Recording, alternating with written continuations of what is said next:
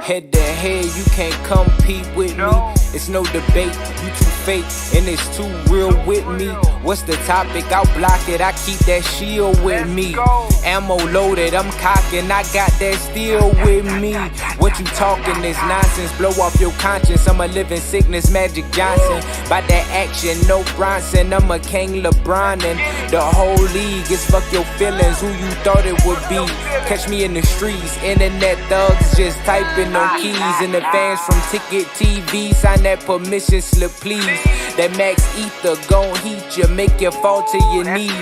No way out, this the firm, come near this stove, you gon' burn. Been waiting patient, now it's my turn. What Kevin say, today you gon' learn. True to the king, what's happening? You got the sauce, keep doing your thing. TKO, round for round in the ring, I'm a god to you millions, but stay in your lane. Work it out, I cannot promise no favors.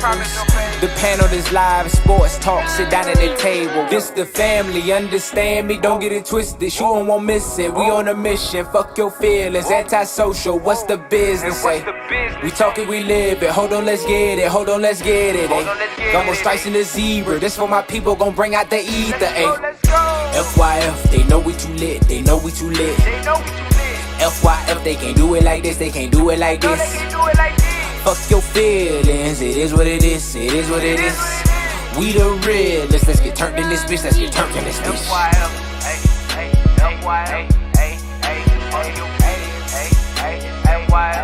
Let's get turned in this bitch. It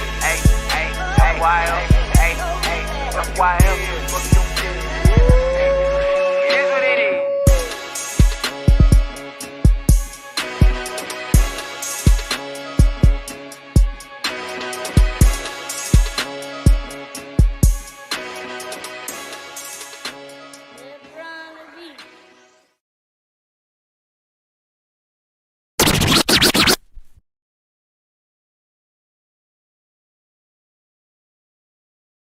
It's FYF Sports, man. It's Lamar, man. We back, man. Appreciate you guys being here today. Got a great show for you guys, man. Hold on 1 second. Let me get the chat pulled up so I can see what's going on.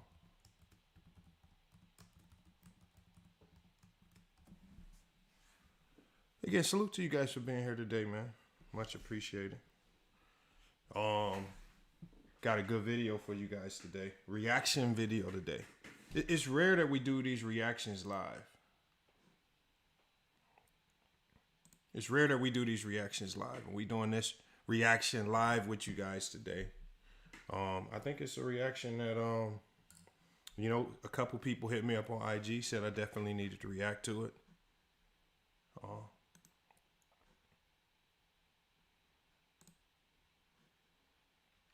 That's what we're talking about today. I'm gonna try to open up the panel. I'm gonna try to open up the panel, get a few people in. Actually, today we're gonna have our hotline. So that's what we're gonna be doing today. Hold on, there we go. Okay, I was trying to get my chat up. Salute to Mingo Jester, Nico Savage in there, Young City. He says, "Why don't you do a call in?" I am gonna be doing a call in, Young City. Don't be worrying. I'm gonna drop the number in the chat. We're gonna be doing a call in show today. Not an actual live panel, but we will have a call-in show. So you will be able to call in and give your thoughts. But we are going to be doing a reaction. Before we get to the call-in show, we're going to react to portions of the video from Players' Choice. And again, salute to everybody from Players' Choice, man. Every day over there doing their thing. Channel blowing up, they grinding. And we're going to be reacting to a segment. We're going to be reacting to a segment that I was watching, Ticket versus the World. I thought it was extremely entertaining. I saw Infamous. I saw you said in the chat before we got started. Infamous said, man, it's entertaining. That's for damn sure right there. It's definitely entertaining. Outside of the entertainment factor, I don't know if you're really getting too much up out of that. He says, Lamar, call into Players' Choice. Ticket show. First for Young City. First of all, we're going to do this show. We're going to set the ground. First of all, I'm not calling into a show where the callers have essentially 30 seconds to get any particular point off. And then from that point forward, you just simply get shouted over. before you can even expound upon what your talking points or your debate points even are. I mean, salute to those guys over there. I mean, if that's how they want to run it over there, but it's not necessarily debate and Ticket. It's people up there, they'll say one statement and then Ticket talks for the next 30 seconds. And then he kicks. Then it's not a necessarily debate when he's the de facto host. He's the de facto host.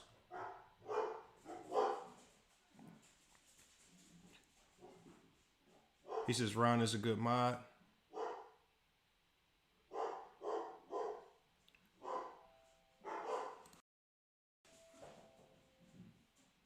He says, Lamont, I'm not feeling that foghorn. What do you mean with that foghorn? I don't get that. I don't get that. He says, I will say this. A lot of these panels cut people off when they don't agree. But yeah, and again, if it's a debate, if you're going to allow people up, especially if you're only going to give them, especially if you're going to give people a very limited amount of time to have a debate, because remember, it's Ticket versus the world. I mean, maybe bring the person up, see if they actually have a good talking point. If they actually have legitimate debate points, let them both get their points off.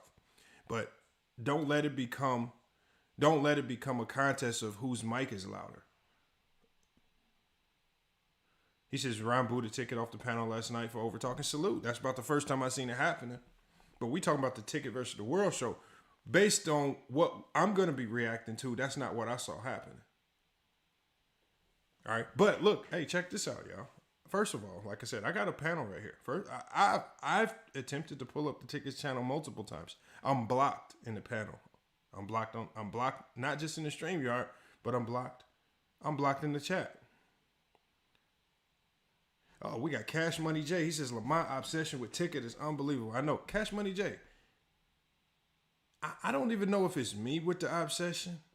I think it might be you with the obsession, because every time I do a video about Ticket, which is rare nowadays, you find a way to pull up. Do you have an odd obsession with Ticket? Because, man, you pull up every time somebody mentions his name. That's very odd, Cash Money J. I didn't see, we did streams all last week, Cash Money J. I didn't see your name in the chat. We talked about LeBron. We talked about Jordan. We did the Bill Russell Kobe debate.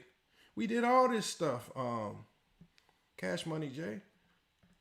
We do one video and look, and Cash Money J. I give it props. They put on a great show over there. It was a great spectacle with Ticket versus the world. Obviously, everybody wants to get their shot at him. And we just reacting to it, Cash Money J. Bro, you always make a joke. I know, Cash Money J. I can drop the call-in line for you. I just want to know the last video I even did about it.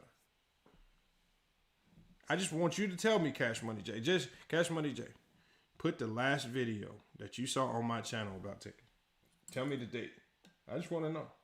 I don't actually care, because if I really truly wanted to, I could just do videos every day about them. And I really wouldn't give a damn. It's FYF Sports, man. And you got to understand, Cash Money J. This is called FYF Sports. See, you came in here in your feelings, Cash Money J. This channel is called Fuck Your Feelings. It's a debate channel where we call out bad basketball takes. It just so happens that Ticket has the most bad basketball takes. He has the worst logic. And for some reason, some people like to put the biggest microphones in front of them. I just like to call it out. Yeah, you can't get mad at me because your homie is wrong. Lamont, why you pull up on? I just explained why I won't click a link. First of all, I have a platform right now. How about Cash Money J? How about you do this, Cash Money J? How about you go over to the Ticket channel, ask him why he don't ever pull up on FYF Sports? Remember, I'm not the one in my feelings. Remember, I'm the one that came with basketball talking points, and I was responded to with my criminal history. I mean, if that ain't a max ether, if I can come with if my basketball talking points, breaking down everything that you speak on with regards to basketball, hurts your soul so much that you can't say not one word about the takes, you just get to go trying to dig up what I might have done in college. It's crazy, man. But that tells me right there, I know what the hell I'm talking about. Eastgate 613, he says, FYF, keep y'all square. He says, max ether on most Man, look, y'all. Look, it is like the thing is like I want y'all to ask yourself. Out of all the max ethers that I've handed to Ticket TV with regards to basketball, can y'all tell me one time he's been able to refute anything that I've said with facts or with legitimate basketball talking points? Just once. Has he been able to refute from the Jason Kidd, from the Draymond Green, from the LeBron James talking points? I just want to give you guys, look, I want you, look, I said, remember when Ticket TV said that Dennis Rodman could not defend. He said Dennis Rodman was not a good defender. He was only running around out there smacking people in the balls. You couldn't refute that when I cooked that, right? When he said that Scottie Pippen was not a superstar, was a bum. And I had to go ahead and light that up and max ether that. You couldn't refute that. See, when are you going to go over there and tell people to come pull up on me? All I do is just systematically be breaking the takes down. Cash Money J. I just break the takes down. I don't forget anything. I don't let you use hypotheticals, things that didn't happen, and I just simply use facts. And then sometimes I try to make it a little funny every now and then, and I think that's where the emotion kicks in, because sometimes I can get dressed up in a costume. Oh, now you're not worried about me, Cash Money J. You wouldn't be here if you wasn't worried about FYF Sports. Hey, Cash Money J. Yeah, you remember a couple months ago when Ryan said on Player's Choice, he said, salute to FYF Sports. I want you to go check that video out, Cash Money J. And they need you to ask Ticket TV why his face went sour. Right? I mean, I already know that. He's probably like, I've heard some of the things, like people come to me and talk. Like I can tell you guys a lot of the things that Ticket says behind the scenes to try to dissuade people from partnering up with my channel. People tell me these things. He's told people, and like I said, I'm not going to throw names out there, but he's literally told people that me and him had a business contract or something, and we had a business relationship, and I went bad and took money from him. He's literally told people this behind the scenes. It's not that people have told me. People have recorded the audio of StreamYards when the live goes down and him saying these things to people in the backstage. Just making up complete lies. I've never done business. And I was just like, why? Then people are saying, you need to make a video about this. I'm like, no, I don't need to make a video. I've never done business with that, man. But these are that's what I'm saying. When you got to go so far outside of the scope of actual basketball because you can't refute a basketball take, Cash Money J, those are the things that you need to be addressing, man. It's not a beef. I don't beef. I can't not beef with the funniest man on YouTube. Roscoe said that's crazy. I don't know. Y'all gotta ask him these things. I'm not telling people that I've done business with him. I have never done any type of business with him outside. The only business you could say is me sending him a cash app when before I actually had my channel and I was actually going over there cooking on the panels. Brandon McCann says, hey, hit me on Instagram. I got you. All right. Sometimes a lot of y'all be hitting me on Instagrams. And somehow, man, you know that these Instagram chat boxes, man, sometimes they separate and filter messages. So I got like 800 messages in a whole separate chat box that I still got to go through. So I'm going to get to everybody's messages eventually. I just got to get time, man. So Akeem Benson, salute, man. Mingle Jester, I see you here. Cash Money, he said Cash Money J is ticket secret. I don't know what Cash Money J got going on. But see, here's the thing, Cash Money J.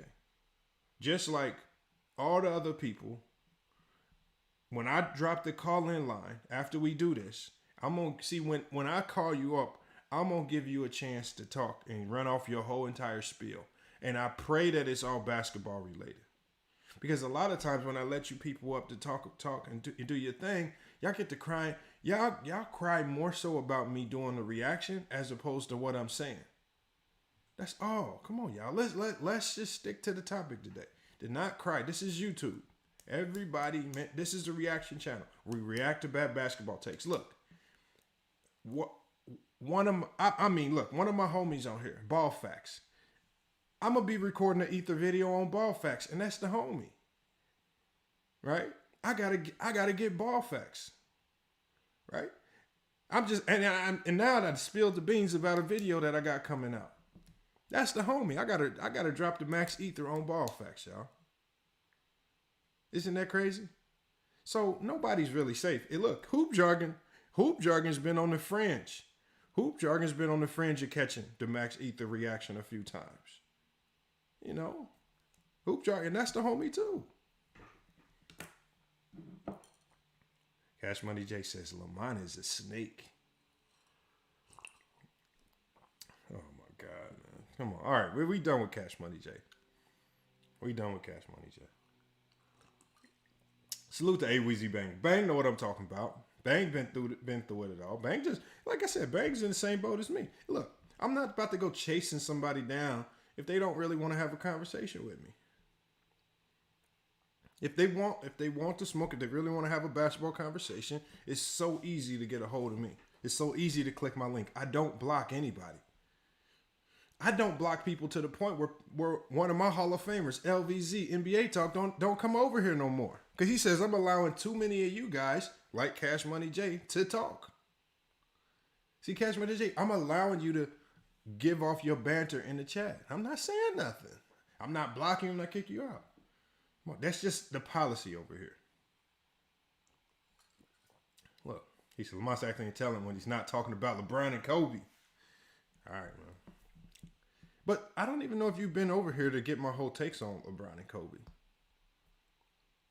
I just was moderating a debate the other day. Y'all was getting mad at me because True the King won a debate with Bill Russell and Kobe. He won the debate. Look, the thing with these debates, it's not about whether that would be my debate talking point. It's about if he came with the strongest arguments in his debate. I think True the King, in his arguments about Bill Russell being greater than Kobe, I think he was right. That's the only thing I'm saying. That's the only thing I'm saying. And so, again, that's a fair debate. You guys remember when Goat Mike won the debate on this channel. Goat Mike is rarely ever right about anything with regards to NBA basketball. But he won a debate because he had a better talking point. He says, go on Player's Choice and debate ticket. First of all, Cash Money J, if I went on Player's Choice, it wouldn't be a debate because he won't debate me one. He'll just yell. He'll yell, and then he'll ask them to kick me off. So I'm not going to go anywhere like that. Now, if he wants to go to a controlled setting like FYF Sports, and if he really wanted to have a true debate about everything that I've ethered him on, then we can do that. We can get that set up. That's not a debate. What we do over here, just like when True and SB debated, what do we do, y'all? They wanted to hash it out. 2 minutes here, 2 minutes there. 2 minutes here, 2 minutes there. The last round, 2 minutes here, 2 minutes there. Then we vote. That's a debate. Anything else is just people arguing. I'm not about to go argue. We saw what that looked like when they asked me to pull up the Kwame Brown's panel. Right? And that last time, and y'all could just tell on the look on my face the last time I was on Kwame Brown's panel and Ticket was there. And it was just like, it's just like, I'm here to argue. We're not even here talking basketball. I run a sports channel, but I'm on Kwame Brown's channel with Ticket sitting there on the side. And he mad. He's still bringing up the Max Ether videos when he got caught using the CJ account. He's still mad about all this stuff. All I do is do videos on the things that I see. I'm gonna re-release that series too. Hey, I'm re-releasing that series because a lot of people want to know the origins of this thing, man. The origin of this thing is crazy. That series went dummy. I'm talking about that was like a movie. He says Ticket got booted plenty of times. That's hey, when we're talking about Ticket versus the world. Where he had a little bit of control. Actually, let's go ahead and get to the reaction, you know what I'm saying? Reaction, man.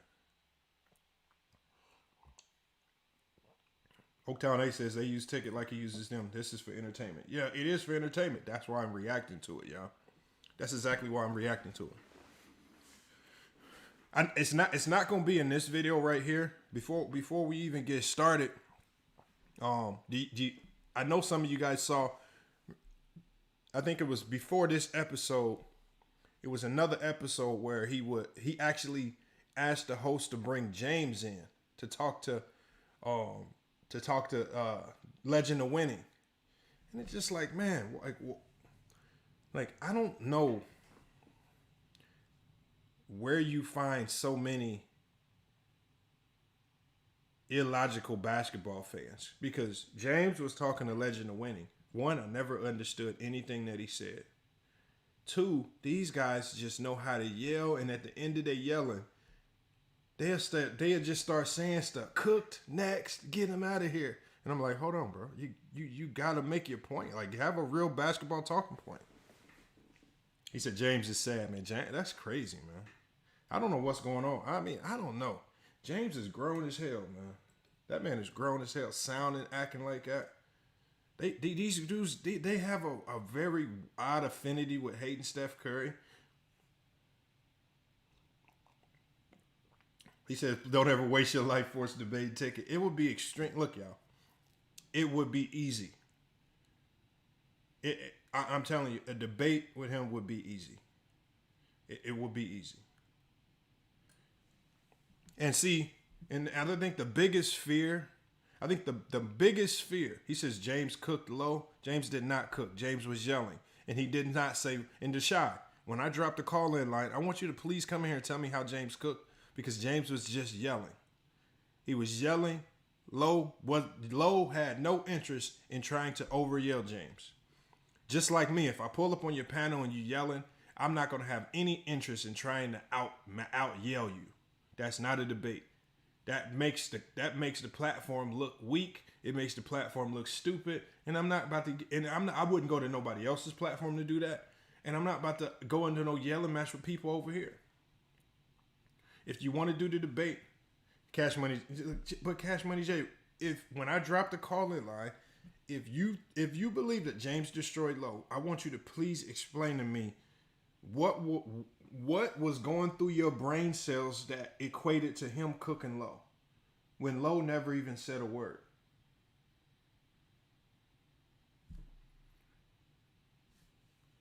But after I do this reaction, like I said, I'm only going to work off facts, not emotion. That's all I'm going to do. I'm only going to operate off the facts.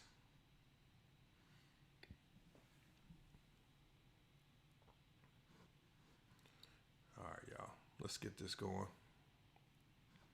We're going to get this going here, y'all. We're going to get to playing it right here. This is about the halfway point. All right.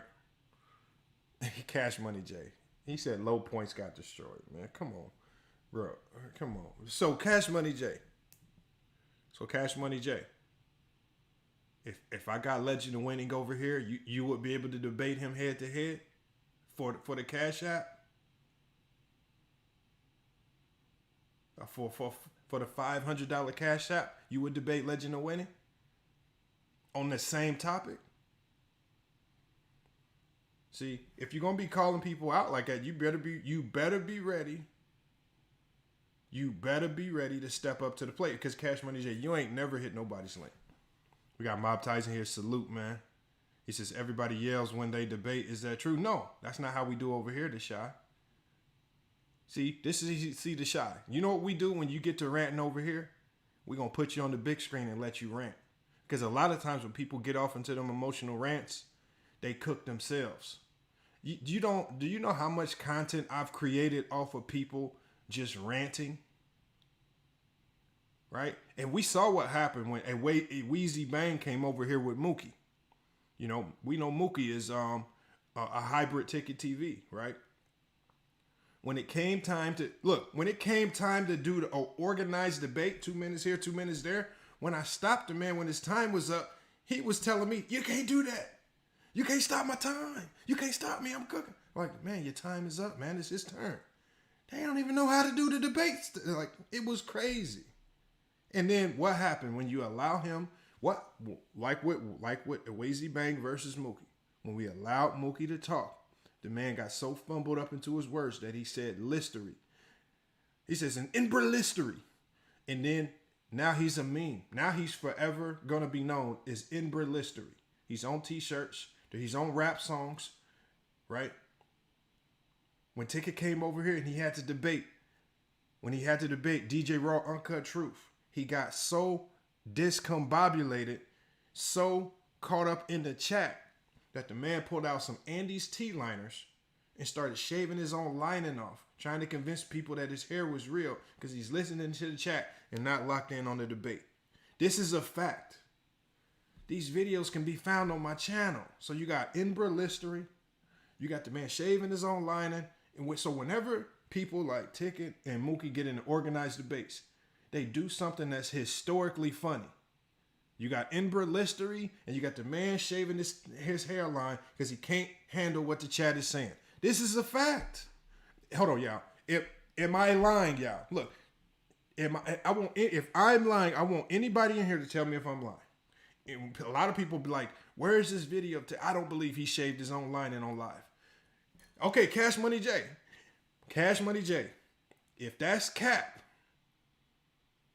if that's cap, Cash Money J, please bet me $1,000 Cash App if everything that I said was cap. Please come up here. Just send it to the Cash App. Please, let's do the bet, and I'll play the video. That's what I'm saying. Like, y'all, people, like, I don't have the time when people ether themselves. It's because they just running their mouth, not because I'm saying anything special. He says you're going to have to show us Ticket shade. But Hassan Watson, this on video. Hold on, I did all you got to do is if you go back to my New Year's Eve video when I did the funniest moments on FYF Sports. Back on like New Year's Day or New Year's Eve, and I had a compilation of the funniest moments. Is in that video. That's the easiest way to find it. He says, so you're saying Mookie channel is trash? No. Just because you have trash basketball takes, Mookie's channel in and of itself is great. The man is growing his platform. His basketball takes are in the dumpster. That's a fact. When every other video is every time a player has a bad game, that player's a fraud, that means your basketball takes are in the dumpster. Remember the title, y'all seen the thumbnail on this video. Delusional.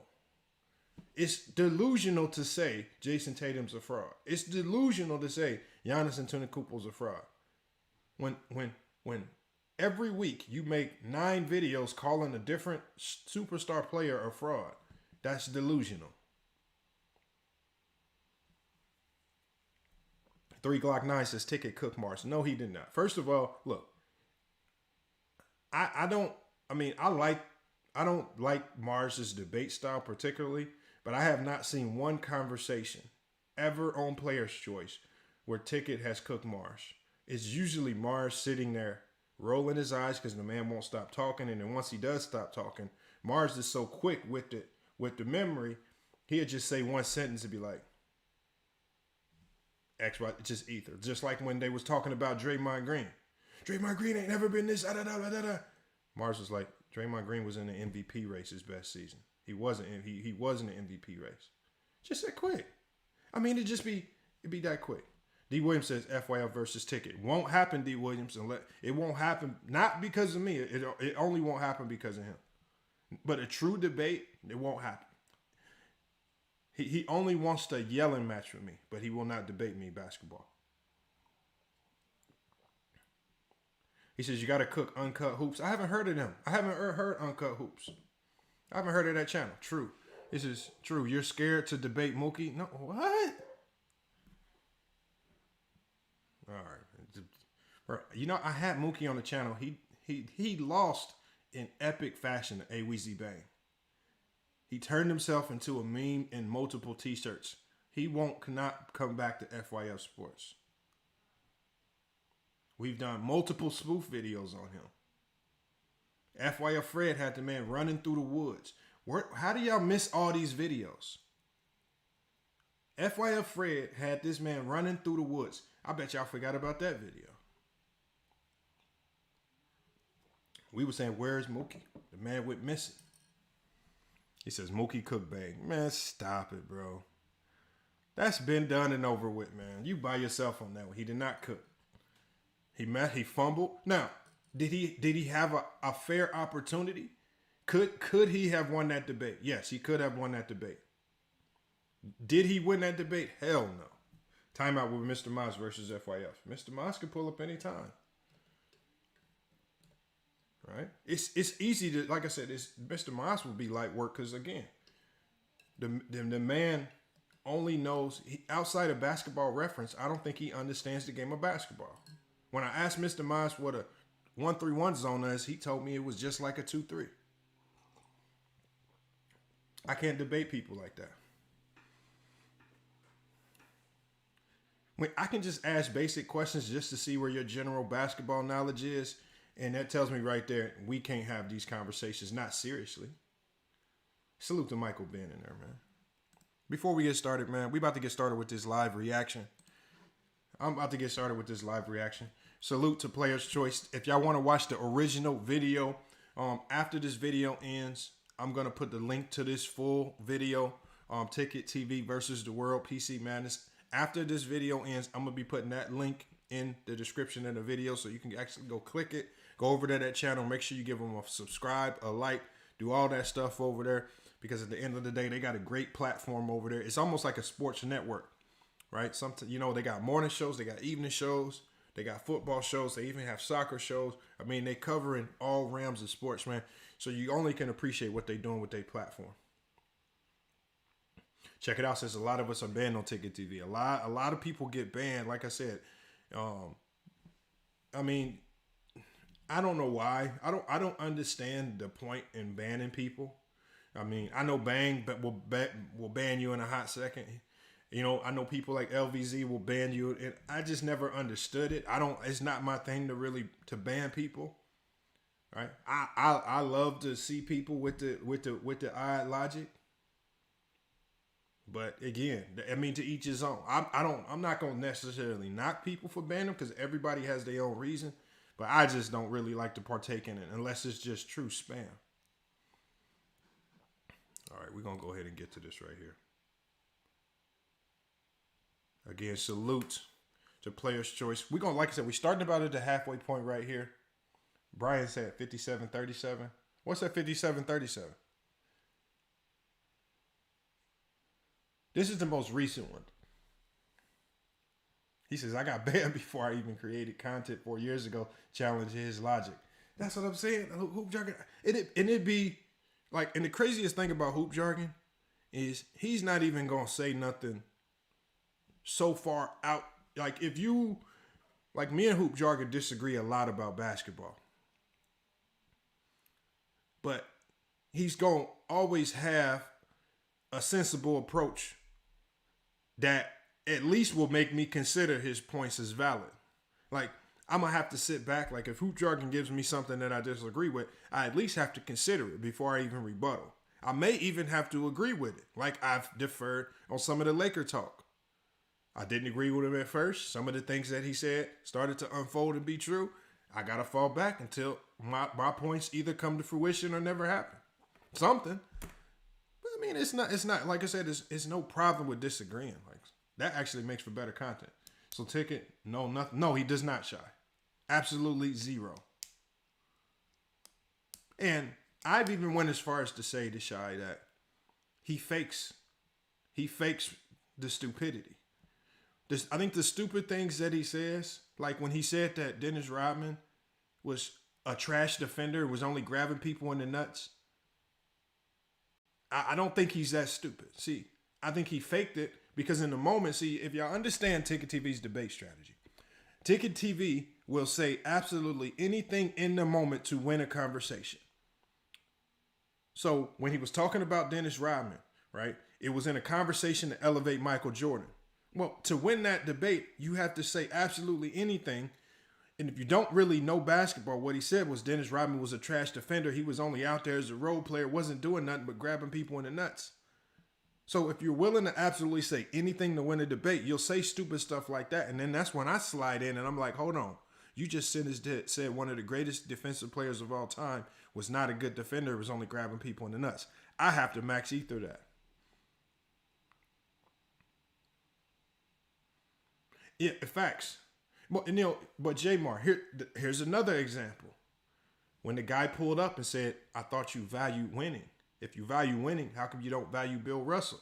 Then the man proceeds to use Wilt Chamberlain, a man with a losing record in the finals, as an example. Ain't no competition. Wilt Chamberlain was doing this and Wilt did that. Okay. Keep that same energy. Keep that same logic. Right? If it's because if it's not necessarily about winning and it's all skill based, then now let's see if you can use that same context when it talks about LeBron. But when we go to LeBron, now it's all about winning. When we go to Iverson, it's not no more about winning. With Iverson, it's just about his play. Flip. Even if you go to Ben Wallace, facts. He said the man talked about how Bill Russell could not score. Shot 40% from the field. Well, the Virginia, remember, his sidekick, the Virginia Union alum, Ben Wallace, had absolutely no offensive game. But you were willing to compare this man to any great of the 2000s. And you love saying that he's better than Draymond Green. This man has absolutely no offensive game at all. You couldn't give the man the ball outside of 4 feet from the rim. But yet, you want to shit on Bill Russell, not respect his legacy. You want to shit on Dennis Rodman. But you, like I said, it's hard. Some people, like on Player's Choice, and I think we're going to see this as we go into this reaction. I want you guys to pay attention to this. Because, again, this is going to help y'all if y'all go over there and debate. How do you debate somebody that's willing to say anything in the moment just to try to sound right? How do you debate somebody that's willing to say anything in the moment? And this is why, what's the number one sentiment when it comes to Ticket TV's takes? This is something that's universally known, that the man has the most hypocritical takes that we've ever heard.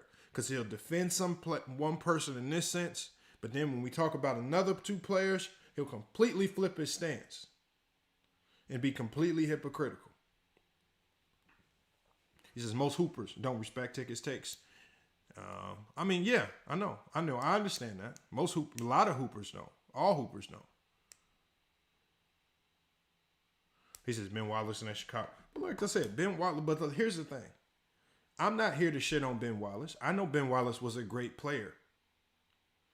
You don't have. I don't need to denigrate another player to say Ben Wallace was a great player. I know what he did great. I know offense is not what made him great.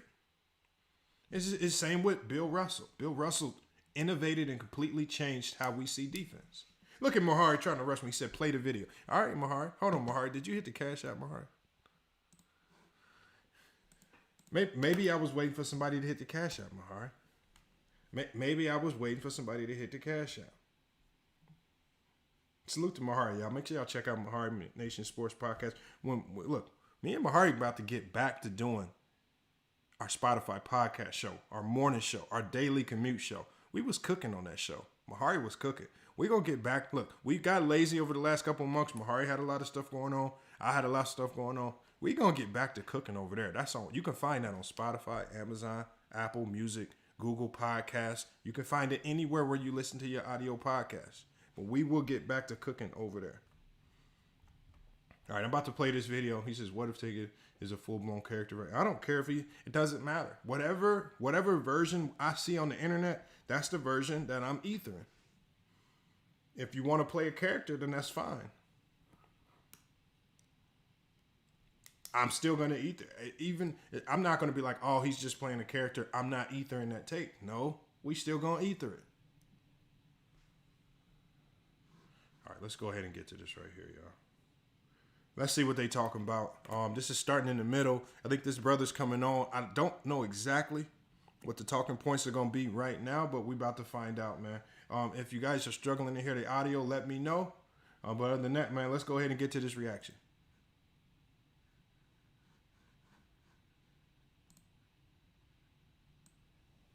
No, I didn't. Hold on. What I said was, while they was on that run, Shaq did not carry Kobe. I said that Kobe Bryant in a lot of those playoff series, he was the one that was leading the team in scoring. When they got to the NBA Finals, they said direct entry into Shaq because Shaq had a weaker matchup. All throughout the whole finals, Kobe Bryant always had the tougher matchups because he had to play those guards.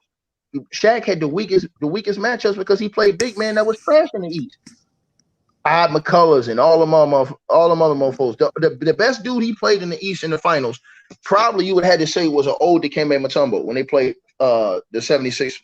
And that was Dikembe Mutombo towards the end of his career. Now, yeah, Dikembe was still formidable, but you see how Shaq was doing Dikembe in the Dikembe finals. was a defensive player of the year that year, right? I'm saying, bro, listen to what I said.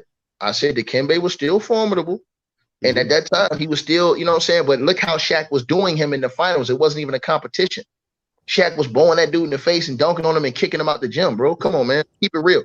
None of them dudes could deal with Shaq. Shaq had his most problems in the West. But meanwhile, Kobe Bryant was going against all them Lions that was playing the guards. All the top defenders were wings playing the guards. Kobe Bryant had to deal with all that. Shaq had the easiest matchups in the finals. In the finals, Shaq ain't really had to worry about nothing. Shaq ran through damn near everything in the finals. See? And see, look, y'all. If you only have a very limited time on the panel, if you don't understand the game of basketball, these are things that somebody could say and just slide right by, right? See, I should wait. I want to see if this chat starts to answer why is that take 100% wrong. I mean, it's a very easy answer. There was absolutely no team in the NBA Finals. He not really yelling. Well, we just started the shot, but he hasn't really let the other guy talk either. But there was absolutely no team in the NBA Finals that ever guarded Shaq with one player. That's a fact. One, you couldn't guard Shaq with one player. Most teams went to some type of matchup zone to contain him and still couldn't contain him with 2 and 3 bodies in the paint. It was never Shaq versus... Y'all remember that infamous picture of Shaq dunking on the entire Nets team. Kenyon Martin, literally everybody. So when people say that Shaq had it easy and he's just putting up these numbers, I think y'all need to actually go back and watch the game. And this is why when I was talking a very long time ago when I was on Ticket TV and I was saying, well, Shaq had it harder than 90s bigs. Especially in the 2000s when teams were able to zone up and then teams could run that matchup zone, which means pressure on ball, tougher entry passes, 3 guys always in the post, 1 guy always on your weak side, 1 guy always on your strong side. Hard to even catch it once you get it. Hard to set your feet up once you catch it. Come on, y'all. It is. I mean, but again, when you could just say these things and then when you try to dumb the game down, when you try to dumb the game of basketball down to one-on-one matchups, when if you're playing, if any basketball player that's ever played, understands that basketball is 5-on-5, and Shaq, especially with a player as dominant as Shaq, there's no such thing as a 1v1 matchup. Oh, we got Jay. He says, Lamont, you do the same thing. Tickets do cut people off when they talking. All right. If you agree with that, if you feel that way, Jay, I don't remember you ever being on any of my panels for me to cut you off. But if I ever cut you off and you mad about it, I apologize, Jay. And then when you come on again, I remember this. Let's remember Jay, y'all. When I go live again and when I'm in the StreamYard, the next time you come up, Jay, and I want you to hold me to this, I'm gonna put you on the big screen and you could just rant and rave and I'm gonna let you get it off your chest, whatever you gotta say. And I won't cut you off. But I do apologize if you were cut off and your feelings are hurt, Jay. I'm sorry. I tried my best not to. First sign of a casual is making it individual, yes. And that's the biggest mistake. That's what's going on here. Playing in NBA Finals, you're playing 5-on-5. It wasn't Shaq versus McCullough. It was actually Shaq versus the entire Nets interior defense. Their entire interior defense was geared towards slowing Shaquille O'Neal down. He was not guarded one-on-one. Jay, I'm just saying, if you come on the panel, we're going to let you talk. I want you to get everything off your chest basketball-wise, and I don't want you to feel like you've been cut off. No, so look, and this again, this is an attempt right here. What we see going on right here, and I'm about to play the video again. This is instead of talking about Kobe Bryant's game, instead of just understanding that Shaq was the number 1 on that team, Kobe was the number 2. You tried that. What he's trying to do is he's now trying to diminish what Shaquille O'Neal did, which led him to get all of the finals MVPs when Shaq and Kobe played together. And now he's trying to diminish it and claim that Kobe had the much harder matchups. Actually, if you understand the game of basketball, Kobe's matchups were made easier because of the presence of Shaquille O'Neal. Shaquille O'Neal opened up the floor for all perimeter players to excel. Because he was such a threat on the inside, you could not overcommit your defense to the perimeter. Why? You're giving up offensive rebounds. Why? You're giving up easy dump downs. And teams were always going to settle for Kobe taking contested shots by one player as opposed to Shaq dominating at the rim. Well, we can keep playing it. Like I said, we can keep playing it. And look, y'all, these are not things that I'm just saying. These are all things that are supported by video if we actually play the video of the games. Like I said, all you got to do is go look at that one historic picture of Shaquille O'Neal dunking on the entire Nets starting five. Literally all five of them. That's how they tried to guard Shaq. Now, I want you to tell me at any point in time in any of these series where teams made it a concerted effort to consistently double Kobe. It wasn't really in their plan. They were always going to live with a low efficiency guy on the perimeter chucking up shots. That's just who Kobe was. And they played what? They played the Nets 2 years in a row, right? Yeah. Ran right through him. Yeah. Ran through Mutombo. Ran through Mutombo. Damn near broke Mutombo's jaw. Would you agree that the better big men were in the West at the time, and Shaq did get through the West? Hold on. The one time he ran into a good big man, what happened? Well, a good defensive big man.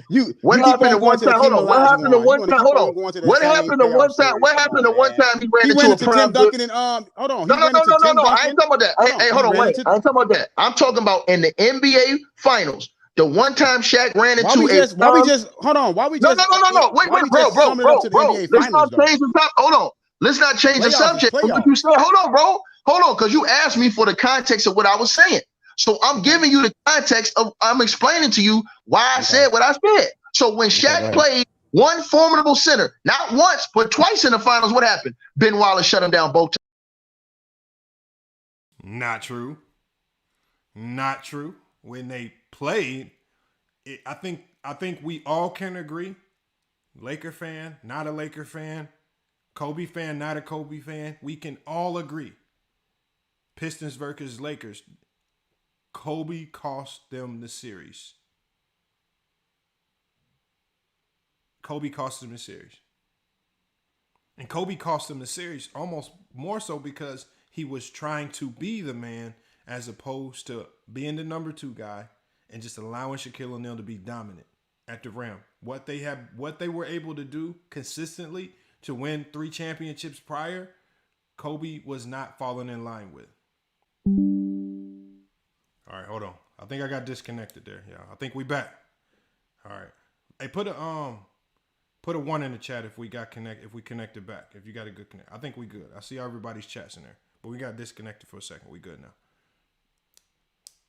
He says we can't overlook Karl Malone. He says we can't overlook Karl. All right, we're gonna go back to playing this real quick. Hold on, Michael Ben put a 1 in. Everybody's putting 1s in the chat. Hold on, y'all. My chat is catching up.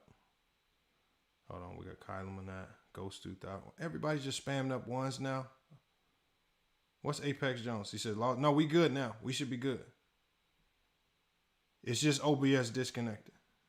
We should be good now. He says, no. Hey, it's just OBS Studio, man, just acting funny. We should be good now. He says, even Phil Jackson didn't want to coach Kobe anymore. Nah, nobody's sabotaging the stream. That was really on me. Let's get back to the video, though, because we about to hear more disingenuous takes. Everybody knows that 2004 was on Kobe. Just like 2011 was on LeBron. Just like when Tragic Johnson happened, that was on Magic. Just like when Bird choked in the finals, that was on Bird. 2004 was on Kobe. Nobody else. That was on Kobe. And why more so was it on Kobe? Because primarily, I appreciate that. Primarily because guards have to facilitate 2 bigs. The ball has to go through a guard's hands to get to a big's hand. And if guards are not willing to move that ball, the bigs are in trouble. Phil Jackson said that he couldn't reach Kobe. He said in an interview. But look, everybody knows. And these are the things right here that now you're just going against what we already saw with our own two eyes. 2004 was not about Ben Wallace stopping Shaq.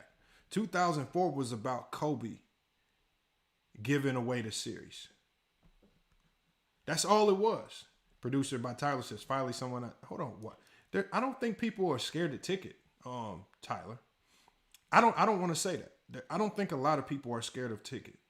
I think what happens is he's great at controlling conversations, or he's great at going to safe spaces where he can have some control over what's going on.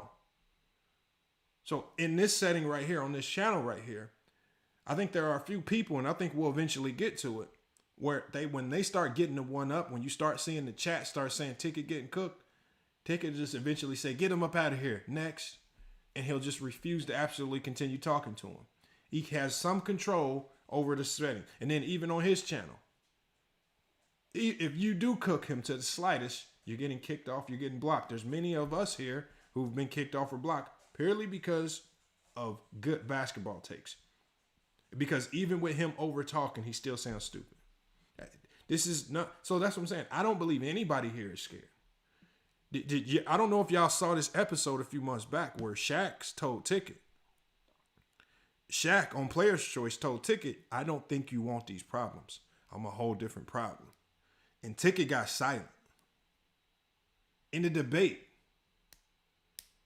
Shaq said, Ticket, I don't think you want these problems. And from that point forward, I literally never heard Ticket challenge that man on anything basketball related. If I'm lying, you guys, I'm telling you, I saw this with my own eyes. So I don't think it's that. I think it's the fear of getting ether and not having control over what's going on around you. That's the only thing that's going on. Let's get back to the video, y'all. Times in Miami and in Detroit. I mean, and in LA. When he was playing for the Lakers, he shut him down in Miami when they played in the Eastern Conference. Well, Ben Wallace didn't set him down. He averaged 20 and 11. 29 He shut him down. Look at his percentage. He averaged 29 and 11. Hold on. Bro, let me ask you a question. Do you not know that if you get held under your average, you get shut down? Hold on. You talking about? Would you hold on? Okay, wait. Let me ask you a question. Hold on. What was? No. Stop.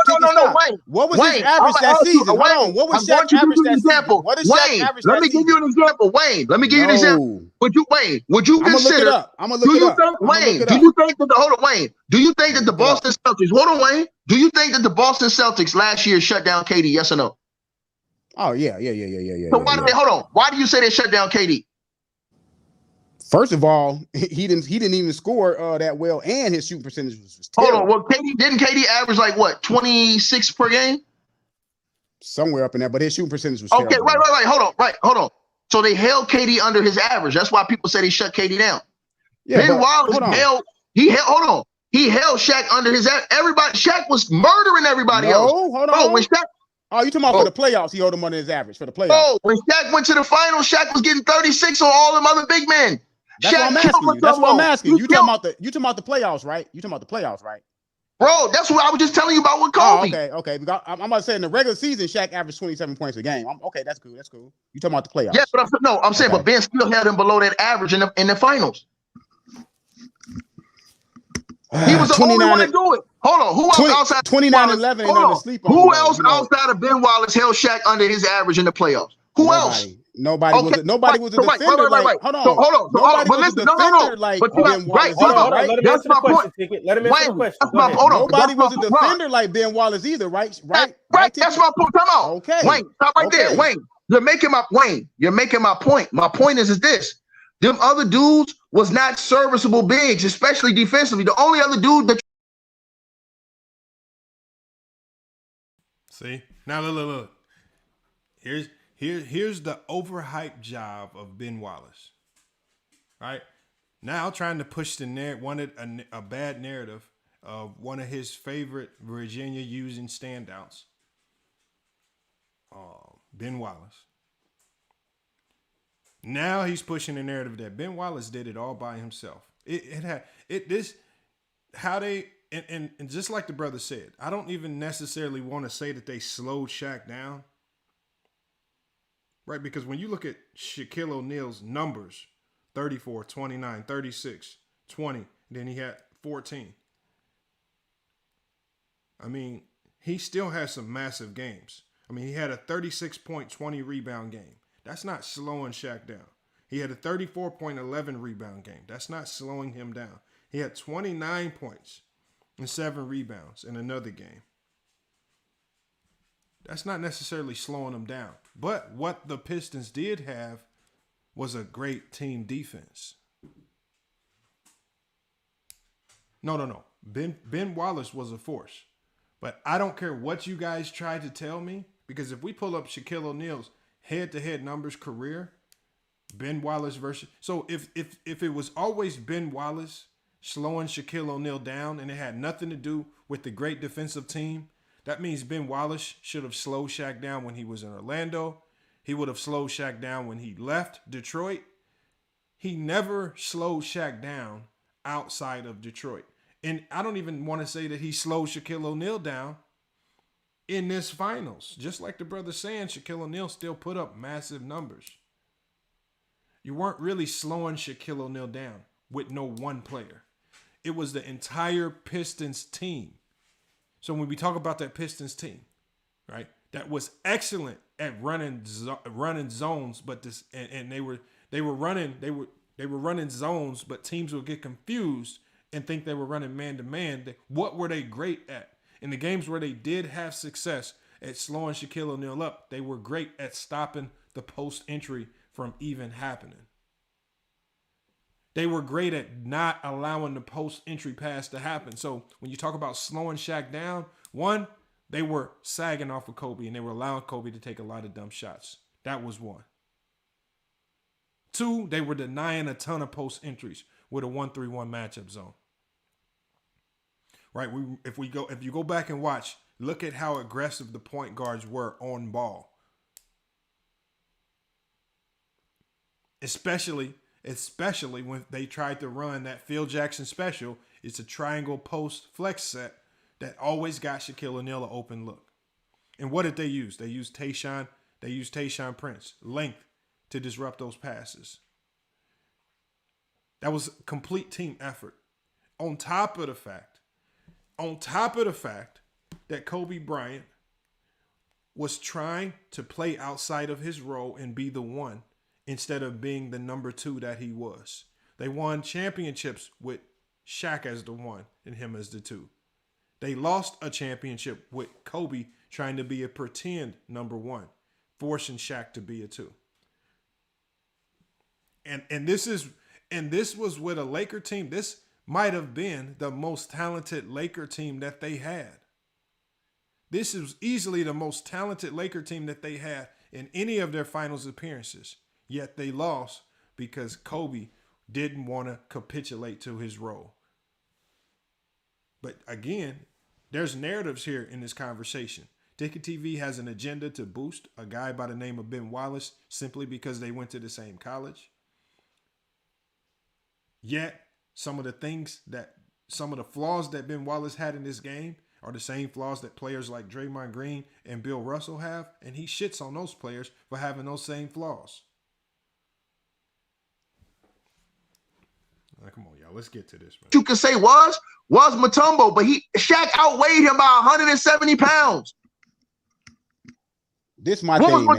Bro, Shaq damn near broke Mutombo's jaw. He was blowing him in the face, dunking on him, and kicking him under the basket. When the world was Mutombo gonna do?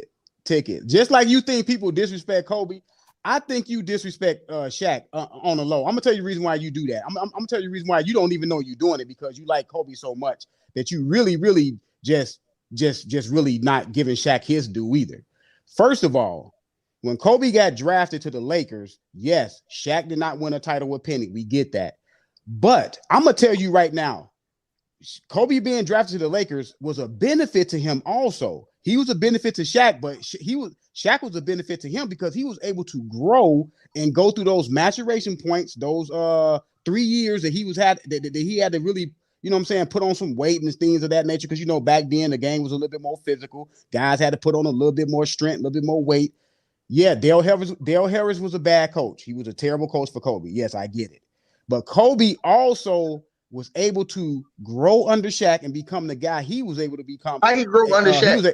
Because I'm gonna tell you the reason why. Hold on, I'm gonna tell you the reason why. Because like we all know, back then, guys that came in early, they struggled. They just did. KG kind of struggled his first 2 years. He will tell you physically he wasn't ready. He said, "Look, skill, I had some skill. Like Kobe had skill, but physically he had to take 2 or 3 years to really get his man strength going." Kobe came in the league at 17. Y'all realize his parents had to sign his first contract. And hold on. Well, guess what? Well, okay, I let you talk for 3 straight minutes. Well, okay, let me answer that. First of all, Kobe couldn't have came under Shaq because Kobe and Shaq hated each other at first. So there was nothing that Kobe was taking away from Shaq at that time. That's first and foremost. Secondly, you're wrong because Jerry West and those guys, they were upset at Dale Harris because Jerry West had gambled the franchise and traded away an all-star center to go get Kobe Bryant because Kobe was dogging them dudes already. All them dudes you talking about, Kobe had already went to Cap. Look, all you got to do is call Cap again. No, Kobe was. Everybody in that Laker organization knew that Kobe probably should have been starting. Remember, there was a push to ensure that they traded Eddie Jones, and they wanted to keep Eddie Jones in the starting lineup so that he could get traded. That was a business move. That was just a business move right there. Crooktown P, man. He says, why are you so obsessed with Ticket? Bro, don't even mention your name. That's fine. But I'm mentioning his Crooktown P. Because he stepped forth on the internet, opened his mouth, talked about basketball, and I disagree with the basketball take. It's called FYF Sports Debates, Crooktown P. We debate. We talk about other people's basketball talking points, whether you like it or not. Just as I've said before, Ticket just has the most bad takes. I've done videos on Weezy Bang. I don't agree with him. It ain't no love lost there. I've done videos on True the King, SB Talk Sports, Flight Sports TV. Why is it always a problem when I talk about Ticket? That's what I'm saying. And y'all have yet to refute. Like I said, y'all, and I want y'all to pay attention to the people like Cash Money J and Crooktown P that come in here. They struggle with comprehension. They can't negate the things that I say with regards to basketball so that they cry about the person that I'm ethering. They cry that I'm even talking about. Why are you even talking about it? That's what I choose to do. Crooktown P. I just implore to ask you, why are you here? I mean, if this topic, if you don't really want to hear your man's getting flamed on regards to the realm of basketball talk, then don't listen. Or when I drop the call-in line, just call in. And then if you are going to complain about me doing this basketball related video on his tape, at least you can say so publicly to everybody. And then you can at least give me some content that I can turn into a YouTube short and make it into a funny spoof. Don't just say it in the chat. And look, spoof videos really aren't all that bad. If I turned you into a spoof video, it'll be funny for about a week and then everybody will forget about it. Come on, y'all. Hello, Cash Money J. He says, facts, Crooktown P, Mookie Cookbang. I don't know what y'all were watching. And y'all act like I was the only vote. During that live stream, we had 700 people in the panel. It was people in the chat that voted. I didn't make the vote. He lost the debate. Especially when he said embryolistery. Let's not deflect, man. We talking about this right here, y'all. I want y'all to just stay on topic, man. Stop crying about him getting flamed. You can either, one, go over there and say, Lamont's talking about you. Can you go tell him to stop because we don't like it? And have him come over here, hit the link. and let's see if he comes over here and tells me to stop it. Otherwise, why do y'all come over here telling me, crying about a video that I'm doing? Cash Money J says Mookie cooked you. All right, Cash Money J, you just saying anything now. You just saying anything. He says, Ticket has a lot of followers like himself that don't know basketball. None of them have legit take that. That's what I'm saying. Like James Hayes has entertaining takes because he looks crazy and he sounds crazy when he's talking about the game of basketball. But when you listen to James Hayes talk, one, you can easily tell that he's never picked up a basketball and played the game in his life. Two, he doesn't study the game of basketball because a lot of times when he comes on people's panels, the first thing he'll say is, I missed a game, but then proceeds to talk about why a certain player won or lost a game. Right? So we know it's very, very limited basketball like concepts going on up there in the brain. That's all. That's what I'm saying, DeJohn Marcus. But DeJohn, when I did this video, I knew they would be coming. Why don't y'all just go over there and say, Lamon's talking about you again. Can you please go over there and tell him to stop? Can you please go over there and hit the link so he'll stop doing it? But see, y'all know if y'all mention my name over there, I told you, the very mention of FYF Sports over there will get you banned. So y'all won't dare go over there. Like, I dare y'all to type FYF in the chat over there. Hold on, Cash Money J. Cash Money J. Hey, check this out, Cash Money J. $20 cash out if you go over there and say FYF Sports wants to debate you right now when next time he goes live. Bet you, now let's see you come over here typing his name. Let's go over there and type my name. Now let's see how fast you get blocked just by typing FYF Sports.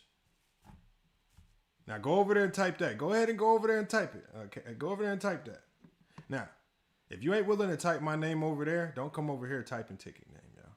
Come on, look, this is all basketball talk. Don't get emotional. I'm not even getting into a main ether session today. This is just a reaction video. Calm down, y'all. All right, look. Hey, Renegade know when that name strikes deep. He says, I feel like Lamont just wants to talk to Ticket and call a truce at this point. First of all, there was never no beef, Little Rock 44. It cannot be a truce because there was never an issue. It was no beef. If you want a truce, it's a truce. If you think it was a beef, if he's convinced you that it's a beef, then that's unfortunate. There was never a beef. I would only feel like it was a beef. I would only feel like it was a beef if somebody pointed a gun in my face, threatened my life or something like that. Outside of that, come on, man. Thank you, man. Man, for once, I agree with you, man. For one time, we agree. Back to the topic, man. Thank you. All right, let's get this. LA and was dogging them dudes all summer. That's the reason why Jerry West was so sold on Kobe as being that next dude. And Jerry West ain't no, so I'm gonna take Jerry West's word before I take Wayne's word. Wayne's word. That's point blank. So, right. So what happened was he basically was being held back from being able to have an opportunity to fail or succeed by the coach because of the way he was being used coming into the league. Now, think about this. If Kobe would have came into the league at a time where LeBron and them came into the league, where when you came into the league, you was a rookie, they're like Melo and all of them, they giving you the keys to the franchise. Now, Kobe Bryant, by that time, you would have seen a different result because he would have been playing more throughout the whole season. He'd have had you gain more experience through playing games. By that time, early on, when you ain't even playing as many minutes you supposed to, you coming off the bench, bro. This is how great Kobe was. Kobe was so great. His second year, he was starting in the All-Star game. I know. Coming off the bench. He was the only player to ever do it. I know. So hold on. And they had to get rid of Dale Harris and get him out the way. And listen, this is what else kills his argument. Bro, Shaq had an all-star and Eddie Jones. Shaq had Nick Van Exel and all them other dudes over there. Why couldn't Shaq win with those guys? And those were good guys because they were what? A 50-win team already. So why couldn't Shaq win the chip with those guys when Kobe was on the bench? If those guys were so much greater. Eddie Jones was he ethers himself when he talks. Why couldn't Shaq win with those guys when you talk about Eddie Jones and Nick Van Exel? One, you're talking about two players that have never been considered or never have had the ability to move the championship needle for any team. Nobody looked at Eddie Jones or Nick Van Exel and said, we're going to win a championship this year because we have these guys. It was all business. Eddie Jones still started in LA because they were trying to move him. All right? They were trying to move him. It was always their intention. And when they got the opportunity to move him and get him up out of there, they got him up out of there. They made the move. It was a business move. It was all business. This had nothing to do with any, like, remember, if you guys heard Jerry West talk about why, if you heard Jerry West actually talk about why they even drafted Kobe, Jerry West understood how great Kobe was and could be coming in the door. But once you draft a player like that, now you have to shape out your roster. You have to then begin to shape out your roster so you can build around that player. And starting Kobe right out the gate, one, Jerry West, so first of all, the coach and the GM are going to always operate on the same page. A coach isn't just going to defy the GM and say, oh, I'm not playing this player even though you drafted him. That's not how NBA basketball works. The GM usually lets the coach know, okay, look, this is what we're trying to do. These are our future endeavors. Then future endeavor was their plan was to always get Shaquille O'Neal Kobe Bryant in the starting lineup. That was always in their plan. Now they have to mold out their roster so they have a team that fits. It was never necessarily, he says, coaches definitely can't defy the GM. That's what I'm saying. He can't. A coach can't. If a GM, and hoop jargon knows this because it even happens at the college level. Like if the AD tells a coach to play a guy, if the GM tells the coach to play a guy, that guy is playing. If the GM tells the coach, don't play that guy's not playing. I mean, they work hand in hand. So they were, and the only reason Dale Harris got booted out is because they had the opportunity to bring in a guy like Phil Jackson. Let's not act like Dale Harris got fired for some chump coach. And let's ultimately not even act like Dale Harris was just a completely bad coach. Dale Harris was not a horrible coach. He was just in a bad situation. Right? Because when you have a young player like Kobe Bryant who doesn't necessarily understand why he's not playing right out the gate, they don't understand the business side of the game. The GM, Jerry West, understood that, but Jerry West it was always in his plans to start Kobe Bryant. He just couldn't do it at that moment, especially with him being 17 years old. And just like the dude said on the panel, he made a great point that just got overlooked. The 2000s was probably the most difficult era of basketball to play in because of the physicality, because so many players were trying to adjust to the zones, because of the high-profile scores on the perimeter and high-profile scores in the paint. I mean, you were having a different headache every night. It was just a difficult era to adjust to. So kudos to Jerry West for making the right decision and not rushing the process. And then we go to these weird hypotheticals. If Kobe would have came in this era, he would have had the team. How do we know this?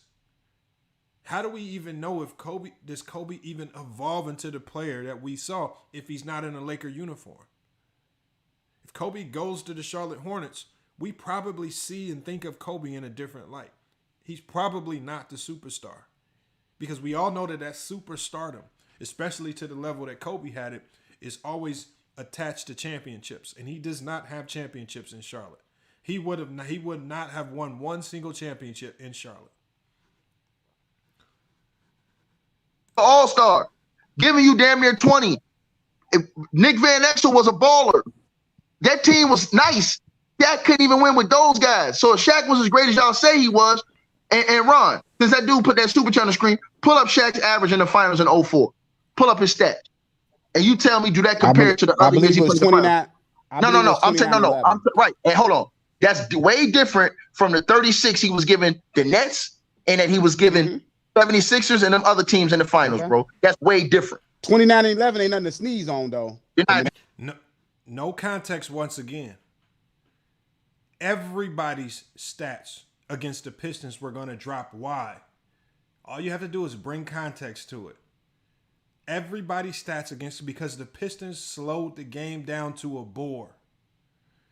The Pistons slowed the pace of the game down. So if you were a 30-point scorer, you were only going to score 23, 24, 25, 26, maybe 27. When you slow the game down to a bore to that degree, which was extremely successful for that Pistons team, everybody's numbers are going to be impacted. The Pistons did not care about the individual points. They didn't care if they only scored 89 points and got the win. Thank you, hoop jargon. They took pride in holding people under 80. So if they slow the game down and they limit how many opportunities you even have to score, and then if you look at what Kobe was doing, which was detrimental to that team, which was going against the grain, in a game that slows down, really in a game that slows down, Shaq should have had the advantage. But when you talk about a Kobe Bryant who compromised the integrity of that team's offense, that series, which is obvious to anybody that watches, you clearly know who to blame. This had nothing to do with them slowing Shaq down. As the brother keeps alluding to, Shaq was averaging 29 and 11 versus the Pistons. Of course his numbers were going to be lower, not because he's getting stopped, because they slowed the pace of play down to an absolute bore. That's all that was. It's just these bad logic. And everything is predicated on a player's points. If a player doesn't average the same amount of points as he averaged the previous series in a completely different matchup against a completely different team, now that means he's choking. The logic there is completely stupid. And if you actually utilize that logic, then why is he up here parading and boosting up Kobe Bryant? Because Kobe Bryant's numbers in a lot of NBA finals were well below his averages in previous series or even in the regular season. Do you guys know that Kobe Bryant is looked at as one of the worst performing superstars in the playoffs or in the finals? So as far as the finals go, Kobe Bryant, when you're just looking at superstars, has played some of his worst basketball in the finals. That's a fact. A real Raw 99 says Kobe was trash. His stats prove it. I don't want to say he was trash. But Kobe played a brand of basketball that really wasn't conducive to winning in the finals. And Phil Jackson was able to scheme a lot of the selfishness out of the game. Well, locker room, yes, when you look to 2010. But you guys got to think, it all ties back to Phil Jackson. Kobe never succeeded without the discipline of a Phil Jackson. He couldn't win with D'Antoni. There was no discipline. There was no structure to stop him from doing some of the dumb stuff that he did. He couldn't win with Del Harris. Everybody wants to blame Del Harris, but nobody wants to look at Kobe. He says, Lamont hates him some Kobe. I don't hate Kobe. I have no reason to hate Kobe. I'm actually one of the few people that wasn't hating on him. See, the crazy thing about Kobe Bryant is that it was a lot of you guys that hated Kobe. Kobe was the most hated player in the NBA. Kobe was absolutely the most hated player in the NBA. And then Kobe passes away.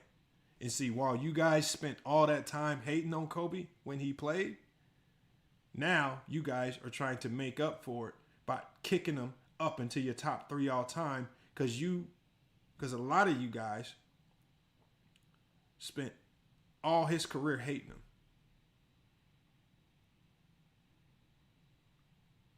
All you have to do, and this is All you have to do, and I've already done the research on this. I got a video coming out soon. If you look at all-time rankings prior to Kobe's death, and I pulled up 20 different all-time rankings prior to Kobe's death. 20 different rankings prior to Kobe's death had Kobe 10 to 15. Some even had him 15 to 20. After Kobe's death, all of these all-time ranking lists suddenly change. And now Kobe is in the top 10. Some even have him in the top 5. What happened after his death, where he couldn't even dribble a basketball, to where all of a sudden we are elevating him from 10 to 20 to 1 through 10? You guys do that because you guys feel bad that you guys hated on him. See, this is why when LeBron retires, regardless of where I put him in my top 10, I could be content with that. See, if anything ever happened to LeBron James, I'm content. I don't have to elevate. I don't have to over accentuate. I don't have to boost, because I didn't waste time hating on him his whole career. Some criticism, but I didn't waste time hating his whole career. See, y'all just making up for all the hate y'all gave Kobe. I didn't have to do that. I appreciated Kobe when he was here. Can y'all say the same? Or y'all just going to lie about it? And we know the people that are lying about it, because the people that are lying about it are the people that are boosting them up to 3 and number 5. And you guys are the ones that say he had a better career than a Bill Russell. Y'all were the ones hating. Salute to the locker room, man. Make sure y'all go check out the locker room, man. Great content over there. We're going to get to this. Hopefully they move on to another guest, because they're allowing him to cook right here. They're allowing this guy to cook. That's great, bro. Great. When you're playing a 6'7", hold on, listen. When you're playing a 6'7" dude one-on-one, the whole series, instead of getting double teamed by, hold on, right? Come on. That's my point to you. Every time you say that, you're making my point. My point is that he had easier matchups when he got to the finals, bro.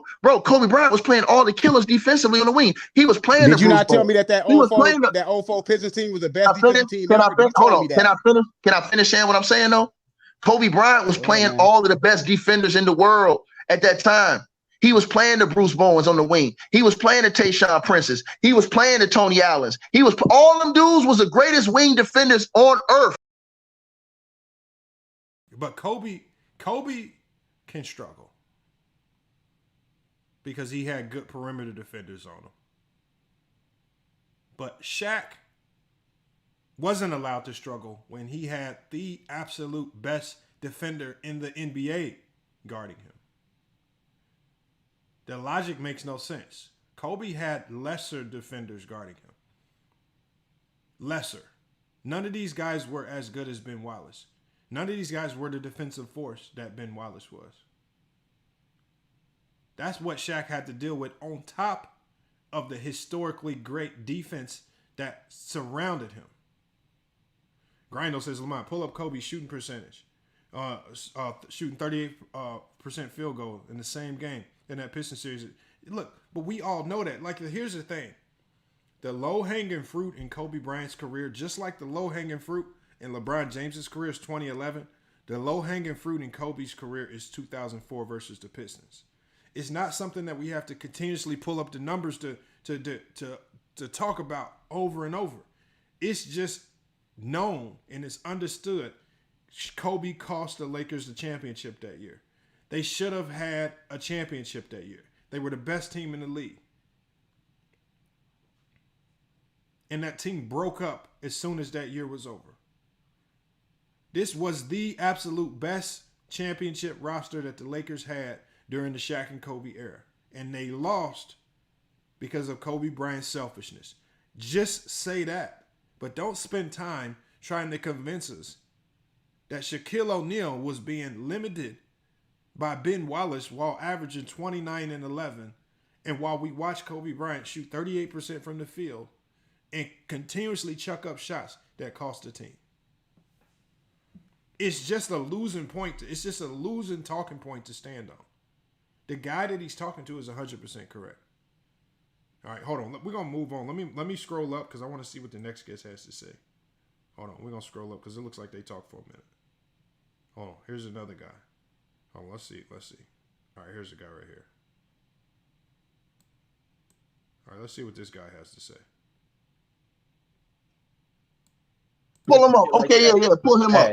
Well, everybody, here he is. Yo, you can hear me?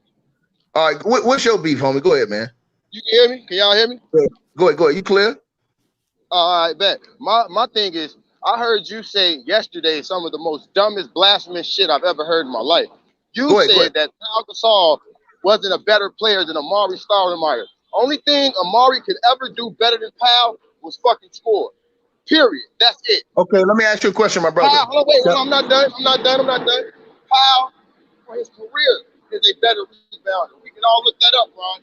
For his career, is a better defender. You literally said out your mouth that Amar'e Stoudemire was a better rebounder and a better shot blocker than Pau Gasol, which was not true and completely false. Then, on top of that, you tried to go to Amar'e still averaged 26 when he went to the Knicks, right? You know who the fuck the coach of the Knicks was when he went to the Knicks? The same coach, Mike D'Antoni. And he had Raymond Felton before they traded him to for Carmelo Anthony. Raymond Felton was playing nearly at an all-star level. That's the same thing you don't want to bring up. And then you try to say, like, Powell's career just sucked after he left the Lakers. Go look at his stats when he was with the Bulls. He still made multiple all-star teams with the Bulls. Hey, is that me or is in the hold on, homie. Hold on 1 second, brother. Because I don't know if it's me or was his internet cutting out? Or is that me, Ron? Nah, that's him. His shit a little shaky, but I can hear him though. Hey, stay in one spot, dog, so we can hear you. All right. No, I don't have to. I'm at work. You just don't hear a lot of shit. Okay. No, I'm telling you, no, I'm saying because when you move, your internet kind of moving with you. So hold on 1 second. This is what I want to say to you, right? Was Pau Gasol ever in the MVP conversation? It doesn't matter. That doesn't make him a better player. No. Hold on, brother. My brother. You just hold on. Ron, put him on mute, Ron. Ron, put him on mute because I let him talk. Ron, I let him talk, Ron. I let him talk. I got one thing to say. Put him on mute. What you mean? Put him on mute? Ain't this a Royal Rumble? What you mean? Put him on mute? Let him cook. What you mean? Put him on mute? On top of the fact that the man is right. Hold on. First of all, if being in the MVP conversation makes you a better player than somebody else, doesn't that mean Draymond Green will be better than a ton of players? Right? Just by that simple logic alone, his first narrative, the first argument that he wanted to push to promote Amar'e Stoudemire being a better basketball player than Pau Gasol. First argument he wants to parade is, has Pau Gasol ever been in the MVP race?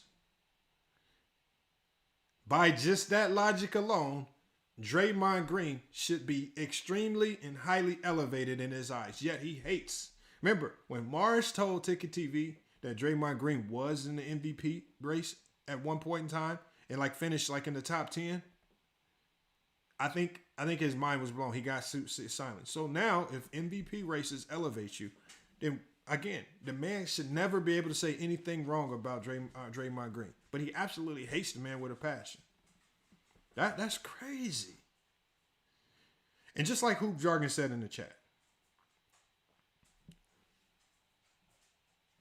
Pau Gasol was a better basketball player. I think we all would agree that Amar'e Stoudemire was the better scorer. He was able to score in more ways. But just like we saw with Steve Nash and that Phoenix Suns team with Amar'e Stoudemire, we all know why they struggled to win in the playoffs when it mattered most. And that's because Amar'e Stoudemire was not a complete player. And he struggled to defend. And to win in the NBA, you have to be willing to sacrifice, especially if you're a 4 or a 5. You have to, at one point in time, you have to be willing to sacrifice some snippet of your offense to go defend at a higher level. This is why we saw Chris Webber struggle. A guy that he parades and runs around and defends and admires, even though he was a loser. This is coming from the guy that loves winning, but then loves a ton of losers. It's crazy right here. I like where this guy's going with it. All right, but now he's asked the host, mute him. Let's see what he says. I mean, if you're going to ask the host to mute, you got to say something. You got to follow it up with some. You got to cook. Hey, Ron, I let him talk, Ron. See, this is what y'all don't like. Ron, this is what y'all don't like. Ron. I muted him. I muted him. Ticket, go. I let him come in and get his whole thing off. Did I not, Ron? Did I not? You let him. Okay, so I have to mute you for once. He said I was crazy. He said I was crazy for saying that Amar'e was better than Powell, right? Our argument was Amar'e Stoudemire better than Powell in 2010? Right or wrong? Ron, that was what our argument was, right? No, Ron, he wasn't. Come on. I ain't finished with you yet. Hold on. I ain't finished with you yet because I'm still going to go to work on you. Not only was he better than him that year, he had a better – hold on, bro. He had a better career. Hold on, bro. Let me finish. He had a better career. Ron, put this nigga on mute. You always try to put me on mute on my own goddamn show, but you won't put this dude on mute so he can listen. Bro, my point to this dude was this. First of all, in 2010, the year that we originally was talking about, Amar'e Stoudemire was an MVP candidate. Pau Gasol never was an MVP candidate. Pau Gasol never won a playoff game until he went to go play with Kobe Bean Bryant. Amar'e Stoudemire, did he not murder Pau Gasol every single time he played him? Was he not giving him 40? And did he not demolish him and tear his ass to shreds whenever he played him? All you got to do is go look at the Amar'e Stoudemire versus now. Ron, since we fact checked, pull up Amar'e Stoudemire versus Pau Gasol head to head. That way, I can go ahead and fry this dude. Put it on the double screen right now, Ron. Put it on double screen, Ron. Because see, what I'm going to do is I'm going to put these niggas on the Summer Jam screen. The head-to-head comparison. Head-to-head comparison, once again, in a team sport is completely irrelevant.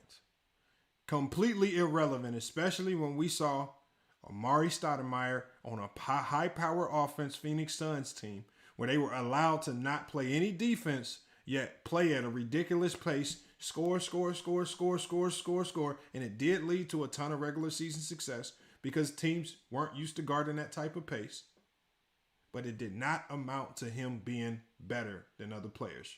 And when playoff time usually hit, players like Amar'e Stoudemire, when the game slowed down because you could not push the pace in the playoffs, that's when we started to see the true Amar'e Stoudemire.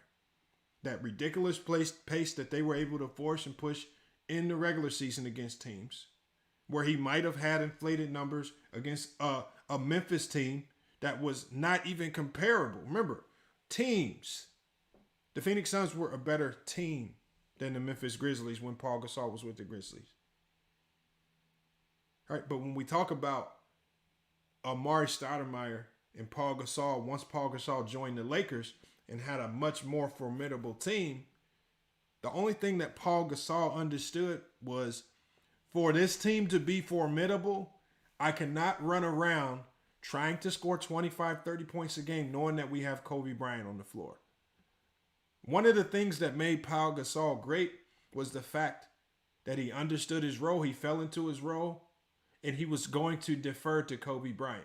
He didn't need to score 20. He was one of the most selfless star players in the league at that time. We saw Ron Artest prior to joining Kobe average 20 a game. What happened to Ron Artest's numbers when he joined Kobe? His numbers plummeted. Why? Because he fell into his role. Just because your numbers dropped, just like Steph Curry's scoring numbers dropped when Kevin Durant got there. Why? Because every other player fell into a lesser role.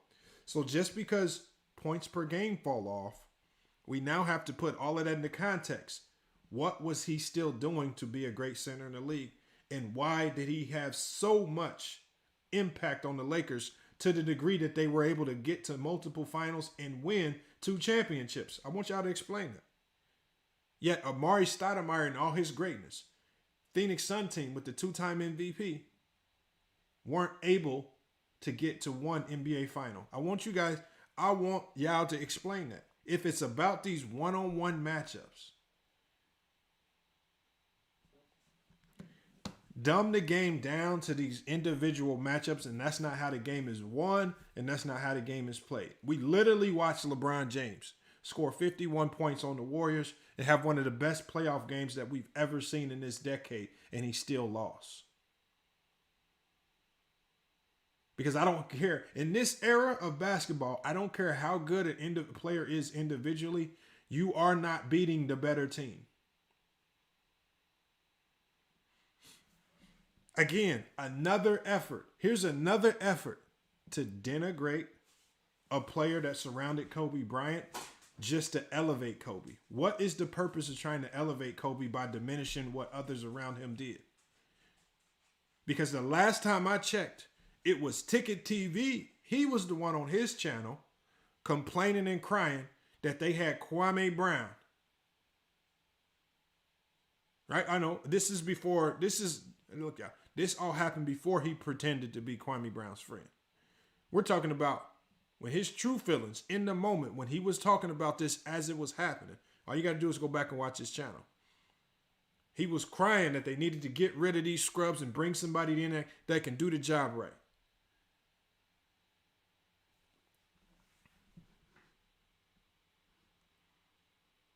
Come on, y'all. Look, look, Zone Trap got said, I remember. Look, y'all. Right. Because when Kobe had inferior talent, he wasn't running around saying, how come Kobe couldn't get him to the playoffs and win a playoff series? He put context to that. And he said we needed to get Kobe more help. And tickettv would call out the bums on that team like Kwame Brown. That's a fact.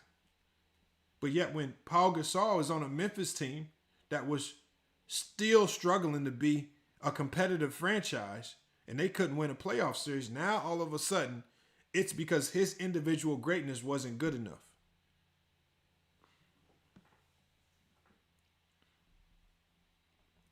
And if it's about individual greatness, lifting up and propelling lesser guys to play better, then where is the credit for LeBron James for lifting up and propelling a Cleveland team that was absolutely doing nothing to build around the man? Hypocritical, once again. Just hypocritical takes. And that's what this guy is calling out right here. He's just continually, it's constant hypocrisy in these takes. Salute to SFM pulling up in the chat today. It's just constant hypocrisy, time and time again. Constant hypocrisy. And then again, right? And like, remember what I said. He's willing to say anything to win the argument in the moment. So right now, he's willing to say anything to boost Kobe. Look, and this is not to take away from Kobe. We know Kobe was great. But Kobe was just a great player that was losing without Paul Gasol. That's a fact. Without Paul Gasol, Kobe was just a great player who was losing. He needed the help. He needed a guy that was going to fall in and take that role. And I think later in this conversation, they're going to pose the question, could Amar'e Stoudemire have had the same level of success with Kobe? And I will tell you right now, no. Because Amar'e Stoudemire never at one time in his career showed me that he could defer to a number one, because we saw that he can never defer to a number one, and two, he can never defend well enough to win championships with Kobe Bryant. If Amar'e Stoudemire would have ever won with Kobe, based on what we've seen, which Kobe never needed more scoring. Kobe needed more guys that are willing to come in and do their role at an elite level. It wouldn't have worked with no Amar'e. People try to put these two together on the court like it's NBA 2K and his rating is 90 and his rating is 90. So therefore we're going to win, and it don't work like that in the NBA. Will show you what they was when they played against each other, right? So that way we can get all these lies out the way and get to the truth, right? Right? Right? Dumb logic, right? Larry Bird is better than Mike. Hold on, bro. The devil is a liar. So according to your logic, Larry Bird is better than Mike, right? The devil is a liar. The devil is a liar. According to your logic, Larry Bird is better than Mike. Hold on. The devil is a liar. The devil is a liar. You said he said the devil was a liar doesn't mean anything. According to your logic, that means that Larry Bird is better than Mike, right? That's what that means, right? Pull it up, Ron. Pull it up, Ron. Pull it up, Ron. Ticket. Okay, go to the other. Ron, go to the games. Ron, go to the second one. Games played between Paul Gasol. You want to go to games, my dude. No, it's the head. Hold on, bro. Your dumbass logic, Larry Bird is better than Mike, right? My man. It's the head-to-head. Ron, pull up the head-to-head. Ron, go down, Ron. Go to the first gate. Ron, put that nigga on mute, Ron. Put that whole ass nigga on mute, Ron. Put him on mute. I'm not. Ron, put him on mute, Ron. Ron, put him on mute so you can call it out, Ron. Put both of us on mute, Ron. Put both of us on mute. You call it the head-to-head, Ron. What you want? All right, for sure. I'm about to list off the stats right now. List him off right now and fry this nigga face off. Go ahead. Head-to-head, Amar'e got 20 wins versus Powell's 18 wins. Head-to-head, Amar'e averaged 20 points versus Powell's 18 points. Head-to-head, Powell averaged more assists. Head-to-head, the rebounds was at dead even at 8.1. Head-to-head, Amar'e averaged more steals. Head-to-head, Powell had more blocks at 2 to 1.7 to Amar'e's. Now, I'm going to unmute both of y'all, and y'all figure this out. Damn, hold on, wait. That don't 18 from 20 don't sound like Ron. Now, 18 from 20 is the big jump. Hey, Ron. 18 to 20 is the big jump. Pau Gasol played with Kobe Bryant. Big dumbass ticket. Big dumbass ticket. Is that a big difference? Pau Gasol big played with dumbass Kobe ticket. Bryant. Is that a big difference? Pau Gasol played with Kobe. Got 2 rings. And Amar'e still got more career wins against him. Hold on. Pau Gasol played with Kobe Bryant. Bro, Come on.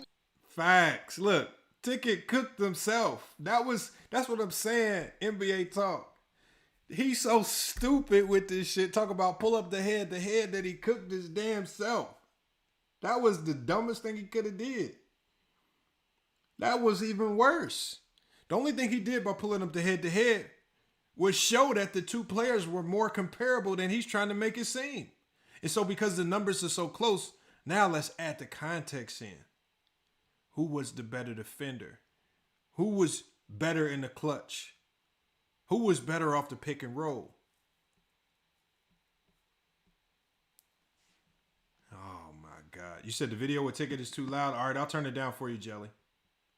That is crazy, y'all. That is crazy right there. That is crazy. He said pull up the head-to-head, the stats, and the head-to-head numbers. And I don't even know if this is something. I think he just thought the numbers would extremely favor Amar'e, and they don't. And like I said, because the numbers are so close, now we have to put context into it. I think we all would agree that Paul Gasol was the better player, primarily because he did more things that led to winning basketball. H-Town Black says, I'm not faulting Kobe. I'm saying it's not an issue that Kobe needed Paul. That's facts. It's not. First of all, Kobe loved the fact that Paul Gasol came. Kobe was tired of playing with Kwame Brown and some of the scrubs that they traded. He was tired of it. Like, why do y'all get mad at Kobe Bryant's favorite teammate? Kobe Bryant loved this man, on and off the court. People talk about how Kobe struggled to get along with people. He and Pau Gasol were like best friends. Kobe understood that he needed that man.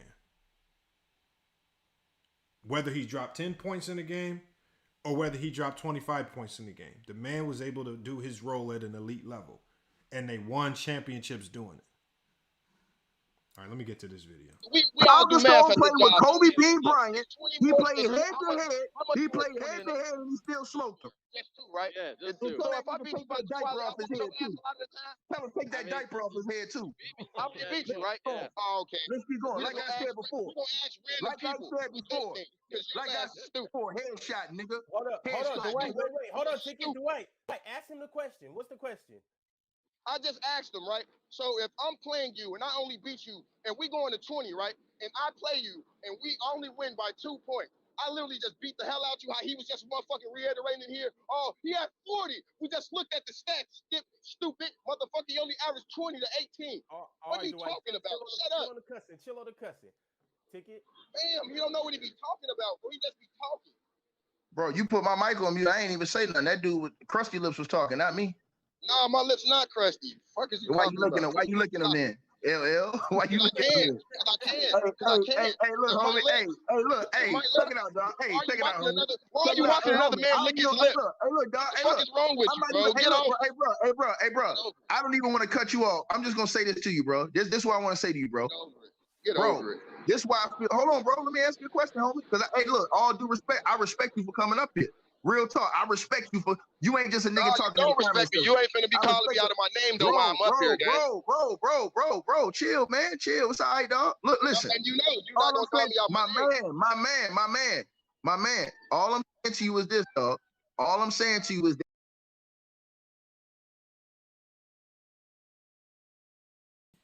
And then reverted to the insults. He said, Lamont, no, he want. Look, man, the man reverted to insults. He got cooked. So basically, remember what I told y'all.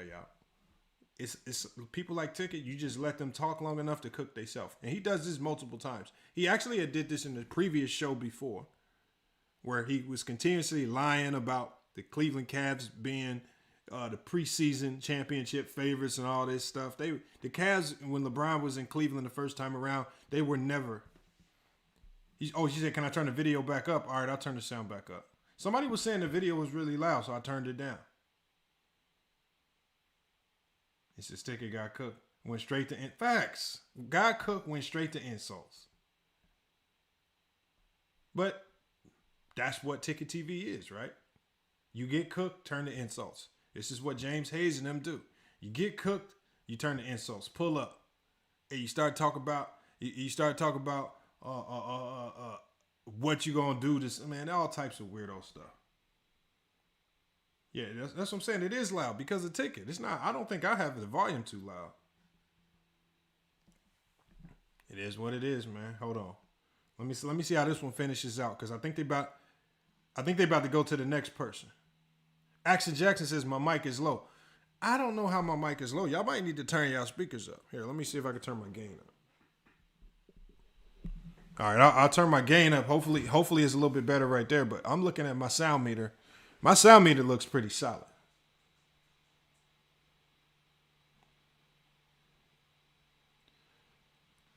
Insult TV, Cleveland 166 games, man. Yeah, luck, salute, man. We're going to keep this going. We got the live reaction going. Salute to Player's Choice, man, for holding these debates, man. Great basketball content over there. Make sure y'all go check them out. The link to this original video is going to be in the description of the video as soon as this video ends. So make sure y'all go over there, like the video, go comment over there. Let them know your thoughts on the debate, and then you can actually go over there and watch the entire debate in its entirety. And I think they have a few more other few other episodes of Ticket versus the World where, again, it's more of the same. It's more of the hypotheticals and hypocrisy, and you're just listening to one person with the willingness to literally say anything to win a debate, irregardless of what they've said in the past. All right, hold on. Let's get back to the video, yo. Yeah. If you watch Amar'e and Powell throughout their career at that time, Amar'e Stoudemire was handing it to Pau Gasol, bro. He was giving it to Pau, bro. Ron, can I ask you a question? What you think Powell would have averaged if he played in Mike D'Antoni's offense? Just answer that for me. I don't even want Ticket to talk. Just answer that. It depends, because if he playing with Steve Nash, he gonna get a little busier. He gonna average. Okay. And he was giving you 20 playing for who? Memphis, right? It was something like that. He was an all-star. Okay. All right. Then hold on, wait. What was Amar'e? I'm not done. In that same offense, didn't Chris Duhon look good? That same offense. My man. Okay, let me ask you this last question, brother. Hey, let me ask you. Hey, my brother. Let me ask you this last question. So when Pau, you remember when Pau Gasol played Amar'e in the playoffs, right? You steadily talking about fucking matchups, man. Shut up. No, I'm asking, bro. Don't tell me to shut up. Hey, Ron, get this dude off the chat room, man. Get him out the chat, bro. I ain't got time for this, man. I don't got time for Crusty the Clown, bro. Like I said before. What? See, this is the part where I was like, hold on. As a host, you can't do that, right?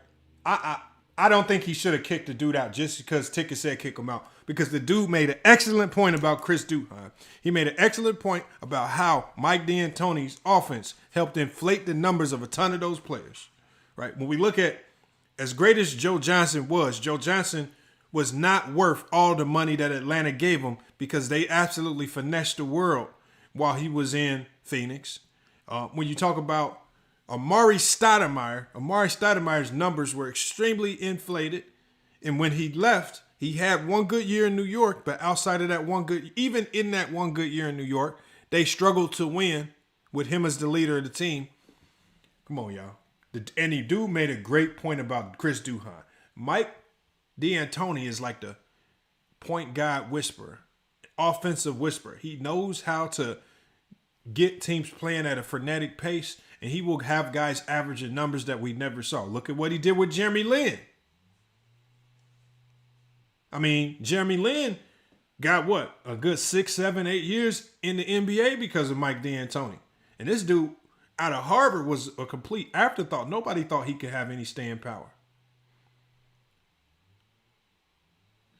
The dude had a good point. The dude was making good points, and then when he starts to make good points, and there was no basketball logic to refute it with, man, get him up out of here, man, get him up out of here. Why get him up out of there? Because he has legitimate arguments that you can't refute. If I'm the host, I'm letting that dude stay.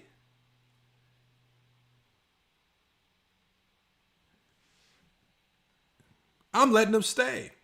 And then I guarantee you, he's probably going to say that this dude's hating, this dude's mad. He's going to probably try to talk about the dude when he's not there. Come on, let's just hear what he say. We're going to get back to the video. That's crazy. Man, nigga, put some chapstick on, brush your teeth, and take that goddamn diaper off the top of your head. Let's go, Ron, next. Super chats right like quick. I said, hey, Ron, you can't argue. Ron. Once again, you can't argue. Listen to this, Ron. Listen to this. I'm going to say it one more time, right? Once again. Amar'e Stoudemire was an MVP candidate in 2010. You can put it on the screen. Pau Gasol was never a MVP candidate in his whole career. Ever. Google it right now. Put it on the screen, Ron, so they don't say I'm lying. Type in Amar'e Stoudemire, MVP candidate, and look what comes up on your screen. Pau Gasol was playing with Kobe, and Amar'e still got more head-to-head wins against Pau Gasol. And he was playing with the late, great Kobe B. Bryant. What is this dude talking about? Pau Gasol he got murked by Amar'e Stoudemire when they played. We saw it. We saw the playoffs. Amar'e was murdering Tim Duncan. Bro, this is stuff Pau Gasol couldn't do. These are facts. Now, J. Lou in the comment section says NBA reject. But what league did you play in, J. Lou? You click the link and come tell me what league you played in. Come click the link, J. Lou. You said NBA reject. No problem. Cool. I'd rather be an NBA reject than a dude like you listening to one. Right? So now you come in the chat room and holler at me straight up and get your bars up media. You come in here too. Since I'm down 1-2 according to your eyes, you come in here too. Y'all click the link, right? Yo, like massive artist. Look. These stripping assholes want me to lose in the comment section, right? They want me to lose, right? That's what they want, right? They want me to lose so bad. I know you want. Oh, no.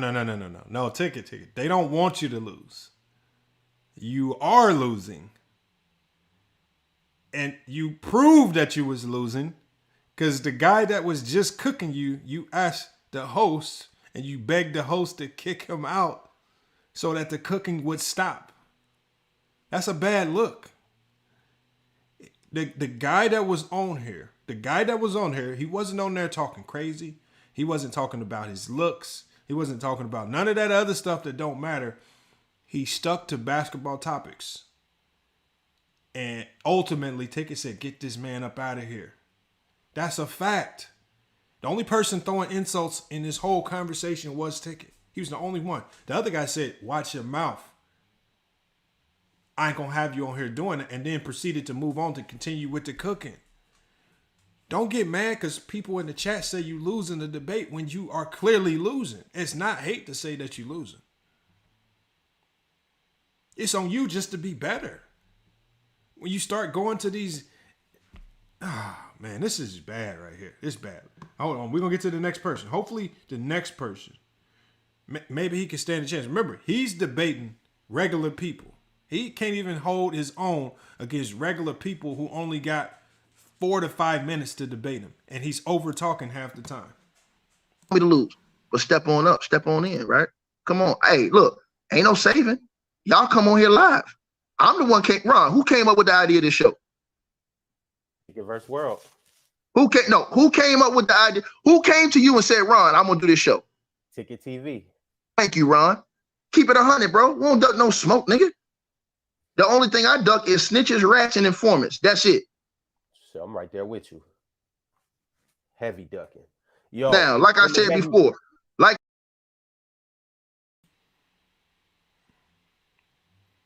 I don't know how true that is, man.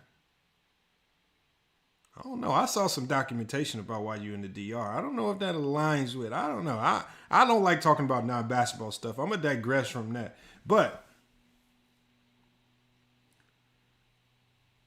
hey, nobody hates this man, y'all. Nobody hates this man. I think Ticket needs to understand that the majority of people are watching him for the entertainment value. The majority of people are talking to him about, majority of people are listening for the entertainment factor. I think Ticket needs to start to understand. I don't know who's going to actually be honest with him and ultimately tell him, Ticket, most people are laughing at you. They're not laughing with you. When you see the emojis and when you see the chat going crazy, it's usually because they're laughing at you. All right? When Mars cooks him, when all the people on the panel like Chilltown cook him, they are laughing at you. They're not laughing with you. When you crack those funny jokes, they're laughing at you. They're not with you. And they're laughing at you when you crack those jokes, not because the jokes are funny. They're laughing at you because you getting cooked so bad that you have to resort to name calling. That's why it's funny. Don't parade around and act as if everybody. No, remember, even with me, I don't hate Ticket. There's no hate. There's never been hate. I don't have the time or energy to hate anybody. But goddamn, he is an emotion. He's like an emotional wreck. I mean, I guess that's what happens when you're in the DR that long, you know. Don't know why somebody would want to stay in the third world country that long. I mean, have to be something serious to keep you over there. But like I said, I'll digress from that. And we'll get back to the video. Like I said before, hey, hold on. The original 31. You say you see why I make the NBA, but did you play high school? Did you play JV? Did you play middle school, dog? Just come tell me where you played. Anybody that want to call me a reject, that's cool. I ain't got no problem with it. Tell me where you played. Tell me where you played. Period.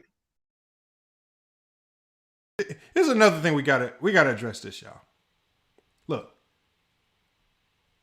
he played at Virginia Union.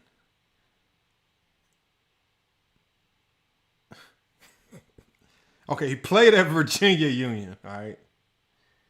And you played at third world countries for little to no money.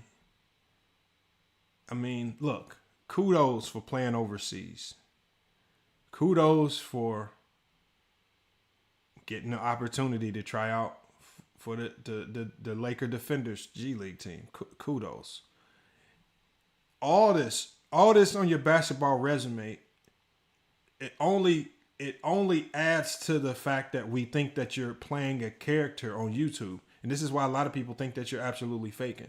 Because if you have all of this basketball acumen under your belt, G League experience, you saw Kobe in the gym from across the way, overseas experience, or you played at a D2 school in Virginia Union, right? Remember, your idol, Ben Wallace, goes there. Then how do you not understand some of the basketball talking points that casuals are pulling up here trying to explain to you? When a guy who's on break at his job is sitting there having to tell you that the individual matchups are meaningless in a 5-on-5 game. You can outplay somebody and not have the same scoreline. Like, so for example, the Celtics, Larry Bird and those guys outplayed Jordan, even though not a lot of those players had the same scorelines that Jordan had. When Jordan dropped 63 on the Celtics. Can you guys tell me who won that game? individual matchups generally do not win games. He said Kobe's 81. Cody's 81 is different. I got to give Kobe that. But the Raptors were equally as bad. They weren't a good team either. So you just had two trash teams kind of fighting it out at the time. I mean, and you got to give Kwame Brown credit in that game because Kwame Brown did say he screened the man for at least 16 of them points. So if you talk about Kobe's 81, let's not forget that Kwame Brown is a significant reason as to how he got that 81. And this was confirmed when Kwame Brown came to Ticket TV. Ticket TV confirmed this because Ticket TV they gave no pushback. When Kwame was talking to Antisocial and saying these things, he gave no pushback. And hold on, y'all. When he was talking to Antisocial, did he give any pushback? The man said he was screening for the man's 81. He played just as much a role in that Kobe's 81 than anybody else, than Kobe himself. That's a fact.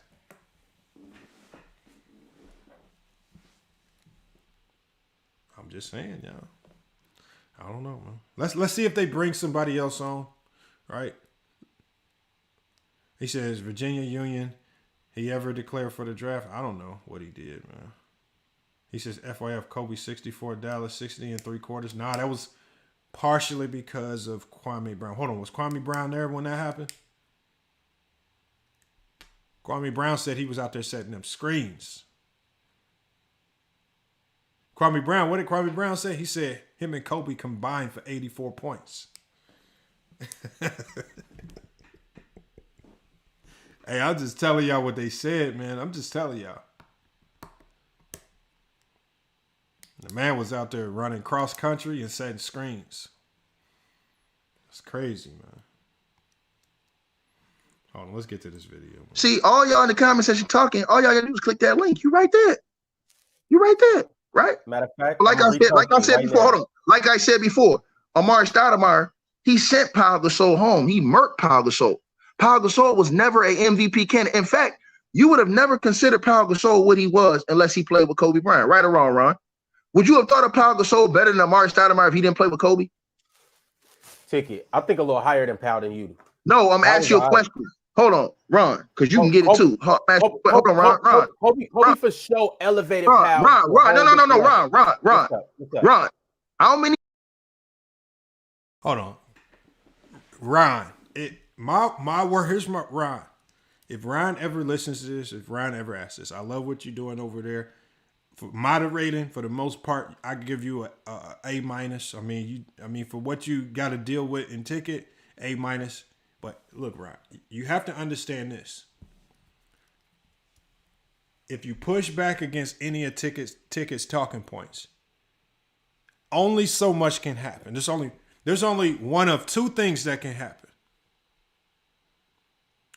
He's either going to lie about you to other people, or if you did anything wrong when you were 16, 17, or 18, he'll try to pull your juvenile criminal history and tell the world about it. If you debunk him on a basketball tape, that's really all you got to worry about. You really don't have much to worry about if you debunk him. You should simply proceed in setting them straight on this, because as Ron just said, y'all heard Ron. He said, I think a little bit more highly of Paul Gasol.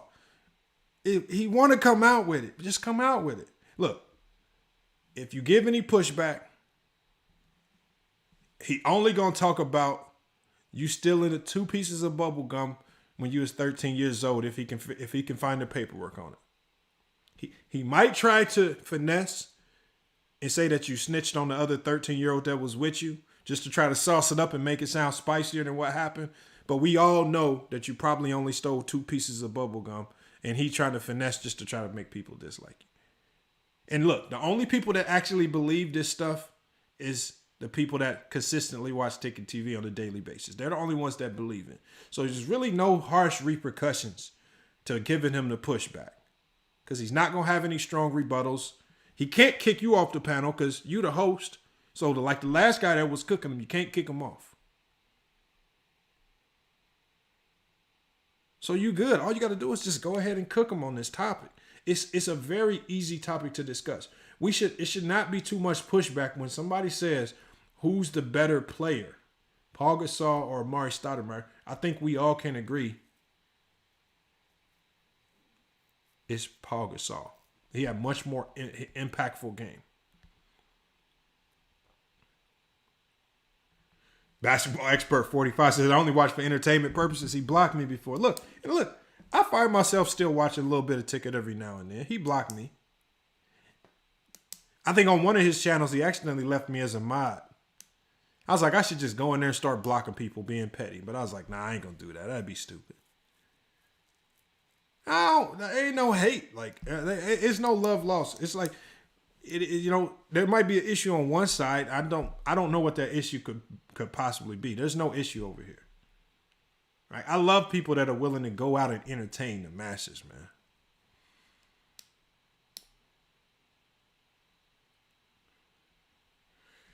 It says he put me in timeout a few times, Michael Thomas. Yeah, he does that every now and then. It is what it is. It gets annoying, but you got to think he's the reason why some people have created their channel.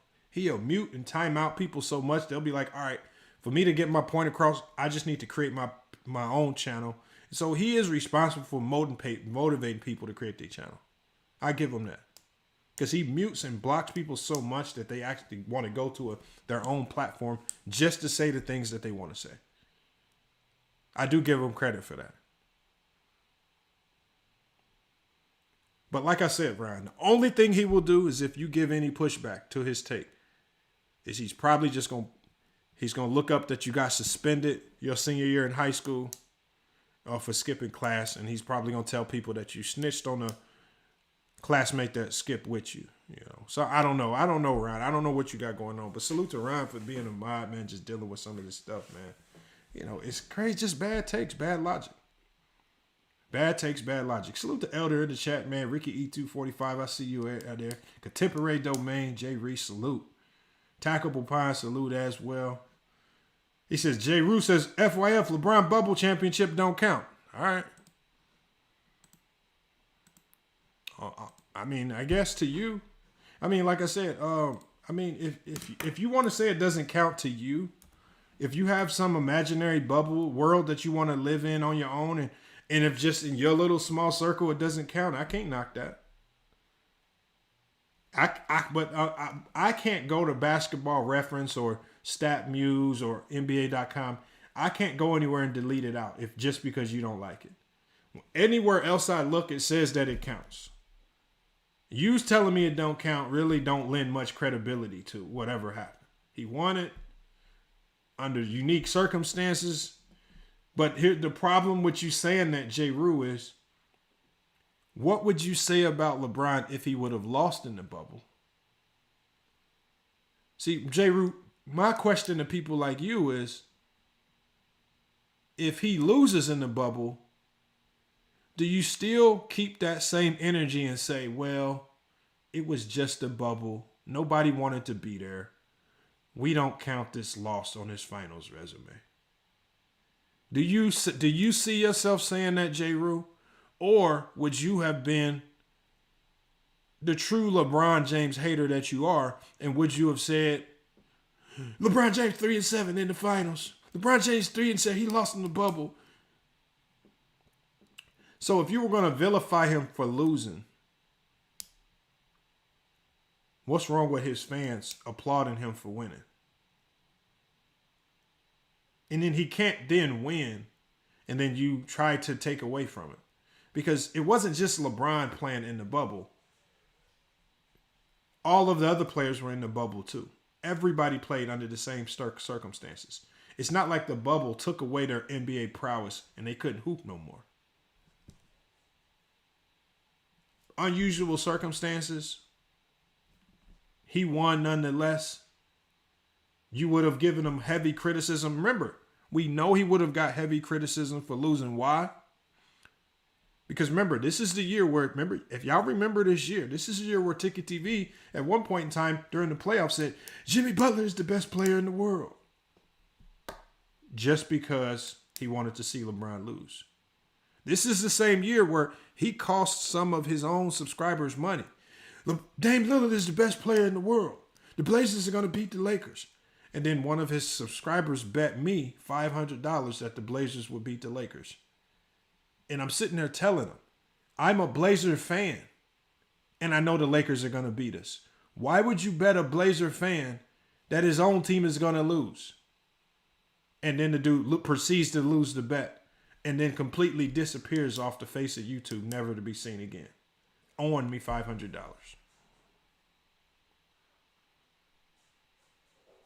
And then the sentiment was, Kawhi Leonard, best player in the world. Then they proceed to get excommunicated out the bubble by the Denver Nuggets. Jamal Murray, the best player in the world. And then the Lakers proceed to dismantle them as well. It is, Michael Thomas, it could easily be one of the weakest rings in NBA history. But 20 years from now, nobody's going to care. Just like the strike-shortened season where Tim Duncan won a championship, nobody cares now. Nobody even knows. Only like true diehard basketball heads even know. But nobody cares.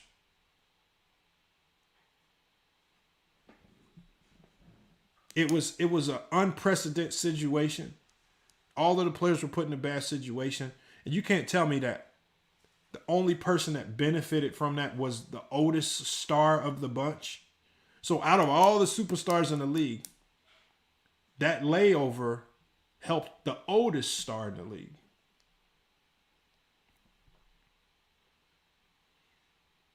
It's just a bad look to just keep saying that. Who cares?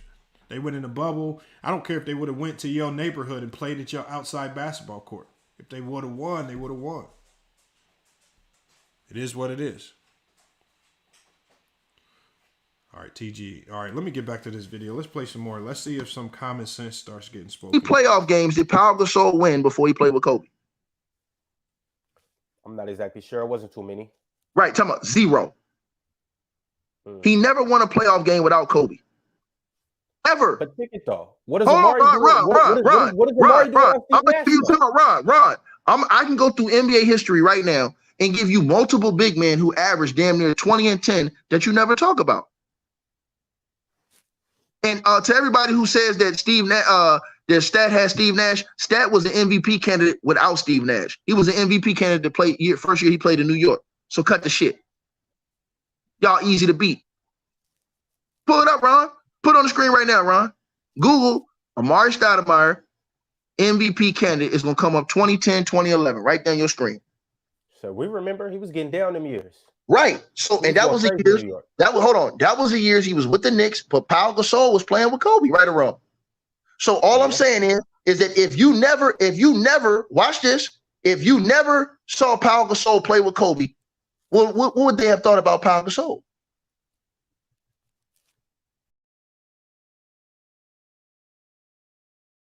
It's a stupid hypothetical. If we never saw Pau Gasol play with Kobe, I don't know what would have happened with his career. Because that's not what unfolded in front of our eyes.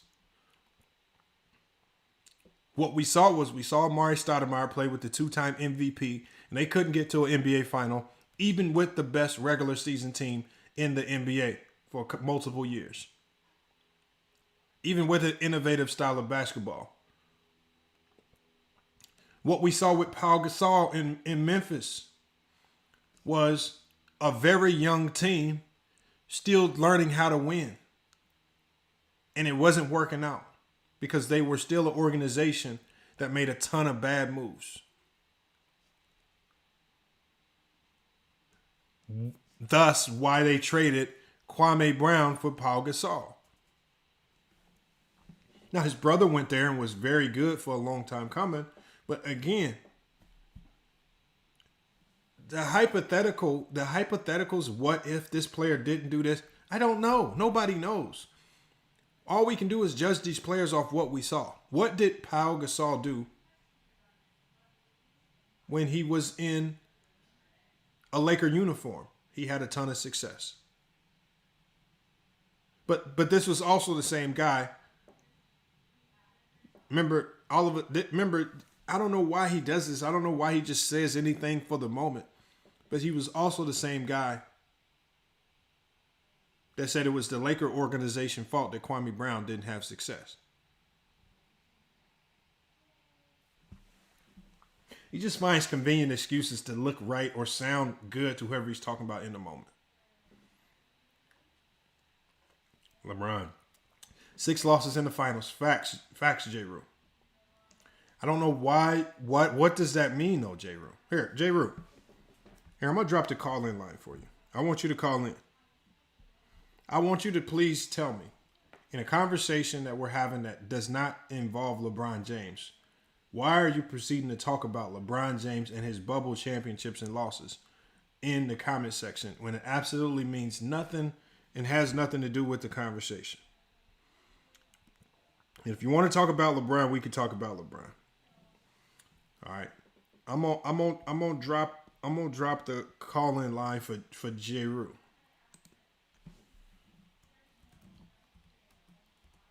And this is for Elder as well.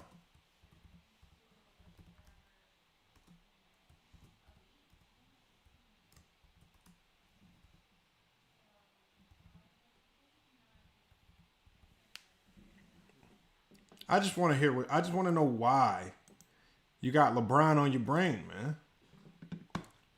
Why is this bubble championship bugging you so much that you have to tell us about that? Why is it that big a deal that you have to tell us about it? This understanding about the bubble.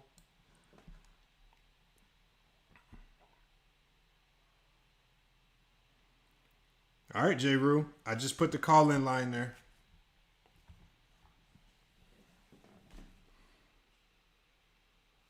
All right, so J. Rue's not calling in. So hopefully J. Rue gets the balls to call in. And look, I'm going to let you vent. I'm going to let you get this LeBron topic off your chest. I'm just going to let you vent and talk to the people, and you can get this LeBron rant off your mind. I'm going to save you. I'm going to help you relieve this stress. Because you've been talking about him. You've been telling us about the bubble for what? I just told you, J. Rue, as much as you complain about it, you ain't going to take away from it. He's still 4-6 in the finals. Nobody's going to walk away from this chat saying, J. Rue said it don't count, so he's 3-7 now.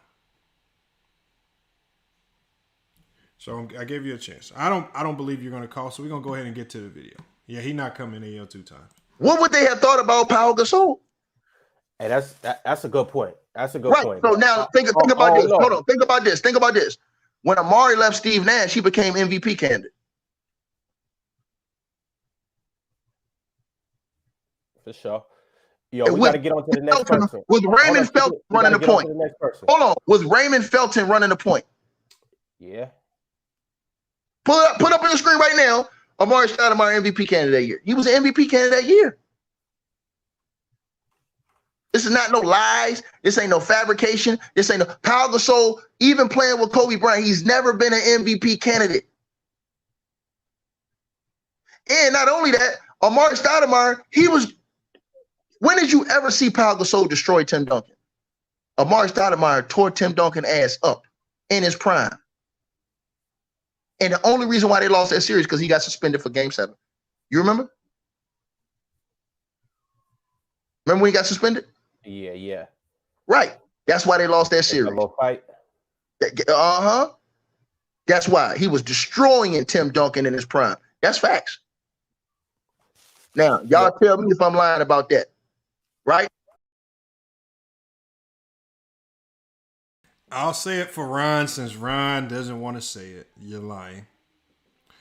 Tim Duncan generally got the edge over Pau Gasol in their matchups because he had the better team the majority of the time. That's generally what happened there. The Spurs were a very good team at that time. Pau Gasol had a very bad team at that time. I don't care if Pau Gasol was dropping 30 and 10. They were not going to ever consistently beat the San Antonio Spurs. Uh-oh, J. Rue said he's calling now. No, you're not, J. Rue. J-Ru, if you were calling now, I would see it. I'm like, look, I'll hold my phone this way. I'll hold it this way, and if something pops up, the people will tell me. My screen will turn black and your number will pop up. Nothing's popping up. You're lying, J-Ru. Stop lying. If you call in, we'll know. So J-Ru, stop lying. If you call, just call. I can hold my hand like this for a very long time, and the people will see that you're lying. My screen will turn black when you call, and it will show your number on the screen. Now, I'm not going to expose your number to the world. Not that anybody cares what your number is. Just call. I'll do this. Look, my screen is small enough to where nobody can see the screen. Not clearly. All right? So, J-Ru, just call. When it turns black, if I'm missing it, if I don't hear it ringing or something, if I don't feel the vibration in my hand, I'm sure the people will be like, Lamont, J-Ru says he's calling right now, y'all. Look, y'all. Look, I'm holding my phone up. He says I'm calling right now.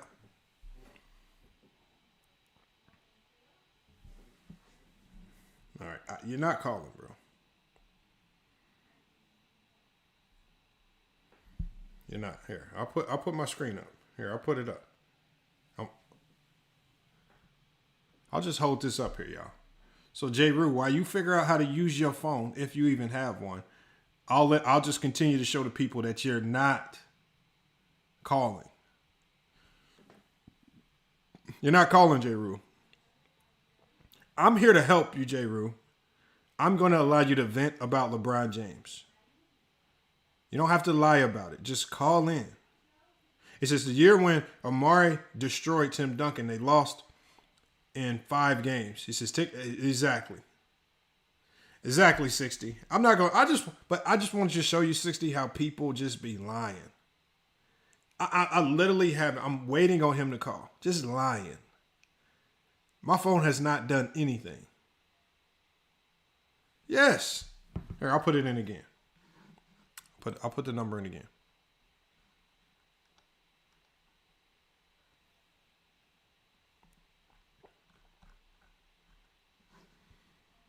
Call in hotline. Maybe I might have typed it in wrong.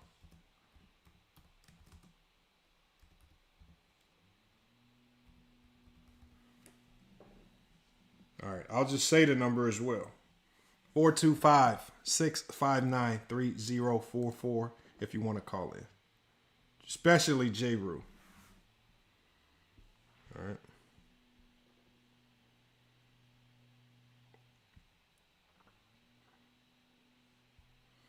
All right, if you want to call in. I don't see any calls yet, J-Ru.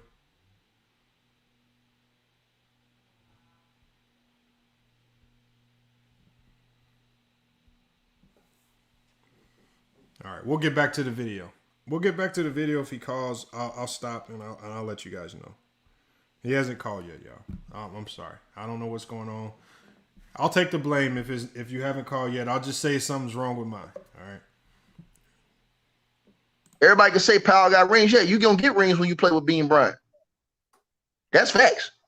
But guess what? Dirk got rings without Steve Nash. He got rings once Steve Nash was gone. Now what? All right, y'all. Here go these super chats. Sherman Gray, he said, Ron, just go on Basketball Reference for Rondo in 07 and ticket lucky ass. We traveling to our bowl game. Why he keep on 07? Football player. Stick to football, dog. That's your sport. And boy Spice said, what up, Ron and Ticket? Dirk all day.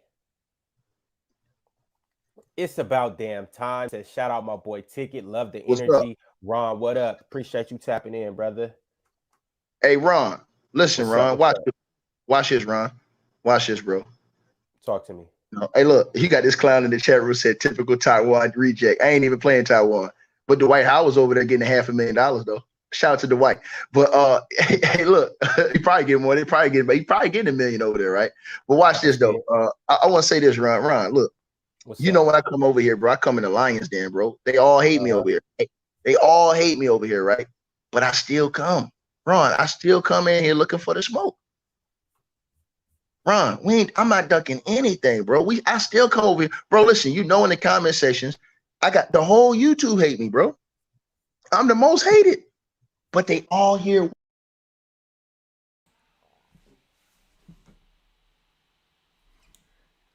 You're not the most hated. You're the most comical. The people watch because it's funny. You're not hated.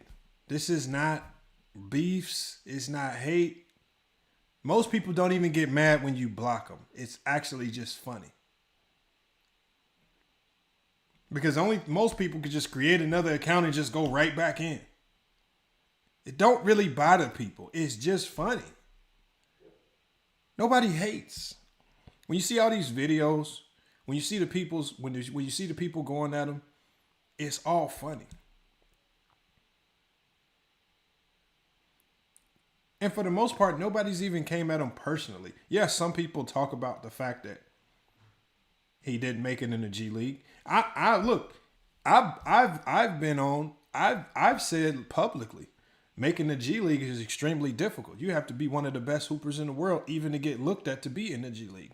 I've given them that. I have no problem with saying it's not hate. Logical basketball minds understand that. Thank you, Dejan Marcus, playing the victim card. You're not a victim. We just literally watched this man ask the host to kick somebody off the panel that was making a lot of sense. How can you then try to say that you're getting, just because the people in the chat were saying that you were losing, doesn't mean it's hate. It just means you're losing. I know that he's probably used to his own fan base on Ticket TV being extremely delusional with them. People like James, who continuously give him that crack pipe of stupidity and just allow him to keep smoking it. I mean, I'm just not one to just let you rant like that. Thank you. It's a great source of entertainment. If you get an A+ in entertaining the people, Ticket TV, you get an A+. Nobody hates you. This is the reason why you're even on Player's Choice, is because people don't hate you. It's because people like watching you entertain us. You entertain us with some of the dumbest basketball takes ever. You entertain us with the multitude of hypothetical situations that nobody will ever see happen unless you simulate it on 2K.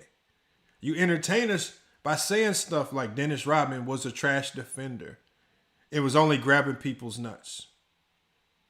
You entertain us by parading Virginia Union standout Ben Wallace around as if he's supposed to be top 20 in NBA all time. That's how you entertain us, bro. We are 100% entertained. So just let the people be the people. This is why you couldn't debate.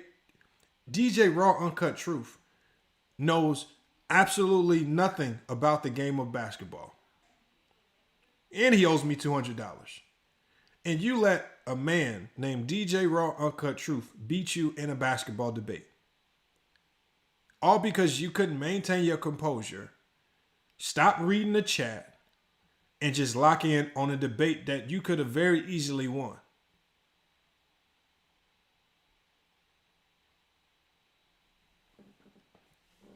And if anybody in Ticket TV's household is listening, please take away his Andy's T-liners. If he ever wants to come over here and debate again, make sure you lock the bathroom door or the cabinet so he cannot get Andy's T-liners. Because all the chat's going to do is they're going to spam up Andy's T-liners and stuff and make this man go to the bathroom and start shaving his lining again. All right, let's see. He's going through a little victim mode right now, y'all. So bear with it right now until the next person comes on. Watching. What type of nigga that you hate, you gonna watch every day? Tell me I ain't the man, Ron. Tell me I ain't that dude, bro. Point blank, period. Yeah, period. I don't know how everybody else is feeling, but we're going to see how this person feeling right now. The Massive Artist, what's up with your boy? Talk to us. You got 30, what's going 30 on? seconds to get off any beef that you have with Ticket. You've been in here since the start. You've been waiting patiently. I know you got something brewing up. Talk to me. I mean, not. I don't want to really. I don't have to disrespect him. That's not really why I like talking about basketball. I ain't gonna bring up because I ain't played basketball. Well, I only played 1 year, but I guess I'll listen to the Powell and Stoudemire thing. I think he has a good point about Stoudemire. He was a beast. I just think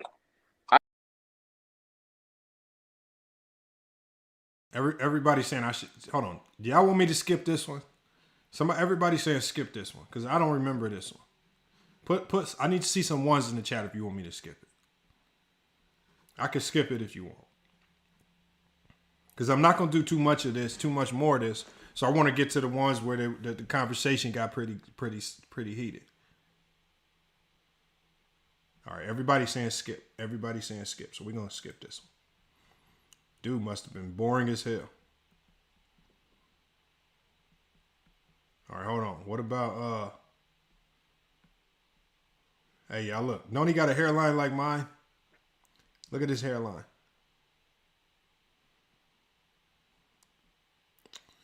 Hey, man. You better get your Beijing in order now. Everybody said this dude lame. Skip him too. See, look, but see, Elvis Woodley. That's why I said it first, Elvis Woodley, because I knew y'all was gonna say that. That's why I said it first. See, now the joke don't have as much impact to it because I said it first. See, I already know True the King's gonna probably try to screenshot it. It probably use it on his panel, but see, I've already deferred and admitted to it first. I said it. That's why I made sure to say it. So now y'all can't weaponize it against me now. True the King, find something else. And True the King, I got a nice little video coming for you and SB. Oh, let's go. Everybody's saying skip him. Okay, what about him? What about Big Homie with the glasses? What about Big Homie with the glasses, y'all?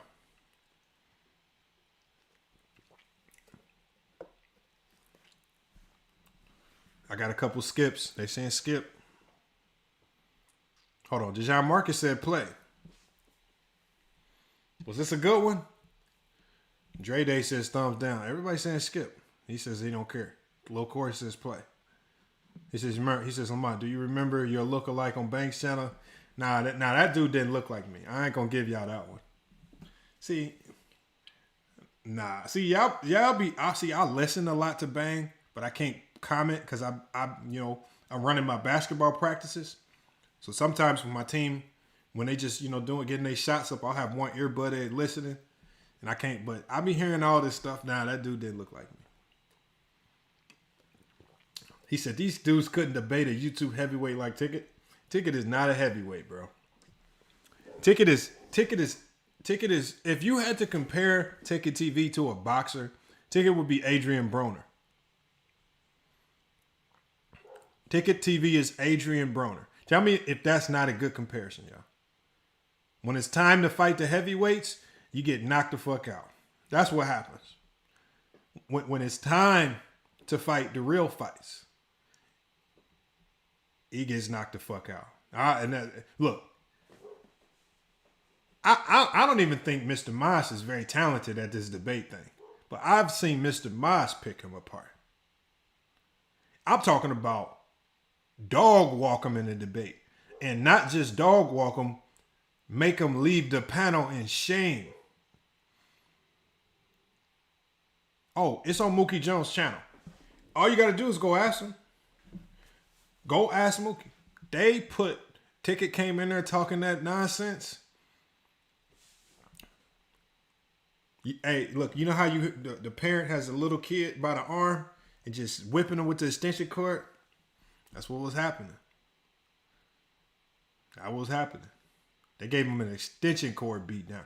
He says, I don't have a dog in the fight. Ticket banned me a long time ago. Nah, I'm just saying. I don't think he's a heavyweight. Versus Mr. Maz, I could debate Mr. Maz. It's too easy. I think the people that give me the toughest challenge are the people that played and the people that understand the game. So I think Shaq, he would give me. I think Chilltown, you could tell he played. He could bring up some good arguments. I think Chilltown would be light work though. Y'all know Sturdy. Sturdy's a good one because he's really good with the numbers. But it's not too many people that I literally worry about in the debate. I know some people who could put up a fight. I don't know too many people that can really go toe to toe on a topic that if I'm really invested in a topic, I don't know if you can really go toe to toe with me. My research game is just too nice. You versus Elder is a good one. No, it's not. It's not good. See, Elder's too stuck in an old time. Elder's too stuck in another era.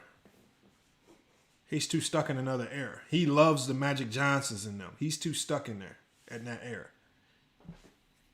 I think his weakness is the fact that he's not willing to concede that players of today had just simply gotten better than the Magics and the Birds. True to King, man. True to King, man. All right, look, True to King. Slow your horses, True to King. I mean, you're getting better, True to King. You know, you're getting better. But slow your horses, True to King. Man. Salute to True to King, though, man. Make sure y'all check his channel out, man. Did I lose a debate to... Hell no. Hell no. Hell no. Ticket damn near blocked somebody for coming on there saying I won the debate. Yeah, Khalil, I'm not going to debate no boxing. He says Goat Mike versus Ticket would be funny as hell. Yeah, Goat Mike, because Goat Mike got that same talk shit energy. See, that's why I got to get back to the video, because True to King just... He said that he was the king. He said that he had the throne. He said he had the keys to the city. So you got to go back it up. But here's the funny part. Everybody went down to the bubble. LeBron James did get a ring. He don't have no hardware since going to LA. So to me, when you look at Kawhi's career, his career is very limited for how great he was. He is a great player, but it's very limited. Bro, you can't keep playing these 40, 50 games, trying to get numbers, and then somehow conveniently getting in the playoffs and getting in. Because listen, I can say this. I can say he got the Andre Iguodala Finals MVP award in San Antonio.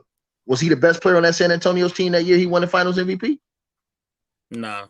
I say in the finals, right, he's the best player, not the best. No. I ain't asked you that. I asked you on that team. I'm saying. So he stepped up in the finals. In those last 4 games, he stepped up and won. He won an Iguodala Finals MVP, right? It wasn't a Finals MVP like he won, like he's the man, lead the team through the whole season and win the chip, and he's the Finals MVP like what Kobe did, or like what we could say what LeBron did, or like what some of these other great players, Michael Jordan did, Giannis did. You know what I'm saying? You've never seen Kawhi do that. Go from the beginning all the way to the end of the season. It's always he load managed 25 games, 26 games, and then conveniently. And then the only reason why he won the chip in Toronto is because Golden State Warriors got hurt. Do you think if KD wouldn't have got hurt, do you think Giannis? I mean, do you think that Kawhi would have won that chip? No. Okay, then. So then, with Kawhi Leonard with just one chip as a role player with the Spurs, the 2 Defensive Player of the Year awards, you think that's enough to make him top 75? Wait, you can't take that away though. If he won it, you can't take it away. No, I'm not saying. No, I'm asking you a question. No, I'm asking. This is the reason why I said if he doesn't do it this year, it's gonna put questions in my mind, because he came to LA. They have the highest payroll in basketball with the Clippers. They had that best roster money can buy, right? All right. Right. So, and he came talking. I'm confused. What are they even talking about? Are they talking about Kawhi Leonard's greatness?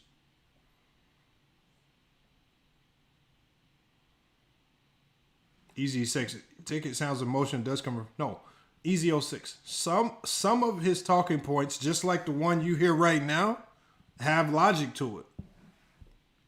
Right? Because you're not talking about a player that he's highly emotionally invested in. If he talks about Steph Curry, if he talks about Draymond, if he talks about LeBron, he's emotionally invested in those players. He's not going to talk sensical. He's emotionally invested in Ben Wallace. This is why he doesn't talk sense about Ben Wallace. Right? If he has an emotional connection to these players, right, whether he loves the player or whether he hates the player, that's going to dictate what he says. And then it also determines on if the other person he's talking to is applying pressure. If the other person is applying pressure, which it doesn't sound like this dude is, then he's not gonna have any reason to jump through the roof and come out with one of them outlandish takes. He said this kid just agreeing with Ticket. That's all he's doing. Hold on. I want to see one of the heated ones. Hold on. We got somebody calling in. Hold on.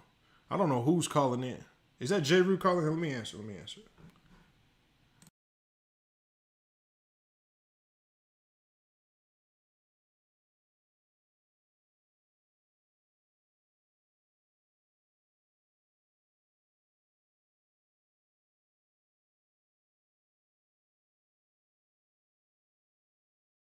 This number's real, bro. Drew, you a coward, bro. Drew, you a coward, man. Nah, this 30, bro. I just want to prove that this number is correct. I don't want no funny business going on later. Oh yeah. Okay, y'all. Sturdy just called to verify that the number works, y'all. So he just called to verify the number works. So when J. Rue was saying he was calling and it didn't work, he was capping, y'all. So we know J. Rue was capping. This is my first time calling. You picked up instantly. Yeah, I mean, I've been waiting for J. Rue to call. You know what? Let me be fair. Let me post the number again, Lamar, and then I'm gonna get off and keep the line open. All right. All right, sounds good, man. All right, Sturdy. All right, there's Sturdy right there.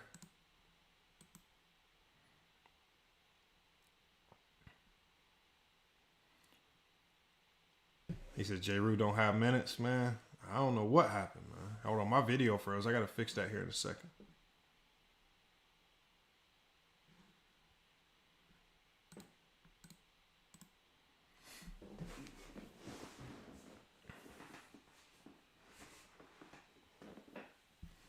He says, who is Chilltown Hoop? I don't know. One of the guys on Player's Choice. I think he has his own channel. I almost caught him live the other day, and I had just missed his live. His live had just ended. So.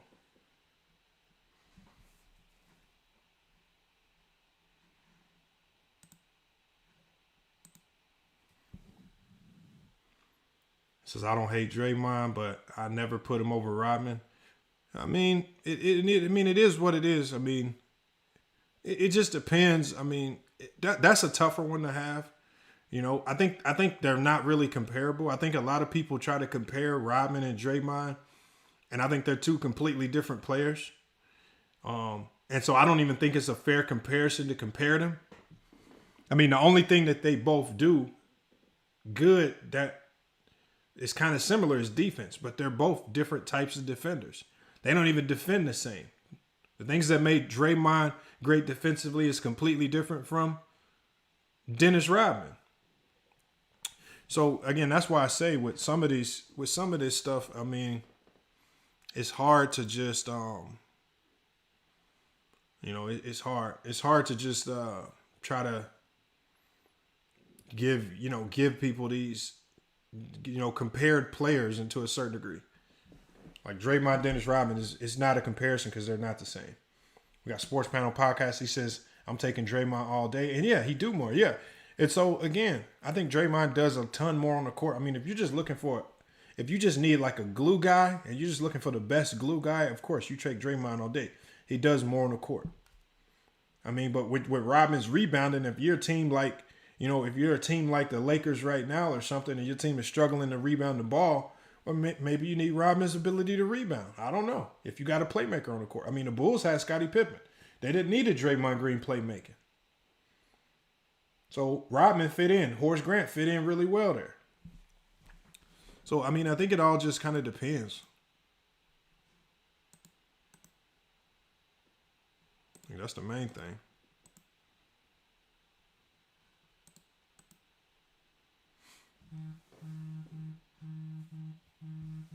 Uh-oh. Hold on. We got somebody else calling in. Hold on. Is everybody calling in right now? Oh, this better be Jay. Hold on. Who is this? Who's on the line? This is Phil. I'm sorry. Say that again. This is Phil. All right. wrong number. I don't know. Who was that calling?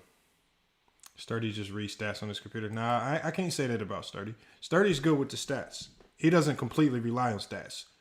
So, again, Mr. Moss is heavily relying on stats. Without stats, Mr. Moss couldn't talk basketball. Because without stats and without being able to go up and look at how a certain player performed in a game that they lost, without that, he wouldn't be able to talk basketball. He cannot put any context to anything. He thinks if a superstar player shoots 8 of 20 and just has just has a bad game, then he choked. I mean, everything is choking or being a fraud. You said fix screen. Yeah, I'm going to fix it. No, my video froze. Don't worry about it. I'm going to fix it. It's just Elder even worse. Salute to Matt Hinder. Salute there. Look, we got to play a little bit more of the video. Hold on. What's cap, Matt Hinder? What's cap? What are y'all saying is cap?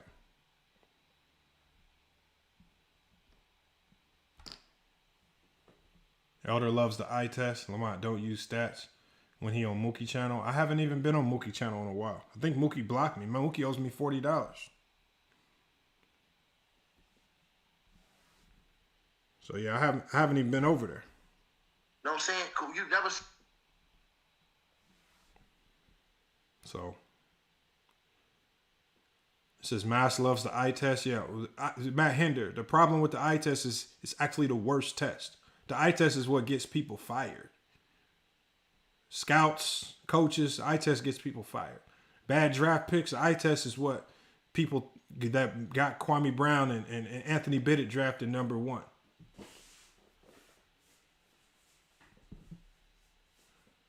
You know, the eye test. Overhyping the players. He says, I'm trying to call.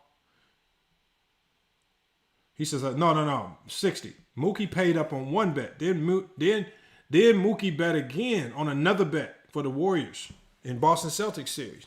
We bet again. We bet again. He says, Lord Rand cooked you, Lamont, the last time you. What did he cook me on high? Lord Rand is like a baby Mr. Moss.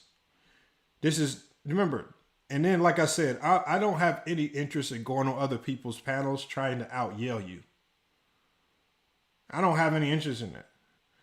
There's a reason why Lord Rand, whoever he is, won't come over here, but he likes to stay in the dysfunction of a panel that will allow him to just be loud. I don't have any interest in trying to be louder than you. If you want to talk all day and be louder than me, I'm cool with that. I don't have any interest in trying to be louder than somebody. I don't have to yell to be right. I'm just right. In a basketball debate. I don't have any interest in debating a guy that pretends to be a doctor on YouTube. None at all.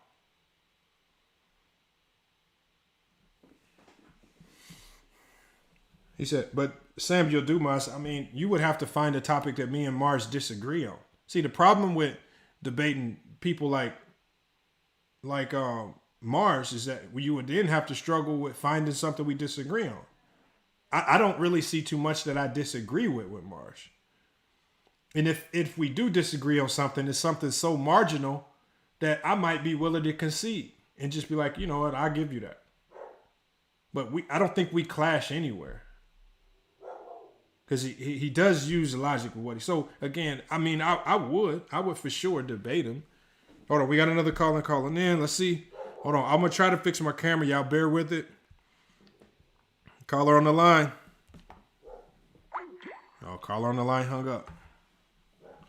He says, do you agree with him? John Stockton was trash. Do I agree with John Stockton was trash? No, I can't agree with that. But I don't know if he actually said that. So, again, if he said that, then no, I don't agree with that. The reason why you cannot say John Stockton is trash, the single reason why you cannot say he's trash If you don't give him anything else, let's say you don't give him the defense, right? Let's say you don't give him the high efficiency. John Stockton consistently ran the pick and roll. And there's so many people that think the pick and roll is easy. And to run the pick and roll consistently takes a ton of IQ, especially being an undersized guard. So with Magic, with the pick and roll, he had a slight advantage. He was 6'7", 6'8", right? Looked over the defense. And so it made passes much easier. With John Stockton being a much smaller guard, maybe 6'2", 6'3", maybe, I don't know. But it takes a ton of IQ to consistently run the pick and roll at a high level. And people just make it seem like he was passing the ball to Karl Malone, and that's just not true. So, again, running the pick and roll the way he ran it for, 20 years, I can't say a player like that is trash.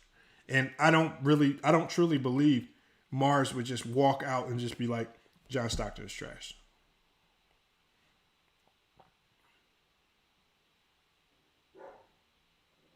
So, again, I mean, the pick and roll is not easy to run. It's not easy to run, especially when you're a smaller guard. This ticket got Dirk ranked over KG because he swept him in 2003. That's stupid. All right? That would be like me. So if it's about getting swept, right? If it's about getting swept, well, Dirk swept Kobe. Didn't he? Didn't Dirk and them sweep Kobe? 2011? If it's about getting swept. If that's why I say, when you say stuff, you got to make sure it holds weight in all of the situation, in like almost every situation. Because Dirk swept Kobe. I'm almost positive they swept him in 2011. Mahari says, the phone line is open? Yeah, the phone line is open. Mahari, I think I saw you calling. Just call again. I think you had the 651 number because I think that's the Minnesota area code. Yeah, call in again. Call again, Mahari.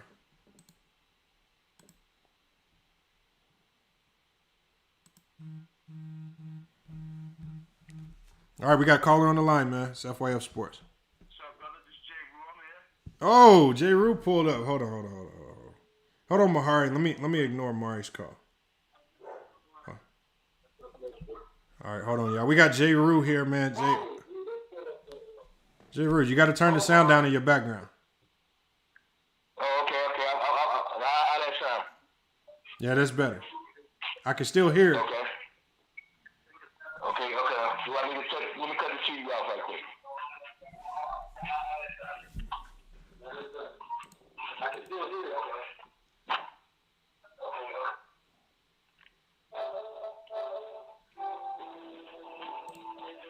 All right, how that sounded, man? That's better. Okay. Yeah, I'm here. I'm here to represent Obi-Wan Kobe. Okay, hold on. But if you're representing, The Lord of the Rings. What are we talking about? okay, so you're representing Kobe, but you were in the That's chat. right, baby. But you were in the chat talking about LeBron. Which one do you want to do today? Oh. I mean, I'm just saying. I mean, how you LeBron fans gonna place 6 losses in the NBA Finals over 5-2? Hold on, but nobody. Hold on, I We have a better win. I don't- We have a better winning percentage than LeBron in the finals. Okay, no, but who was arguing that LeBron has a better finals record than Kobe? I don't know if I was making that argument. Oh, okay. I'm just seeing that, the comments on the board. Everybody talking about LeBron better than Kobe. I just don't see that. Okay, so you have Kobe ranked over LeBron. I have Kobe ranked over LeBron. Okay. I have Magic ranked over LeBron. Where do you have Kobe ranked? For me, I have Wilt first. I have Wilt Chamberlain first. I have Jordan second, and I have Kobe third. Okay. I Okay. have Magic fourth. I have Kareem fifth. All right. Okay. All right. So Kobe, you got Kobe third. All right. I mean, I guess that's cool. But what's your gripe against LeBron? My gripe against LeBron, he always cheated the league, man. He cheated the league ever since he came in the league. He cheated the league. How did he cheat the league? Tell us. Well, for one, Cleveland was no scrub too. Cleveland won 66 games. There was no reason for him to leave Cleveland.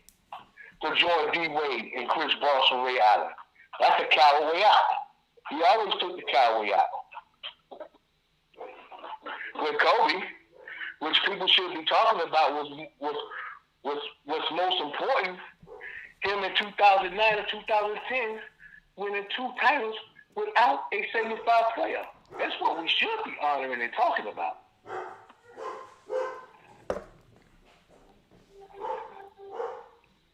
Two championships. What era did LeBron dominate in? Because Kobe went to 3 straight NBA finals in 2000. 1, 2. Okay. So what do we say? How is LeBron is over Kobe? When Kobe have a better winning percentage in the NBA finals than LeBron, LeBron got swept twice in the finals. The worst beatdown ever recorded in finals history. LeBron's on that. Hey, can I ask you a question? You can ask me anything you want, brother. And look, I'm not here to debate that because I don't even think it's a very good debate. But has Kobe ever got swept? Kobe never got swept in the finals. No. I know. I just want you. Look, I'm not trying to trap you or nothing. I'm not trying to set up a trap question or nothing. I'm asking honestly. Has Kobe ever gotten swept? I never saw Kobe. I never saw Kobe got swept. Kobe never got swept. Not in no finals. Y'all keep hollering about this Phoenix 3-1 lead. That was just to prove a point to the Lakers. No, we didn't talk about that yet. I just said, has he gotten swept? No, he never got swept. When did he get swept? Kobe's been swept Because 3 times. Who been swept 3 times? Kobe? Yeah. Well, when was those 3, brother? Because I'm a die And the biggest one was in 2011. Right now, I'm doing good. Huh? I'm saying the one of the most popular sweeps was in 2011 when that same Maverick team that beat the Miami Heat swept Kobe. Oh man, come on, brother, man. Come on, brother. You know good and well the Lakers and Kobe and them have ran their course. Hell, we done won 5 championships already. That's the way it goes. Your time fall. Your time in is your time in. That's what Kobe and them Lakers was on their way out, man. After that, we've done a lot of damage. We won three titles back to back. Kobe went to 3 straight finals in 2000. It almost could have 3-peated twice. So what are we saying? No, J. Rue. Now, what you just did right there was good because what you did was you put context to why he got swept. Now, all you have to do is now use context with LeBron and explain some of his losses. Can you do that? Hey, brother, let me ask you something, man. Let me ask you a question, man. How you gonna respect somebody who leaves a 66 won 66 games and go join 2 other superstars and left there with the Cleveland, join 2 more other superstars, went back and this and that. Come on, brother. Hey, J. Rue. Nah. Hey, J. Rue. Question: 66 win team. Obviously, if you win 66 games, you're a great team. Can you tell me what that starting lineup was? Yes, I can. Because I can remember you had. As a matter of fact, I'll tell you what. You had your boy. What's his name? Mo Williams. You had the Russian dude. I can't remember his name, but that squad. No.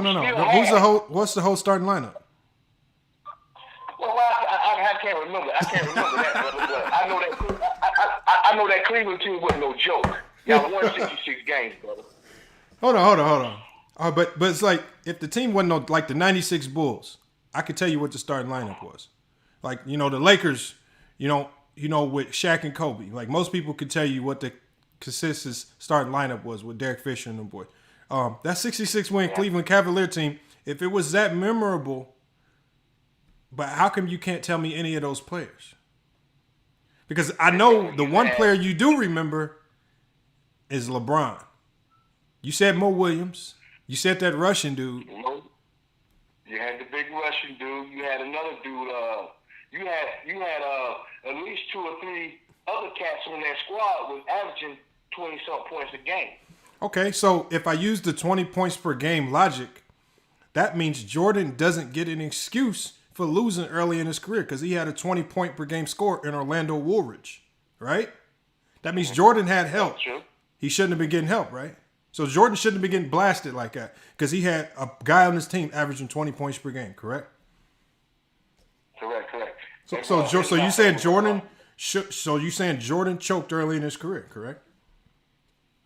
Well, I ain't gonna say he choked, but he had a 20-point per game score on his team. Everybody had to go through that process. No. You see, LeBron, he took the coward way out. He ran from that challenge. See, that's why if you just like Dr. J said on TV, he said I had LeBron in my top 5, but not now because he handpicked his teams all the time. See, great players don't respect that, man. And your boy, he talking about giving him some damn respect after winning the bubble. Are you kidding me? Hold on. You said Dr. J said that? Dr. J said that, homeboy. Type it in. Okay, hold on. Now I can play a video of Dr. J calling LeBron the GOAT.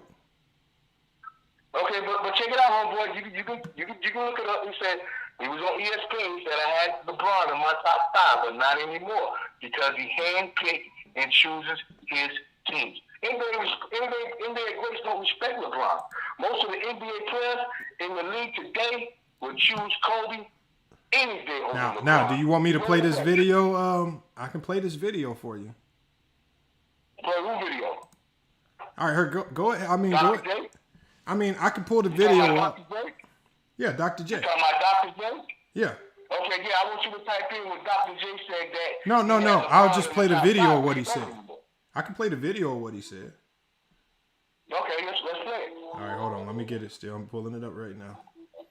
But go ahead. I want to hear more. I want to hear more of your thoughts about LeBron. Go ahead. Keep cooking. Oh, you want me to keep going? Yeah, keep going.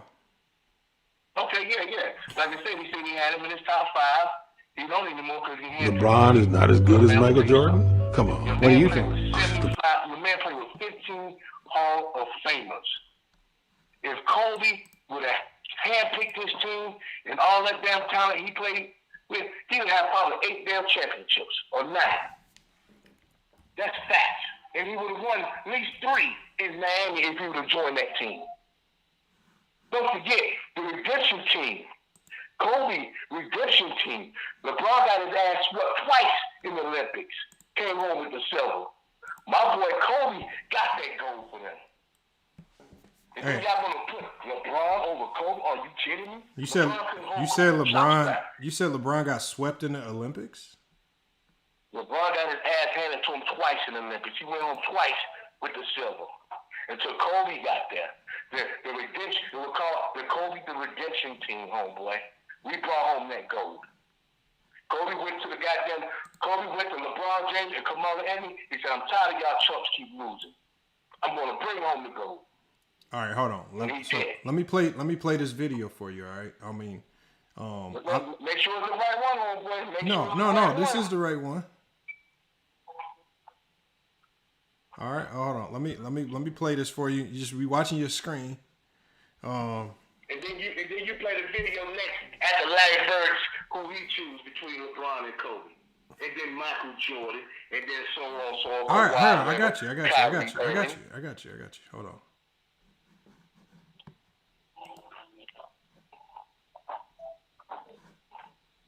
LeBron is not as good as Michael Jordan? Come on. What do you think? LeBron is in a class by himself. I played against Michael, and Michael was phenomenal. They're very similar. LeBron, I think, he made it to the finals with a couple guys that we can't even remember. Michael Jordan is probably the greatest scorer to ever play in the game. But I may go as far as to say LeBron James may be the greatest player to ever play the game. LeBron's making a great argument to be, one of the greatest, if not the greatest. Let me ask you. LeBron James is the greatest player ever. That's what I say. I greater than Michael Jordan. Yeah, I think so. You think he's better than Jordan? Oh, yeah. Really? He's 6'8", 285, runs like the wind, jumps out of the gym. What you guys are missing is the game is a team sport. So individuals don't win championships, teams win championships. I'm more impressed with 8 finals than I am with the record in the finals. LeBron don't win championships. Team is a team sport. So the gym. What you guys are missing is the game is a team sport. So individuals don't win championships, teams win championships. I'm more impressed with 8 finals than I am with the record in the finals. LeBron is better than Michael Jordan. At the gym. What you guys are missing is the game is a team sport. So individuals don't win championships, teams win championships. I'm more impressed with 8 finals than I am with the record in the finals. LeBron is better. So I played the video, and what we just heard Dr. J said was, Dr. J said it's a team sport. He says, I'm more impressed with LeBron James getting to 8 finals than I am with Jordan winning 6. He says he has LeBron as the GOAT. Okay. Is that the video he said he had LeBron in his top 5, but he don't no more because he handpicked his teams? Well, the problem with that statement, what you're saying is, he said this after LeBron had already won. Hold on. You got to hold on 1 second. Hold on 1 second. Hold on. You got to wait 1 second because you're going too much. We're going to go one step at a time. You said that Dr. J said he didn't respect LeBron and took him out of his top 5. We just watched a video. Where. Hold on 1 second. Hold on 1 second. We just watched a video where Dr. J said the complete opposite of what you just said. He says, you praise cheating. T. Sweezy, you're a Celtics fan.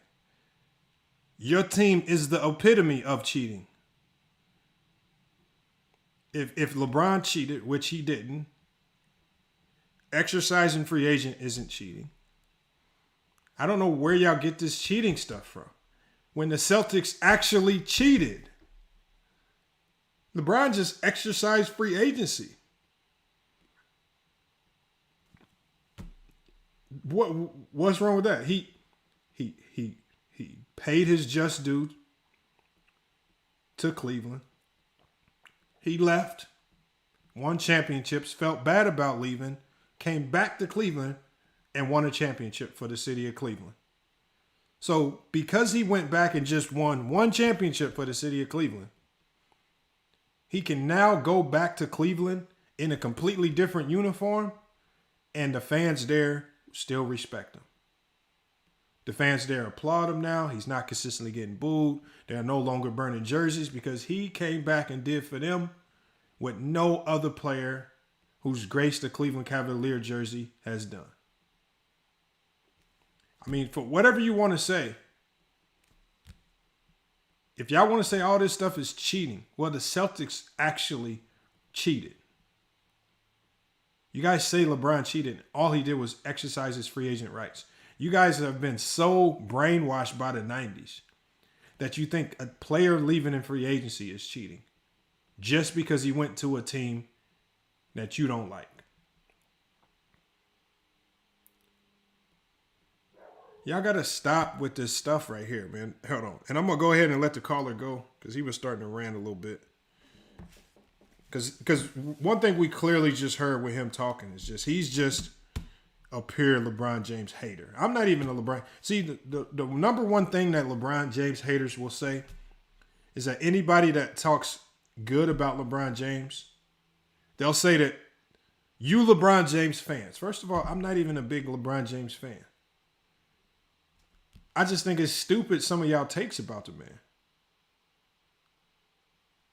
First, and then as y'all see what happened. What did he do? This is J. Rue's first time here on FYO Sports. He tried to lie about something that Dr. J said. And then in 2.2 seconds, we had a video on the screen completely contradicting what he said. Then he's trying to tell me to go pull up videos with Larry Bird. I don't care what Larry Bird said. You just said Dr. J said this. No, we got J. Rue calling back. Hold on. We got J. Rue calling back. J. Rue, you on the line? What's up, brother? Oh, you hung up on me? No, I said I was letting you go because I couldn't hear you. Oh, okay. Yeah, say something, man. Let me say this, man. You LeBron fans, man. Nah, man. J-Rue, I'm not a LeBron fan. I don't see how you can beg for some damn respect. Hold on, J-Rue. Hold on, J-Rue, let's just start. J-Rue, let's just start from square one. I'm not you're not talking to a LeBron James fan. What happened in 2009 and 2010 when we was waiting on LeBron ass in the finals? Don't you know his ass would have got swept again? Kobe wouldn't have went playing around. Kobe would have swept his ass. Just like Dirk swept Kobe? Huh? Just like Dirk swept Kobe? Kobe's gotten swept 3 times. Nah, man, Kobe ain't never got swept. Kobe got ran down 3-1 by the Suns. Kobe is one of the worst NBA Finals performers in history, especially early on in his career. Nah, man. Come on, homeboy. Now, you know good and well. Now, I can tell you a basketball. I know. And that's why I know these things. Come on, homeboy. Look, come on, homeboy. Now, you know. Why do you want me to lie about Kobe just because you don't like LeBron? Okay, but look, check this out, homeboy. You know, back in the days when players come out of high school, man, you know they ain't getting no PT, man. What does that have to do with anything? Look, LeBron James came out of high school and got PT. Yeah, but that's different era, big man. Come on now. You know, back in the days, they didn't like Kobe. That's just 5 years removed. That's not a different era. Kobe got drafted in 96. LeBron James came in 03. That's not too much far. That's within the same decade. That's not a different era. KG didn't come in on the bench. Let me ask you something, man. Come on, man. You know, now you're a basketball guy. You're a basketball head. You know good and well. What does him coming in on the bench have to do with anything? Okay, look, man. Who LeBron had on Cleveland but himself, man. LeBron came in, let me ask you something, man. You think Kobe Bryant couldn't score? Well, you just said it. LeBron didn't have anybody. Yeah, but he still had a team, though, man. 66 wins is not. 66 wins is a hell of a damn record. Yeah, it's a hell of a damn record. For you not to remember the starting lineup is even crazier. Yeah, man, but he wasn't supposed to leave Cleveland, man. No. You didn't want him to leave Cleveland. Cleveland, man, 66 wins. He was supposed to stay there, man. Hold on. Why? Why was he supposed to stay there? Because you wanted him to stay there? No, because you took your teams to the finals. So? You took the team Do you know how cold it is in Cleveland? Kobe didn't leave. Kobe was in LA. He had no reason to leave. We went through a 5 at the shot. Hold on. Let me ask you a question. Would you rather live in Cleveland or LA? After Shaq left, we went through 5 guys. Hold on. J-Rue, can you hold on for 1 second? J-Rue, can you hold on 1 second? J-Rue, can you hold on 1 second? That's goat shit. Okay, J-Rue, we got you. Like I said, Will Chamberlain, Kobe Bryant. I gotta let him go, man. The man don't know how to stop talking, man. He just don't look. Look. This is what they look. This is what LeBron James look. He ran the 2000. He ran and talks about. This is what LeBron James haters will do. Completely forget about everything that made him great. Let's run to the years where he might have lost. And let's just call every time he lost a choke. LeBron James fans have the expectation on LeBron that he was supposed to win every single year that he played in the NBA. And if he didn't win a championship every single year, he's a choker. But when Kobe loses, like when Kobe gets ran down 3-1, when Kobe gets swept, y'all saw how quickly he put context to Kobe getting swept. Oh, when Kobe got swept, man, y'all seen that team he had, man. That's what J-Rue said. But he puts no context to any, like, I don't believe there's any context to 2011.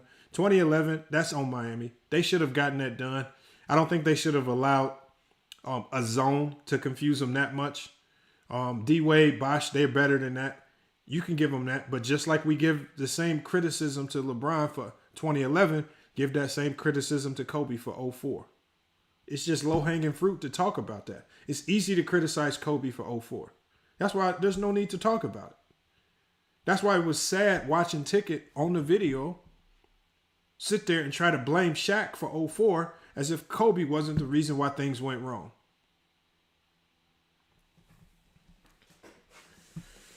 He said he's the only superstar to make 70 trades since 2011. No, he hasn't made zero. He's made 0 trades. He's made 0 trades. I can't answer your call, J. Rue, because J. Rue, you don't know how to stop talking. You were just rant and rant and rant. I'm going to let you rant, but you won't stop. You won't stop ranting, J. Rue. Everybody knows every single player in the NBA has failures. Kevin Garnett, Dirk has failures. Dirk only has 1. Tim Duncan has failures. Every player in the league has failures.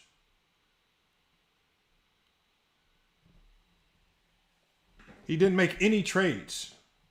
And the only reason why teams that LeBron is on, the only reason why these teams have made a massive number of trades is because they now know if we don't consistently make an effort to push to win championships, LeBron James will leave. If we're not fighting to be the best, if we're not at least making an effort to trade guys and mold out a championship roster, LeBron James will leave and go to an organization that's willing to do that. And there's nothing wrong with that. All he's doing is he's putting pressure on organizations to be elite. Now, have all of the trades worked? No. Just like a lot of the big threes put together don't work. It's bad logic. When Pippen, Olajuwon, and Barkley got together, it didn't work. Kawhi Leonard, PG got together, it ain't worked so far. KG, Paul Pierce, Ray Allen only worked for 1 year, even though they were expected to win multiple.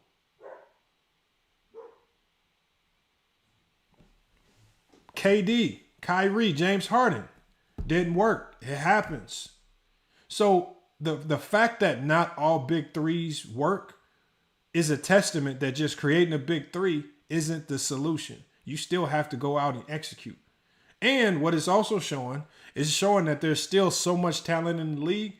Even if you create a big three, you better be on your P's and Q's because a team like the Dallas Mavericks in 2011 can still come beat you. A team like the Toronto Raptors can still come beat you. Look at the Golden State Warriors.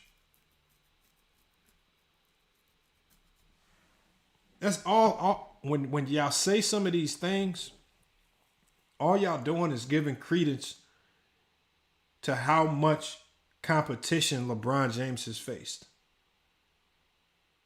Because that Dallas Maverick team, see, a lot of these haters, the reason why they don't like talking about the road to the finals, if you talk about the road to the finals in 2011, if we talk about that road to the finals, then we have to talk about Kobe getting swept by that same Dallas Maverick team.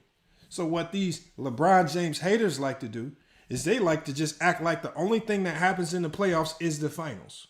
If you listen to what J. Rue was saying, what was J. Rue saying? I don't want to talk about the playoffs. In the finals, this is what happened. Kobe never got swept in the finals, but Kobe's gotten swept 3 times before even getting to the finals. Kobe's gotten ran down, choked away a 3-1 lead before even getting to the finals. That's worse. I don't know what y'all get about that. So why do y'all want to skip over the obvious? And this is a very obvious strategy. They try to skip over the playoffs because if they talk about the playoffs, then they have to talk about the failures of all of the other players that they love so much. The Iversons, the Tracy McGrady's, the Grant Hills even. You got a ton of players. Here, I saw somebody trying to call in. Herm, if you're trying to call in, go ahead and call in. I'm watching the line. But y'all got to just stop trying. Like, y'all, when y'all try so hard to reach for stuff to tear LeBron down, I think y'all unintentionally actually build him. You build it up more and make it look like, you just show people, oh, he really did have a ton of competition. I remember it's these all these weird arguments connect. Remember, Jordan fans are the ones that parade around 6-0. And then when Bill Russell talks about winning 9 straight, they say level of competition. And then when LeBron James makes it to 10 NBA finals but loses 6, now it's the Jordan fans saying, oh, we're 6-0. But now it's this era looking and saying, no, it was your competition was trash. You didn't play anybody in the finals. You didn't play any teams that were considered dynasties.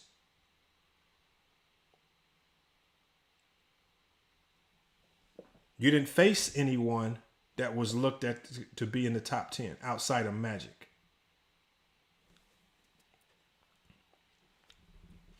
Come on, y'all. I got to stop. J. Rue says Kobe 3-peated. Kudos. Bill Russell 9-peated. I mean, why do y'all give us these accomplishments that other players have completely shitted on? Why do you think I care about a 3-peat when I'm looking at Sam Jones, John Havlicek, and Bill Russell? I'm looking at these guys laugh at your 3-peats. I know, and they act like Shaq didn't 3-peat. Like, why do y'all bring up stuff this is not nothing new. He 3-peated. It's not the first time it happened in NBA history. And it's been done to a higher degree. See, and then now that I've told you it's been done to a higher degree, now what you need to proceed to do is you now need to go try to proceed to diminish players like Bill Russell's entire era just to boost up Kobe or Jordan 6-0. Because that's really the only strategy you got out of that. See, when you run to weak narrative arguments like 6-0, oh, he 3-peated, okay. I can tell you players who did it better. Nobody 3-peated in 20 years. Fat Cat. I wonder why. Fat Cat. It's because the level of competition has increased. Also, with the way free agency goes, teams can re-up, get better, and come back better than ever, and make it extremely difficult for you to duplicate that same type of success. I will go as far as saying that we may never see another 3-peat.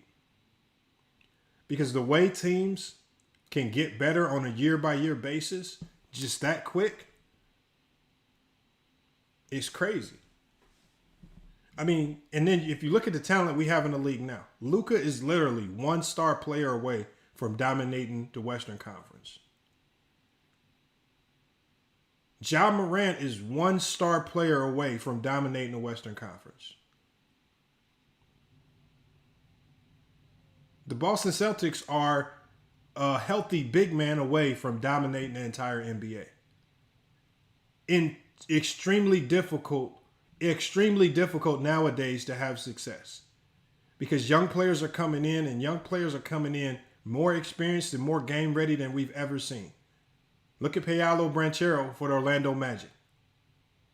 It's only a matter of time before they surround him with enough talent, and that team is now formidable. If we look at, look at Kobe. Kobe, like I said, Kobe had his struggles. Jordan had his struggles. LeBron had his struggles. Let's not act like they were perfect players. Y'all talk about Kobe like he had a perfect career when it was far from perfect. And again, this was never intended to be a Jordan versus Kobe debate. But y'all trying to make it out to be that.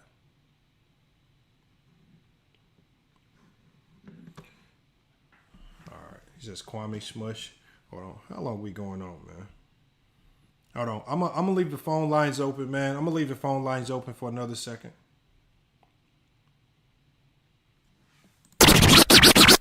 Phone lines are gonna be open. Phone lines are still open, y'all. If anybody wants to call in, all right. J. Rue, if you want to call back, we'll listen to you cook for a little. We'll listen to you cry about LeBron James just a little bit more. If you want to call back in. If you give Brian GOAT, Phil Jackson, I don't understand it. I don't understand it. Oh, I'm saying if you give Bron Phil Jackson, he'd be 6-0 too. Yeah, that matters too. Hold on, let me get this. FYF Sports, man, you on the line, man. What you got for us today? Salute to you, LeBron, man. I guess I'm one of those guys, man. I'm getting tired of this. I'm getting tired of the Jordan fan base, and I'm tired of the LeBron fan base. It's like everybody logic when it comes to those two players. They be doing some crazy shit that really uncalled for. Why not break down both of these guys' greatness? Why not really get a real take of what they brought to the game of basketball instead of just trying to dissect and try to find ways to discredit one of them? These guys are on the Mount Rushmore in basketball, period. LeBron and Michael Jordan. So why guys try to find ways to diminish one of them so they can make one of them better than the other? That's all I constantly see. End of the day, how I look at it, let the players that play the game, you know, let's figure that out for us. Who they feel the greatest that play the NBA. A lot of us unfortunately not qualified to determine those type of things. A lot of guys don't play at a high level in basketball. So I believe guys got confidence in the but I don't know how you feel about this shit. I feel like that shit getting old. I feel like that shit getting played out early. Your mic is crackling really bad too. Whatever's going on with your sound, man, I'm having a hard. It sound like you're getting bad quality audio. Yeah, you can't hear me well. No, we hear you better now. He said, yeah, everybody's saying your mic is muffled. He says the audio's up and down. Yeah, okay. It sounds like you're crackling. On my end, it sounds like you're crackling. This is FYF Jordan. Cool. Was coached by maybe 2 of the greatest basketball minds ever, even Dean Smith. That's facts. Yeah. So, Herm, what you got on? I don't know if you've been watching the playoffs, Players' Choice ticket versus the world. What are your thoughts on that? You think the people coming up are actually being given a fair shot at debating ticket head on, or like the way it looks to me is it seems like he's running off the people that's giving them the most problems. You know, that's what you gotta understand. We both been on this platform, so we trying to understand. Get the best of. He will put you backstage. He will beat you. Yeah, that's my brother now. But he do shit like that when he feel like he getting the best of him. So he can stay around with how he runs. So yeah, he bringing that same scenario over there. And Player Choice understand too though that he brought a lot of good records. Oh, his audio messed up. Y'all got to let Herm know in the chat, man. His audio messed up. This is why you're using the phone line instead of dropping the link, because I'm not on StreamYard right now. I'm not on StreamYard right now. That's why I can't drop the link. It's not StreamYard. I'm just live streaming right now, straight from the studio.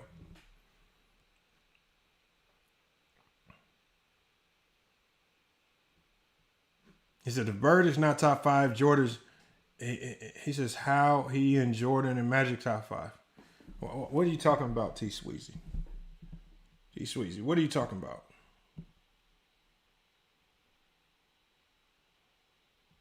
Yeah, his mic messed up. Herm, your sound is bad.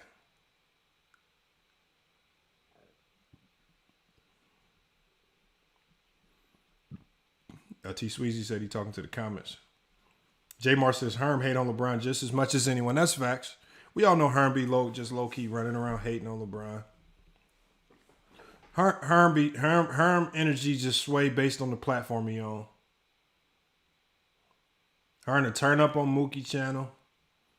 He'll be humble on FYF Sports. Right. He's a gangster on Ticket TV. Herm got multiple personality disorder on YouTube, man. T Sweezy said, call in Mookie channel. I think he blocked me. I don't know for sure if he blocked me, but I've typed in the chat over there and nobody say anything, so I'm just assuming he blocked me. He lost the second $40 bet, man, and I haven't heard from him since then.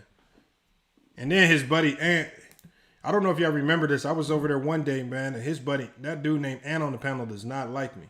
That man started crying. I was on the panel one day. And when I say crying, the man started crying real tears. I'm trying to find the audio clip. It's somewhere. I got to go find it. But he said, man, I hate this dude FYF, man. Why you got him over here? And he started breaking down crying, man. JMR, you remember that? He started crying. I said, damn, Ant. I said, why you got FYF over here, man? Oh, man. He started crying. And Anti was like, nigga, are you crying? Yeah, he cried, man. He be crying, man. But you know what? I know Ant's a fan. Ant, he be all in my comments. Every time I drop a video, man. He'll just come in and say something negative. But that's just his way of showing love, man. He'll comment on the video. He'll just come in and be like, this stupid ass take. That's why you scared of Mookie. He'll comment. That's what he comments on my videos. I'll be like, salute, man. That's just how he shows love, man. J. Rue says LeBron took the easy way out. Ain't no easy way in the NBA, J. Rue. J. Rue, have you ever stepped on the court with an NBA player? Ain't shit easy about playing in the NBA. I don't care who your teammate is. You should know that watching Kobe, Shaq, Karl Malone, and Gary Payton team up. Ain't nothing easy. You of all people should know that. We've seen super teams lose. We've seen super teams lose. It's not easy. Celtics beat 3, only got 1.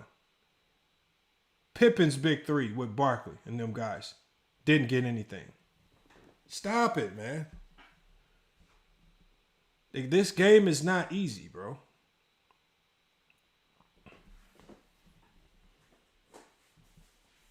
Well, Dim Lord, you're right. There is no such thing as a super team because here's the problem with labeling some of these teams super teams. A lot of times I'll be like, was the 96 Bulls a super team? Nope, they're not a super team. So I'm like, oh, so you're saying the Warriors with KD was better then, right? No, they're not better. Well, hold on. Why are they super and the Bulls aren't super?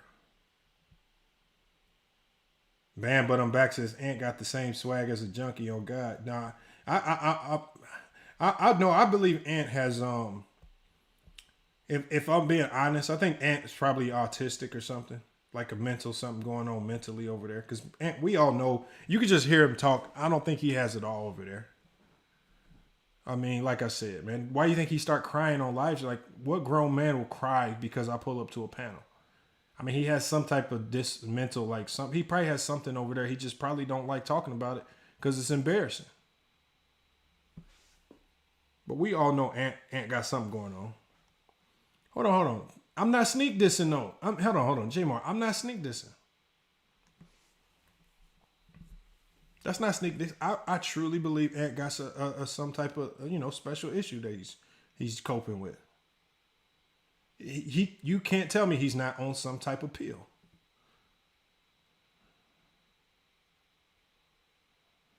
So if your team can't play 500 because one person doesn't play, that motherfucker is not super. Yeah. I mean, I don't know. I think this term super team was only termed to label teams that LeBron James goes to.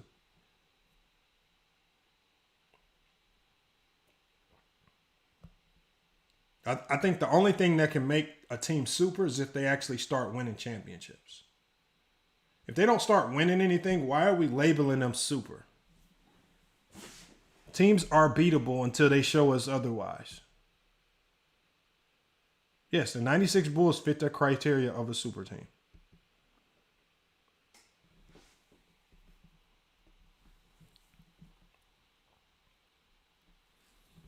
T. Sweezy, stop it, bro. Stop it.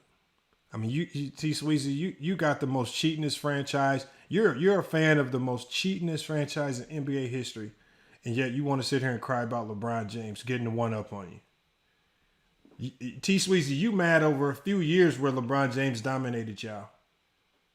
And y'all done dominated the NBA almost since its existence because y'all cheated the entire time. Stop it, man.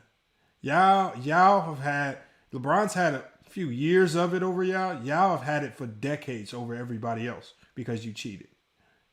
Along with all of the racism and all that.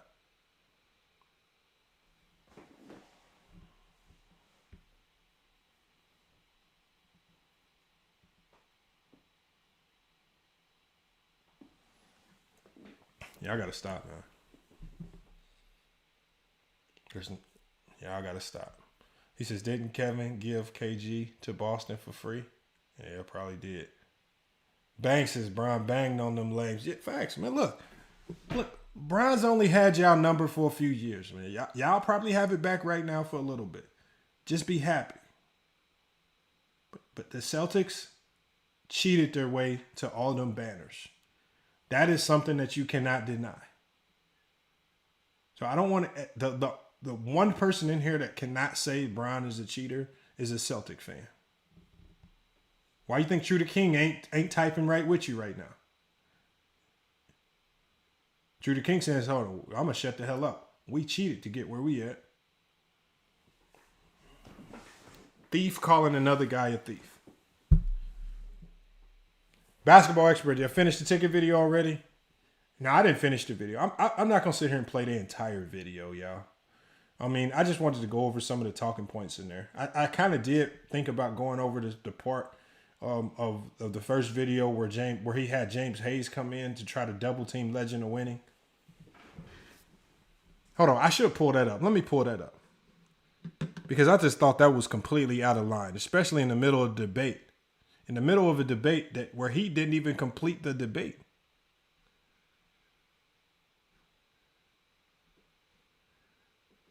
Hold on. Let me see if we can get it here.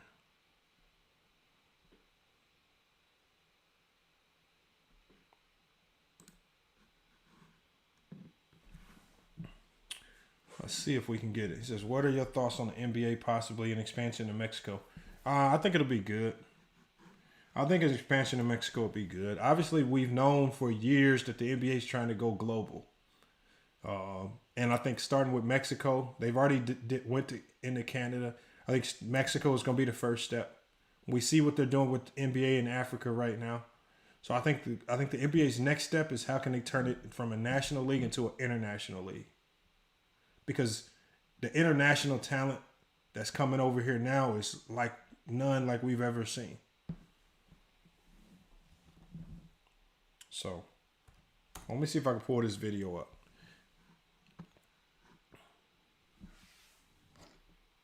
This is James Hayes. He's another guy that I don't think he understands. I don't know if he just. I don't know what he's talking about half the time. I don't know what his talking points, his debate points. Like Legend of Winning's face said it all. Legend of Winning just looked like, why am I here? Like, why am I even talking to this dude? And the funniest thing is, at the end of his tantrum, he said, "You cooked. Get him out of here." And it's just like, bro, you didn't say nothing that made any sense.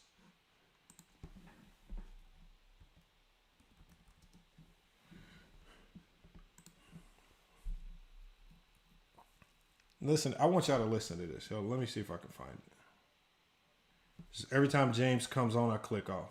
Yeah, like basketball. Like I told you, it'd be funny when James Hayes come on. They'll bring James on. Hey, James, you see the game tonight? Nah, I didn't see the game. Then he proceeds to tell us about the game and the players that he didn't see. I was at work all day, man. I didn't see the game, but... What? Man, you don't sit your ass down somewhere, man.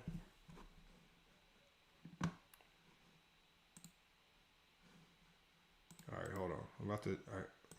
I think if I download it, I get better quality. So I'm just going to download it. Let me see if I can download it.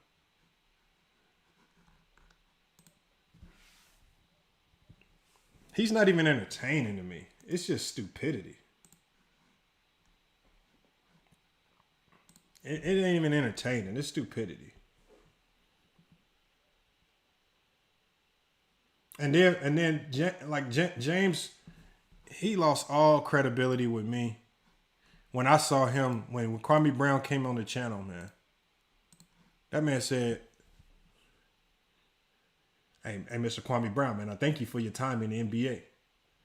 Mr. Kwame Brown, and you thank him for his time in the NBA, like this fool served in the military.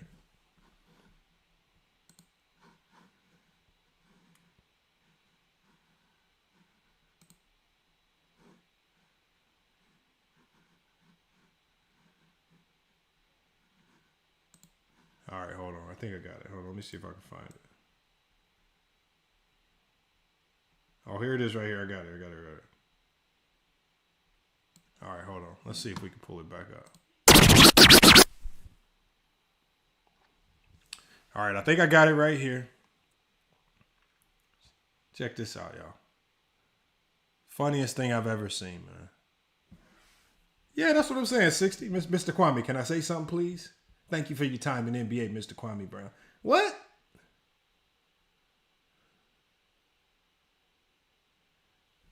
Yeah, J. Marty. This fool calls LeBron James a role player, but he says he tells Kwame Brown, thanks for your time in NBA.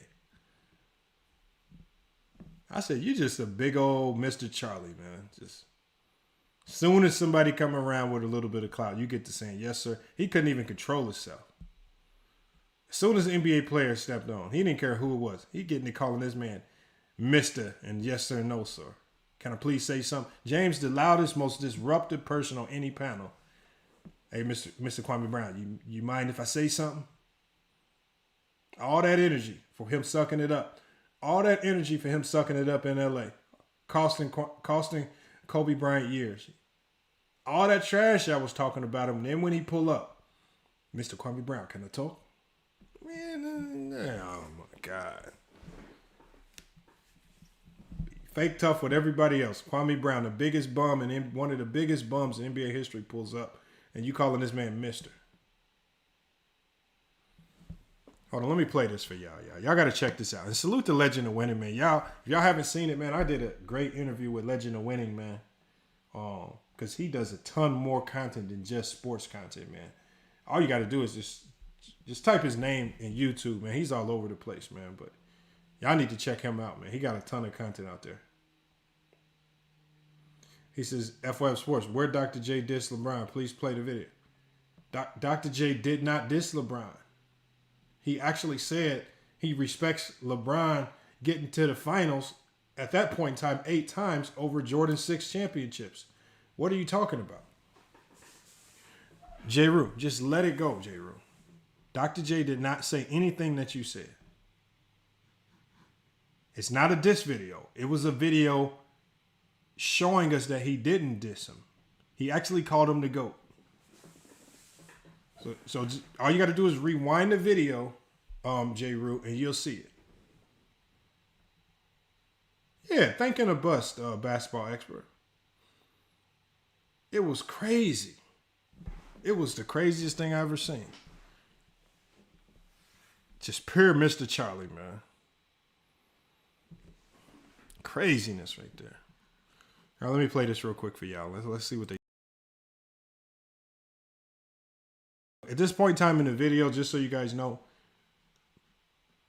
Ticket, he's just not intellectual enough to really go toe to toe with Legend of Winning, right? The only thing he can do with Legend of Winning is just go to ad hominems and insults and things like that. He can't really.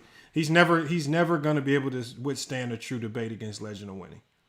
Right. So that's what he does. He just goes to Legend of Losing. And then he says, I got somebody for you. I got my buddy James. And he knows that James Hayes is just one of the biggest idiots in basketball history. And I want y'all to listen to this man talk.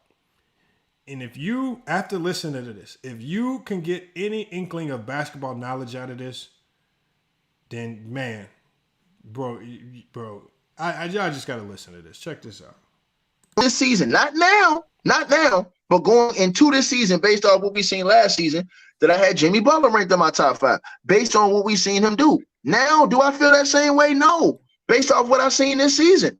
But I base mine off what I see, bro. at that time. I don't base it. Y'all, to me, y'all doing this off history. Y'all doing this off of we love Steph and what he did for the game, and we always gonna bro. Y'all reward losing, bro. I don't do that. I reward production and what an individual player is doing. That's what I reward. Somebody giving me 37-7. But if you losing, what that mean? If you losing, what do it mean? On 50-40, it means that his team is bad. On 50-40, no. But his team's bad because he. See how he just completely flipped See how he just completely flipped?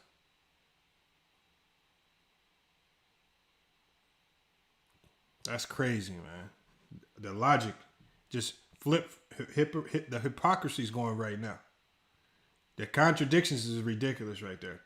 He was just saying the complete opposite in the video we just played. He was saying the complete opposite. The team just won a championship last year. Y'all gonna tell me that two people? Yeah, and Klay Thompson's gotten worse. They lost bench depth. Jordan Poole has gotten worse as well. What are we talking? It's not the same team. Players have gotten worse and they lost depth. Yo, that's a fact. I'm about to bring up Know Your Boy Sports right now. Here we go. Lo, you in trouble. Go ahead, James. Oh wow. You in trouble, Lo. Oh wow. Hey, what's up, Ryan? What's up, Big Lo? Salute to yourself, dog. Salute. You hear Lo capping about the situation with Steph Curry. He giving Steph Curry all these passes, talking about we need to rank Steph Curry up here because his team is garbage. They just won a chip last year. I'll let you get him, James. I ain't gonna say nothing. Man, Steph Curry ain't built like that. I ain't trying to be here to party on this parade. He answered the bell as far as what Steph Curry did. I mean, as far as him letting Durant go, because he ain't need that nigga anyway. After LeBron sucked that nigga up 3-1, it was over for Steph Curry legacy. He needed that victory last year to solidify that. But if you really think about it, Draymond Green, he a system player. You need all the pieces to work for that system to work. What? Hold on. Hold on. Can somebody help me decipher what he's saying, bro? Can y'all help me decipher what he's saying? The man said, hold on, watch this. I don't know. I want y'all to help me decipher this shit. It's this shit like, I don't know if they talking in secret codes or some dumb shit. This man said, man, hold on. I got to run it back. I'm going to run it back a few seconds. This has got to be some of the dumbest shit I've ever heard. Hold on.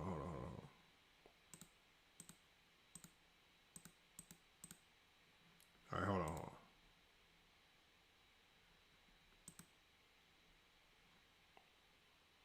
His team is garbage. They just won a chip last year. I'll let you get him, James. I ain't gonna say nothing. Man, Steph Curry ain't built like that. Okay. Steph Curry ain't built like that. That's the first thing. Let's see what he follows that up with. Steph Curry ain't built like that. I ain't trying to be here to party on this parade. He answered the bell as far as what Steph Curry did. I mean, as far as him letting Durant go, because he ain't need that nigga anyway. Okay. Now he says Steph Curry didn't need Durant, so they let him go. False. Durant left on his own volition. And I don't know what that means if he didn't need him. They won 2 championships with him. And I don't believe that they win those championships without him, so they 100% needed him. After LeBron sucked that nigga up 3-1, it was over for Steph Curry legacy. He needed that victory last year to solidify that, but Steph Curry was already a 2-time MVP. His legacy was damn near cemented. If you really think about it, Draymond Green, he a system player. You need all the pieces to work for that system to work. Steph Curry been in and out the lineup ever since Kevin Durant left with a broken hand. He's talking about he can average. Any good team needs all the pieces to work to be successful. This is a fact. We just talked about, y'all. We literally just talked about how the 2004 Lakers, with all of that talent, did not work because of one player not doing his role correctly. We just talked about that. Any good team most good teams, especially the ones that win championships, are operating out of some type of system. And when the teams start operating outside of the system that got them there, that's when they lose. This is why the Celtics lost last year. What? This is why the Suns got ran down by the Milwaukee Bucks. What is he talking about? System. What's wrong with being a system player? Because the last time I checked, Jordan and Kobe were both system players that only won anything in the NBA with the triangle offense. The Jordan and Kobe both only won with the triangle offense of system.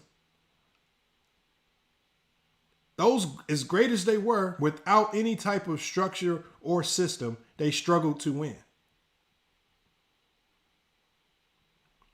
The only thing LeBron James has done is he's broke that mold and shown people he can win without a system because he's taken 4 rookie head coaches to the NBA Finals. Don't understand the logic here.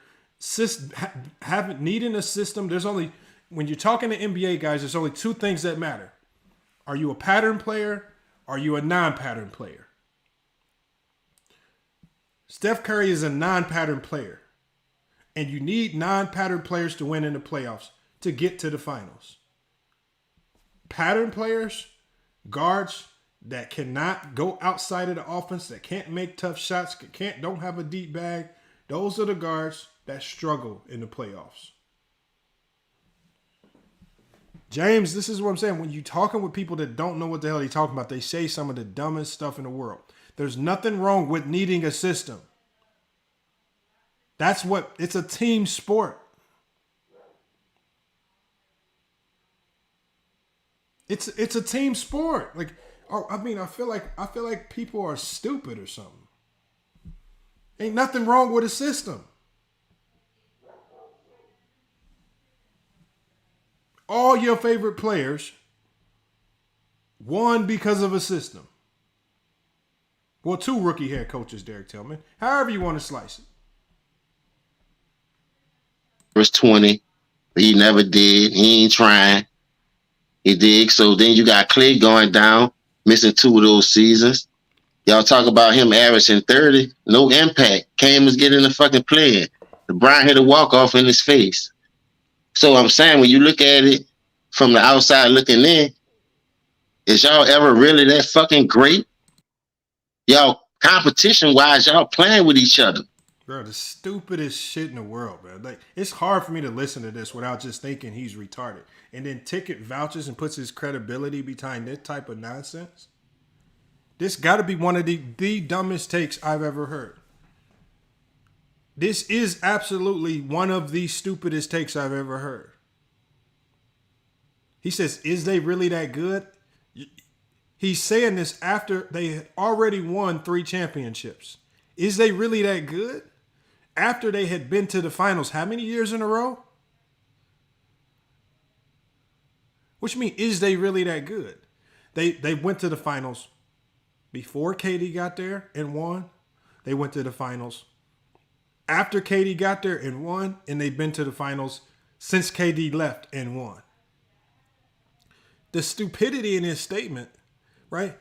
He's talking about a year where Steph Curry averaged 30, but they struggled that year. Yes, because they had an incomplete roster. This is when they had Eric Pascal and they had a whole bunch of young players and a whole bunch of core guys that didn't fit. What did they do that next year when they got their ducks in order? See, I remember at the beginning of last season, before last season started, James and Ticket TV were on their hate Steph Curry rant. And they kept making videos saying Steph Curry was overrated this, overrated that. And every time these idiots open up their mouths, Steph Curry proceeds to fucking prove them wrong. They literally last year were going on video after video tirades. Steph Curry is not this. Ja Morant better than Steph Curry here. Trae Young better than Steph Curry here. They go on these stupid rants. and then they look stupid in the end because Steph Curry, a great player, which it shouldn't surprise anybody, wins another championship. Stupidity. And he's still 30 games into this season while they're struggling, and Lowe just gave a very good reason as to why they're struggling. It's not like the season is over. They can turn things around. We're not even at the All-Star break yet. He's acting like the season ends tomorrow, and this season's been a complete waste. They only apply context to the players that they like. They act like just because Steph Curry's a good player, that every single year that he plays, he's supposed to be in the mix for MVP. He's supposed to have his team number 1 in the West. He's supposed to be doing all this other stuff perfectly. Let's play it. I told y'all, if y'all want to get dumber, we'll continue listening. That's what we're going to do. We just get dumber. Y'all supposed to be going against these niggas. You just hawk this nigga down. See what you crying for him for. Then you see your little hatchback of the Notre Dame to do the fucking dirty work. You go out there to the Hamptons to get this man. A little bit, man. Oh, all right, my bad. You go get this. You go to the Hamptons to get this man. He's still 2 more MVPs from me after you let a role player steal it from you. Too many excuses for this weak era, man. Y'all soft, man. Stop making have to do it right now. You just because he not listening. Even when back. he was playing, he got a losing record. He not even much in the playoffs. If the playoffs were to start today, like they always say, even the media, even y'all go off numbers and analytics. Use the eye test sometime. That's all I'm saying. And because he gone. It's funny how he said use the eye test. This fool don't even watch half the goddamn games.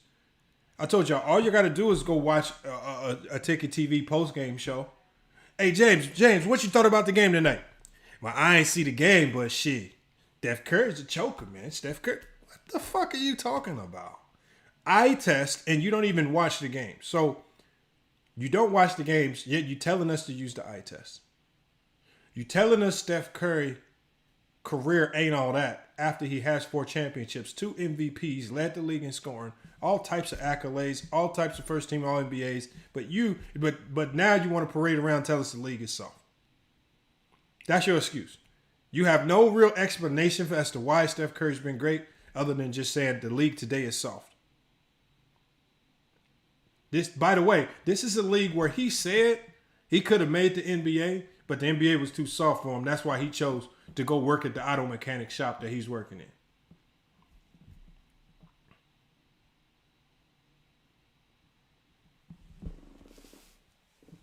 These dudes are stupid, man. They say stupid stuff. I mean, it's just and then the funniest part about it is Ticket will sit there with a straight face. Get him, James. Get him, James. Yeah, you in trouble, Lowe. What the fuck? How? How is he in trouble? Trouble from what? Look, Lowe's face says it all. Lowe's still trying to figure out, first of all, why is this dude on the panel? One, the dude can't stay in 2022 because he was just in the middle of talking about a 2022. Man, if the playoffs started today, and then he started talking about something that happened 5 years ago in the same sentence. Listen to this. For 30, that don't mean nothing. If you have no impact on it, who prays losing, man? Y'all the only dudes I see on YouTube and watch because I support y'all, not because of Ticket, because y'all be on here doing some real stuff, my brother, and I salute y'all channel. Y'all rotating, y'all got a nice little thing y'all got going on here, but y'all be fabricating and pumping up these numbers like folks. James, shut up. Ticket was just parading losing. He was just parading around and losing Amar'e Stoudemire. He was just putting a losing Wilt Chamberlain over a winning Bill Russell. Stop it. He was just putting a losing AI over a winning Steph Curry. Stop it. What do you mean? What do you mean we are the ones that like losers? When your little buddy, Ticket TV, parades more losers. He puts Chris Webber over players that win like a Draymond Green. But we the ones that push losing. That we the ones that celebrate losers. We celebrate losers. But he ain't checked And again, I don't know if it's fear factor. I don't know if they got some. I don't know what they got going on. But none of them will address this. Ticket was just belittling Bill Russell for being a winner and saying that Wilt was better even though he was a loser. He was just bigging up Chris Webber because he put up all these numbers, Hall of Fame stats, couldn't win shit, but then will belittle Draymond Green because he does it a different way, but is a winner.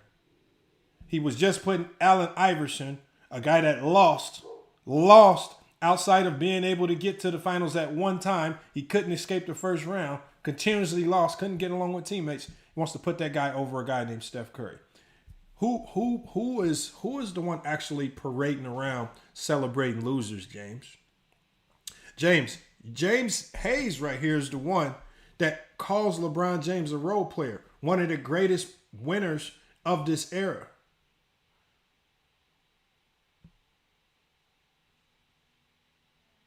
But we the ones that parade the losers around.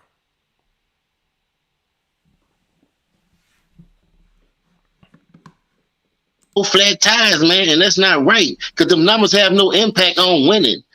To say that Curry has no impact because a season in his career, he's one of the greatest winners of all time.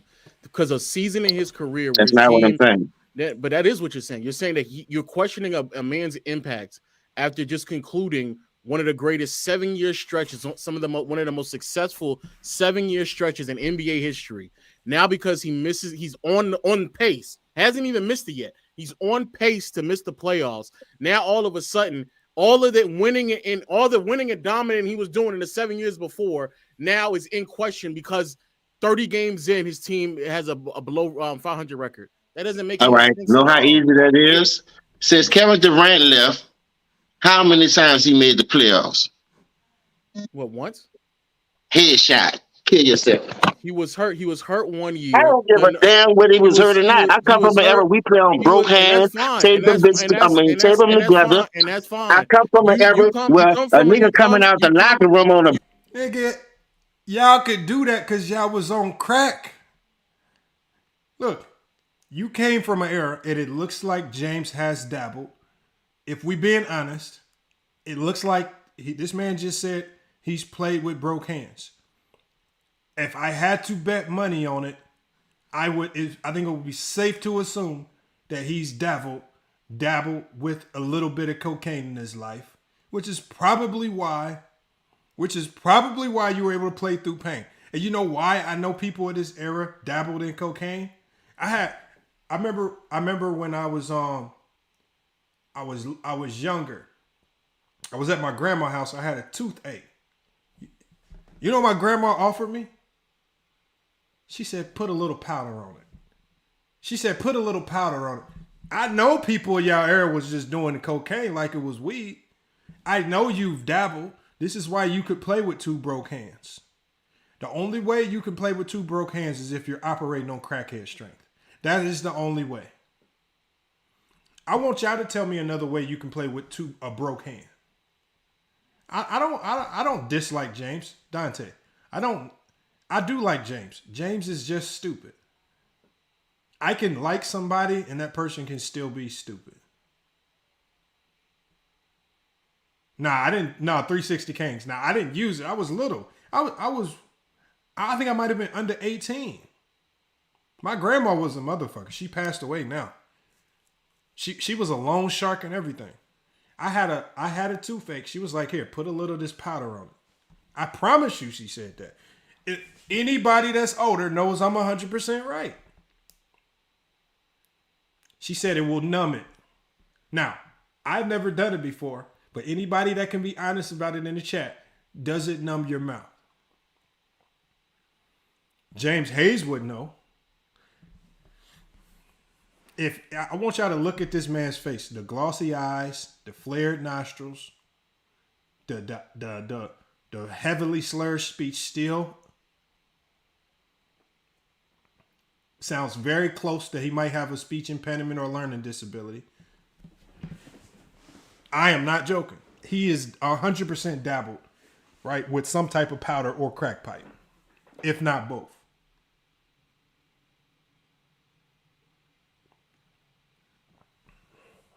Thank you, Kashonda. How can you play basketball with a broke hand? Just lies. No, but we've seen crackheads do amazing things on a crack pipe. That's the only way that happens. We've seen crackheads do amazing works with a crack pipe, under the influence of crack. Players talked about it. Remember Jordan in The Last Dance out at the team for messing with coke. We know y'all dabbled. And if it wasn't powder, it was for shorter pipe. And with James being from New Orleans, it probably, most certainly, was the pipe.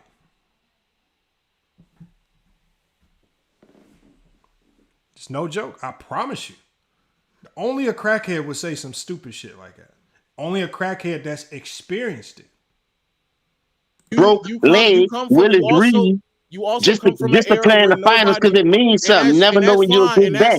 Y'all hold these dudes accountable for what, man? That's all I'm saying. Put a pamp on. You also come from an era where they wouldn't be playing this deep into Curry's career. He's 34 years old. Most of the players you grew up watching. What you mean? John was 35 when he won a championship. John didn't win nothing. What did John win? What did John start to win? Nothing. Listen. I said Jordan was 35 when he won a championship. Curry was making the playoffs at 34. Kill yourself. Who won the championship at 35? I said Jordan won the championship at 35, and he's supposed to be one of the greatest dudes in your era, and he came and make the playoffs. He made it one time since KD saved him. Headshot. Who's John? Headshot again. Who's John? I'm going to knock them glasses off next. John? Who's John? I said Jordan. You heard what I said. Don't play no games. Who are you? I literally can't hear what you're saying. What are you saying? I said Jordan. The GOAT. No, okay, Jordan. Hey, man, Legend don't know what the hell this dude's saying, man. Headshot. Well, we need to put this dude on a Migos album, man, just for ad-libs. He probably only good for ad-libs. Headshot. Get out of here. Jesus fucking Christ. And it oh man. I would not, bro. I would, if I had to bring anybody with me to Player's Choice, that could be a testament to the credibility of my platform. The last person that I'm bringing is James Hayes. All right. The man has definitely dabbled with cocaine, crack rocks, crack pipes, all of that. He's definitely dabbled. The man has already admitted to playing with broken hands. Come on, man. The man can't say one sentence without skipping errors. First half of the sentence, he's talking about 2022. Before you even get to the period, he's talking about 2017. He got Legend of Winning. He said Legend of Winning thought the man said John Stockton. Bro, God first. Am I wrong? No. Look, am I right or wrong? The man, bro, he didn't really. They really exposing himself. The only way, I want y'all to tell me another way you can play with two broke hands. I don't care. You can't, right? You can't do nothing else but smoke crack. That's really the only way. I don't doubt that he played with two broke hands. He was just on crack while he was doing it. And he looks like it. Look at his eyes. Glossy eyes. He definitely had an Old English before this. Look at the eyes. That's Old English eyes for certain. Flared nostrils. Definitely dabbled in snorting the cocaine. The slurred speech and partial learning disability. He definitely smoked a crack pipe or two. For sure. Okay, yeah, Jordan is a GOAT. The point is, y'all say he changed the game. Here's the other issue I have with both of y'all. No, didn't you say Curry changed the game? Listen. Go ahead. No one is arguing. Y'all do this thing where if it ain't as good as Jordan, that's the problem. And nobody's saying that Curry, no one is saying this. No one is saying that he is as good as Jordan. No one is saying that. I ain't saying that neither. No one is arguing that. So just because he doesn't do something that Jordan did, That is not all of a sudden put into question whatever else he does. So no, yes, did Jordan win? He was You're right, because Joe was making the playoffs. This nigga can't. And that's fine. And that's why Jordan is better. But for the most part, majority of players in the era that you grew up watching at 34, 35 weren't even in the league anymore. Matter of fact, if they were in the league, they weren't even putting up the numbers, nor were they winning either. So no, Dennis Rodman was when he won a championship. So the reality is, how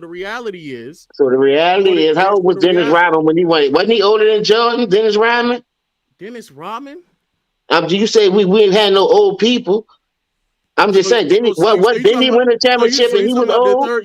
So yes, if Curry played with somebody, I'm just naming old people, sir, who was doing something in the league. If Curry played on the same level with somebody like for them Jordan glasses. and Pippen, if somebody said if he played on with like LeBron, I'm just naming old people. How old Karl Malone was when he went on back-to-back finals before he went to LA and got hurt? That's another loser. We talking about winners, right? But he went to back-to-back finals, though. Let's talk about winners, though. Let's talk about winners. Facts. See how they bounce around from lose. They want to bring up losers of their era, and it's okay for them to parade the losers of that era. Because remember, they can parade around all the losers of the 90s because Jordan existed. Jordan was supposed to win.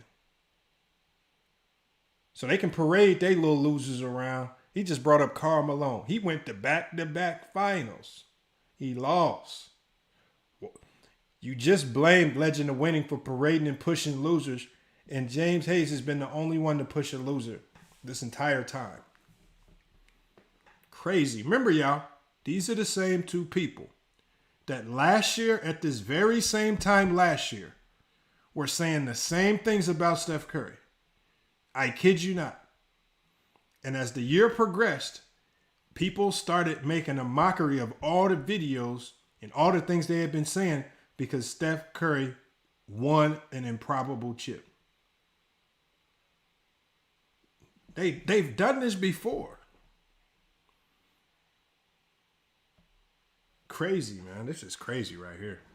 Hold on, let's see. You don't want to talk about losers. I'm just naming old people. You said they ain't have nobody that was playing old. Don't talk about losers. Winners. Dennis Rodman, another. Curry didn't lose besides last year. I give you that. I give you one jab. That's all you got? Dennis Rodman, another exception. Fair. But for the most part, players were not playing this deep. Man, come on, man. I'm naming old people. You said we didn't have people that was old that was playing at 34 like Curry, even though he's not making the playoffs and he's struggling. 3 players. For the most part, players did not play this. Man, you easy, man. The other part is, again, when we talk about when it comes to get him out of here, zip him up. When it comes to impact, I don't understand this idea where it has to just be one player. Jordan, LeBron are in their own stratosphere. Again, Kareem missed the playoffs in his prime. Hakeem missed the playoffs. Kobe missed the playoffs. There's several players that missed the playoffs throughout their career. Moses Malone missed the playoffs. There's several players that we consider top 10 to top 15 players of all time. Curry missed it 3 out of 4 years, man, and you on this thing bragging for this dude. One of the years you're arguing, Curry played like 13 games. But he could have came back. A broke hand ain't nothing. Come on, dog. You got a full season. What? Oh, my bad. He played 5 games. One of the games that you're arguing is. But listen, Curry, a broke hand don't last that long. That's just how soft your area is. And you on here making an excuse. He only played 5 games. That's how I know you look soft. You look like a killer. Your argument of him not being able to make the playoffs. Your average is soft, and I ain't having that. He could have been came back. I broke my knuckle and marked with 3 fingers in the parade. I don't want to hear about this soft era. And that's fine. That's fine. I don't want to hear about this. And that's how you know for certain he was on the crack pipe. He said he broke his hand at the goddamn parade. How else you break your hand at the parade if you ain't on crack?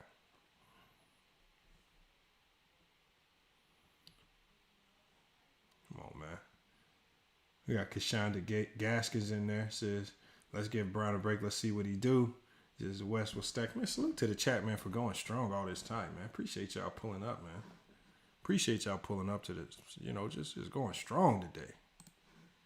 Chat going crazy, man. We gonna finish this out. We gotta hear what James Hayes has to say. Make sure we smash the Cash App today, man. Salute, man. Appreciate you guys pulling up to FYF Sports, man. Been a great reaction video. We're reacting to Ticket versus the World on Player's Choice, man. The link to both of these videos will be in the description. All right, if you want to watch the full video, the links will be in after this live stream ends. Make sure y'all go check them out. When you go over there, it's important that when you go over there, you smash the like and hit the subscribe if you haven't done so, man. Give them their just due, man. If you haven't heard of them, I know most everybody in here should have heard of Player's Choice by now. If you haven't, make sure y'all go spam them up. Go check it out, man. Great platform over there. And like I said, I understand what they're doing. You know, James Hayes and Ticket are two of the biggest characters on YouTube. Why not have them on your platform if they're willing to turn their cameras on and voluntarily go up onto one of the biggest sports channels on YouTube and completely embarrass themselves saying some of the dumbest stuff in basketball history? You gotta give them kudos for pulling that move. Kudos for that. You know, if somebody is willing to come up and embarrass themselves, make themselves look like a fool, go for it. Go for it. So everything. He could have came back off a broke hand. He ain't doing nothing but shooting that thing. Playing 5 games is crazy. Raise your fingers and snap your wrist. Kobe Bryant played with a broken hand, tape them things together. I ain't hear me crying.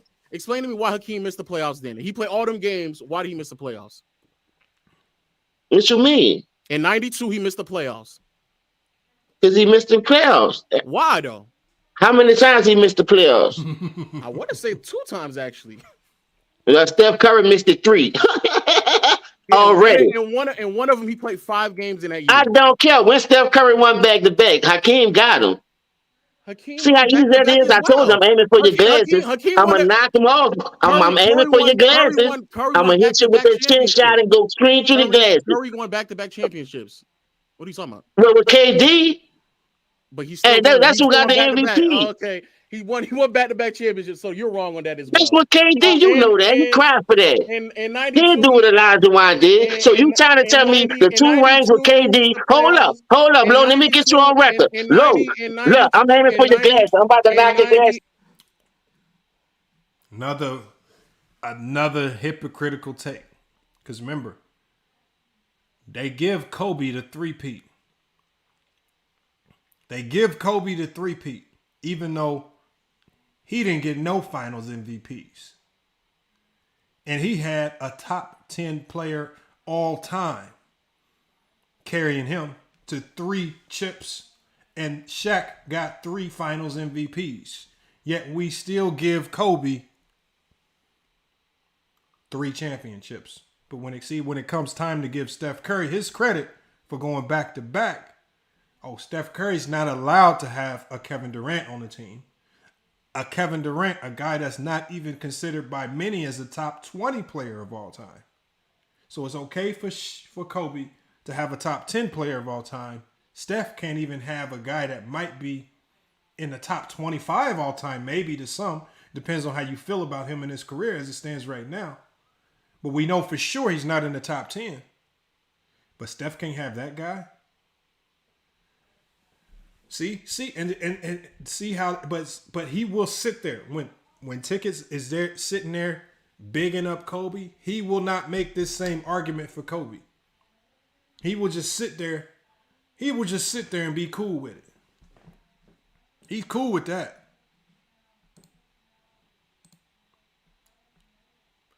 Inconsistent logic, man. Inconsistent logic.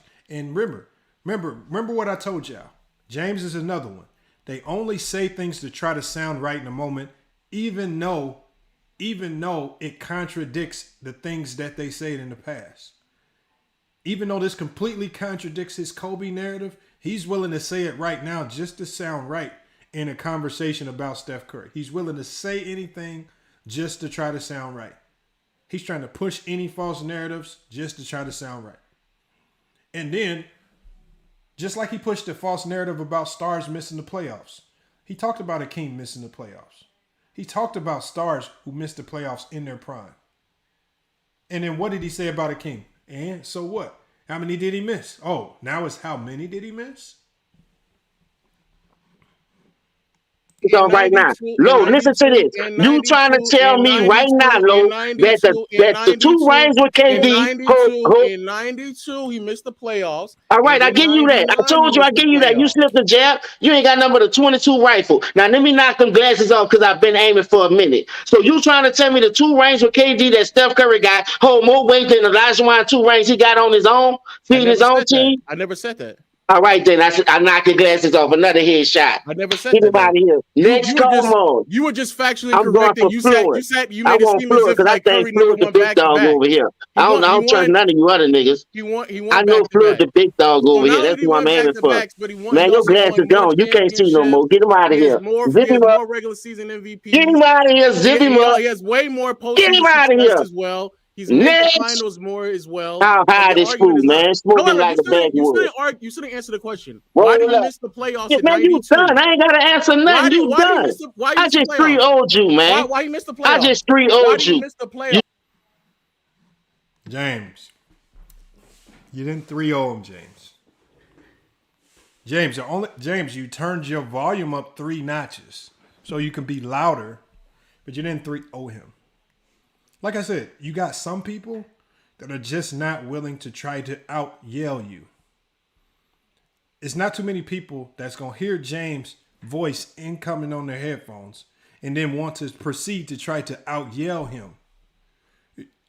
We know the crackhead tendencies. Crackheads just naturally talk louder than normal people. Crackheads can't whisper. They can only talk loud. I don't know what it is about crack use that does that.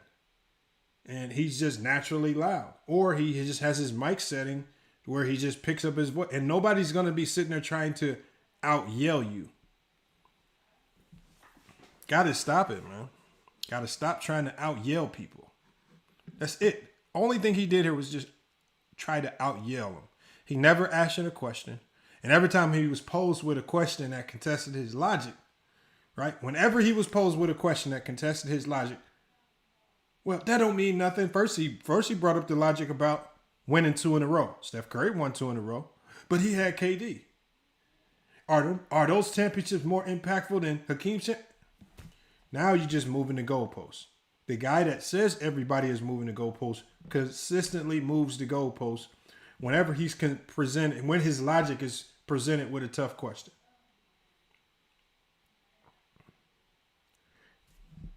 These are the type of people that Ticket will parade around, supposedly lending credibility to his platform.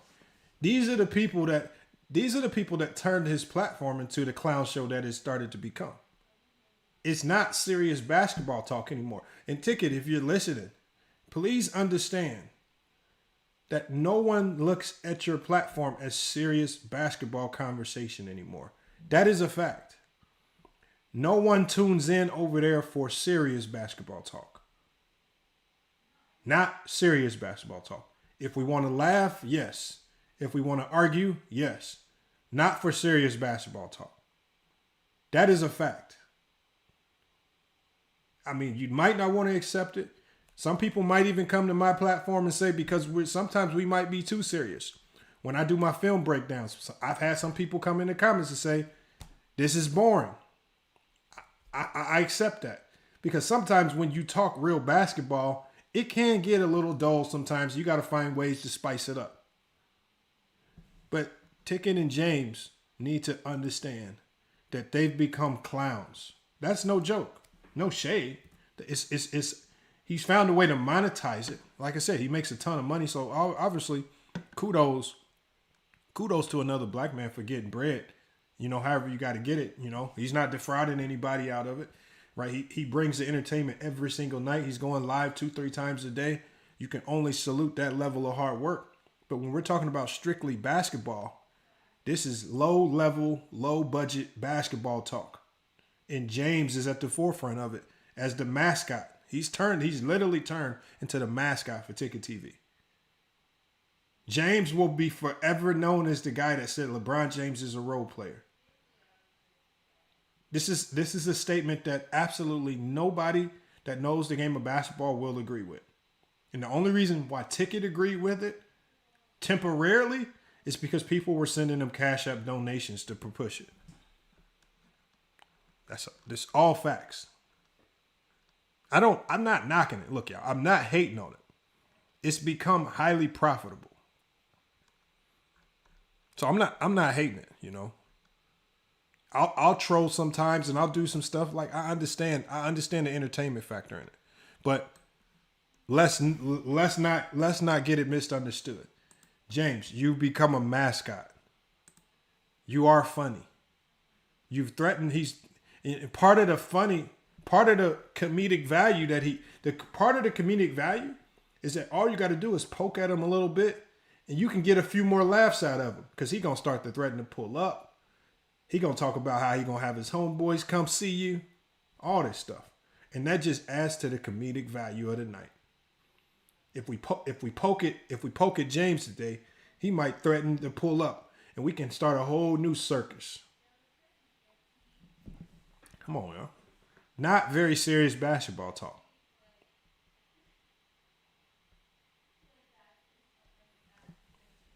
No, it's not. They don't talk real basketball, Elder. Elder, I want you to any of the usuals over there that have a permission slip signed and can come over here and debate me. Go round them up and send them over here to FYF Sports. And I will prove to you that none of them know real basketball. Elder, go round up the crew because we know tickets not coming. And we know there's only a handful that will even ask him to sign a permission slip to come over here. Just bring them over. Welcome them over. Just say, look, just let them know ahead of time. I'm not going to turn them into spoof videos. I'm not going to turn them into YouTube shorts. All this stuff. But I will stand on that none of them know or understand the game of basketball to any degree. No. And look, Elder, I'm not saying it's not good made for TV. It's definitely entertaining. But it will never, in my eyes, be considered real basketball talk. The things that James is saying right now is not real basketball talk. It makes absolutely no sense. Here, God First. You want to know where the funniest moments video is? God First. I'm going to put the link in there for you. I got to pull it up. Here, let me tell you. I'm going to tell you the name of the video. Hold on. I'll find it on my phone right now. Because I got the show going right now. Normally, if I have like a panel and stuff going, I can have a few seconds to step away and pull it up. But right now, I don't. He said, yeah, James said Chris Webber's better than LeBron. Just not that. Like I said, you can't be credible to me when you say stuff like that. Because in one sentence, he says that we are the ones pushing the losers. But he said Chris Webber's better than LeBron. One of the biggest losers of the 90s. And Chris Webber is more than just a loser. Chris Webber's not just a loser because he's not just a loser because he lost on the court. He's a loser because he made stupid decisions. Right? He's a loser because when he was with the Golden State Warriors and they won 50 games and they had one of the best young teams in the league, right? What did he do? He went to Don Nelson and said, I don't like my role. I don't want to be this 5. Don Nelson was seeing the future of the game. He says, I could put Webber at the 5 and we would be unstoppable. And they had 50 wins with him as a rookie. But what did Webber do? See, because he was so stupid, so selfish as a player, because he wasn't used to winning, because he wasn't used to falling into a role, he said, I want to be the 4. I want to trade. He requested a trade from a 50-win team. He requested to go to the trash-ass Washington Bullets. That's what Webber requested. And so Webber, you want to sit there and Webber wants to wonder why his career was looked at as a big-ass disappointment? Well, maybe if he would have had that mentality, like Steph Curry, of falling into a role, right? Maybe if he'd have had that, he would have some championships. So while you say that we parade losers, y'all parade some of the biggest losers and idiots of all time. You guys will try to feed us Tracy McGrady. right? I respect what he did in the 2000s. But the man couldn't get out of the first round to save his life. Don't come to me with no Tracy McGrady over anybody. Don't come to me with no Tracy McGrady. I don't even want you bringing no Tracy McGrady to me over a guy like Draymond Green, because Tracy McGrady never understood what it took to win. He never wanted to capitulate his game to what was needed to win.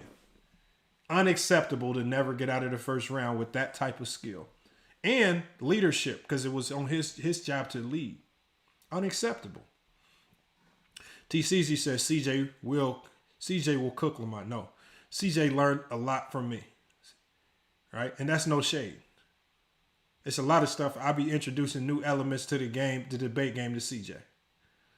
All right? CJ's the homie. I wouldn't even debate CJ. CJ's one of the homies. Salute, y'all. Here, I'll drop the call-in link. Sturdy, if you're in the chat, drop the call-in link number again. If anybody wants to call in before we shut it down. This is Vince Carter too, because dude had the potential and talent. I mean, look. I mean, the players that need to get celebrated are the players that get celebrated. But what I'm seeing too much of is that the expectations on players of this era have become absolutely unreal. Steph Curry, a man who has 4 championships, yet you have a guy like James Hayes on the panel talking about his career might be in shambles, or his career might not be the same after this year. After one of like Legend of Winning said it, one of the greatest 7-year stretches that we've ever seen. But yet Chris Webber is better than LeBron James to him. Yet he just brought up Karl Malone. Guys that haven't won anything. But we are the ones that push losing. I'm trying to wrap my head around that. He said Tracy McGrady got hurt. That's what messed up his career. Tracy McGrady got hurt, but yes, Tracy McGrady was healthy a lot too.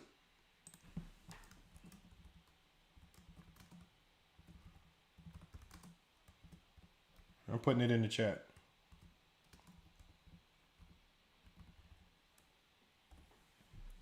Call in hotline. The number's in there, man. Is this people would put way too much emphasis on stats instead of actually winning? I mean, I think there are certain instances where you need to look at the stats. There are other instances where you don't need to look at the stats. And we know what players those are. There are some players whose games and the way they succeed in the NBA is heavily reliant on volume production, statistical production. But there are other players whose games to succeed is not predicated on volume or statistical production. We got to separate the two. So let's separate the two. Let's not conflate. There's certain guys, because of roles, they don't need to score 20 points per game. When tickettv talks about Draymond Green needing to score 20 points a game, for what? He never needed to. He was never asked to do it. The only thing that I need to see is the fact that every time I look up, it's some Hall of Fame coach elevating Draymond Green to a higher role. Tom Izzo, Hall of Fame coach, one of the greatest basketball minds, elevated Draymond Green. Mark Jackson, one of the greatest basketball minds, elevated Draymond Green. Steve Kerr, who's going to be a Hall of Fame coach, elevated Draymond Green. Greg Popovich elevated Draymond Green on the U.S. Olympic team. Why is all these Hall of Fame greatest minds of basketball staking their name behind Draymond, and I'm supposed to believe James Hayes and tickettv when it comes to them telling us Draymond Green is a scrub? That some ain't adding up there. So either y'all just intentionally fabricating because you don't like him, or you don't know what the hell you're talking about, and you've completely lost all basketball credibility. Let me play a little bit more. Talking about old niggas, I smoke you with that. Then you want to try to bring up winning. Curry ain't winning, nigga. And what? At least them niggas went to the finals losing. This nigga can't even make the playoffs. Another headshot. You're dead. Get him out of here. Ryan, get this nigga from in front of me, man. Why did he miss the playoffs? The same reason why Curry missed the 3 playoffs, nigga. Next.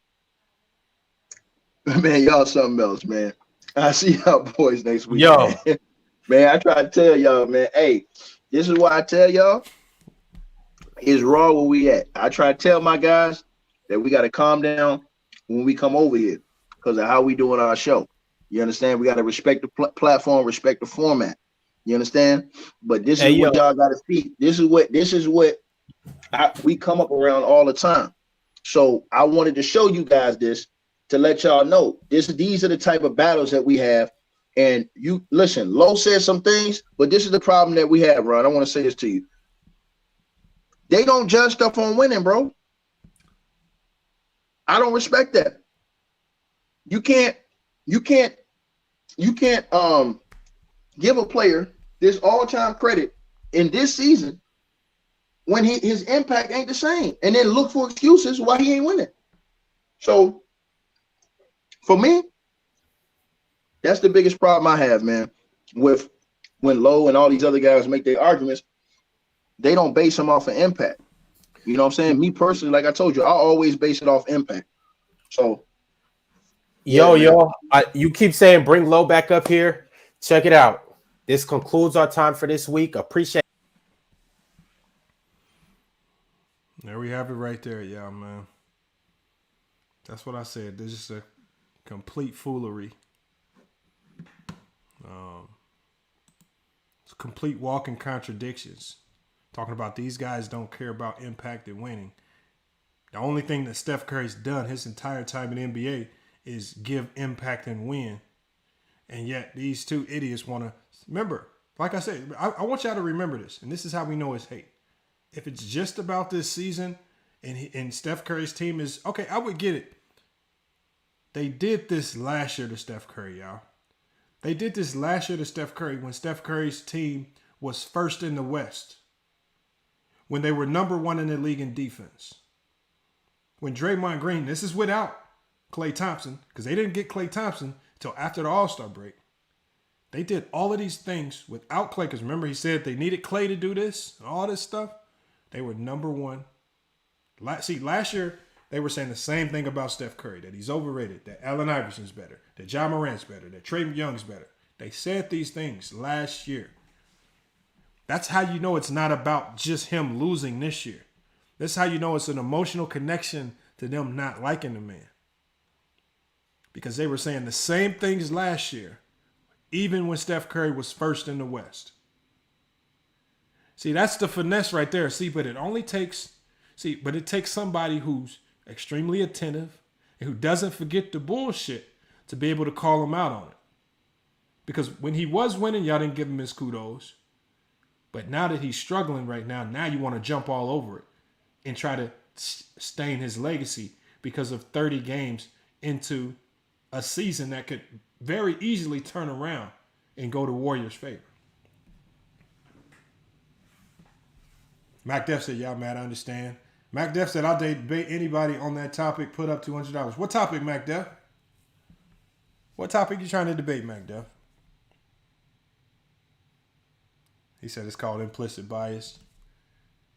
Hold on. 660 says elder facts is the most misused word in today's society. What word y'all talking about?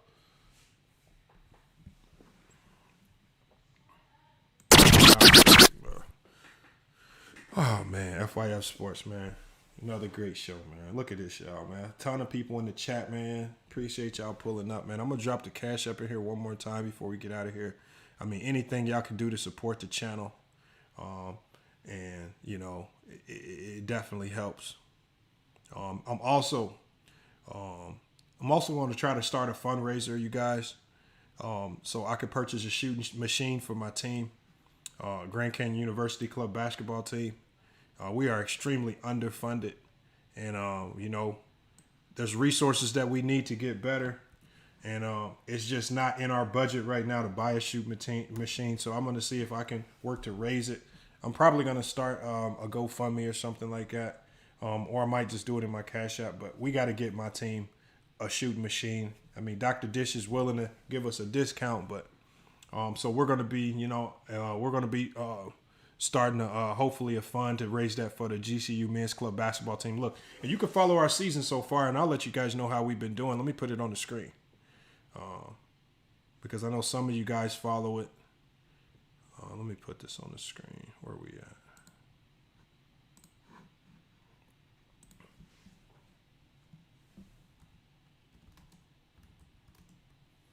Just so you guys can see how we've been doing. We actually been doing pretty good this year, but man, it's been a grind this year.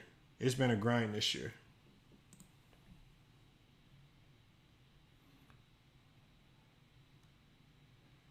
All right, hold on. He says a brown skinned Lamar Sander for salute. Man, salute, man. Oh, they updated our page now. Okay, I see. They updated our page. Okay, let's put this on the screen, man. Let's put this on the screen. All right, here we go. Right here.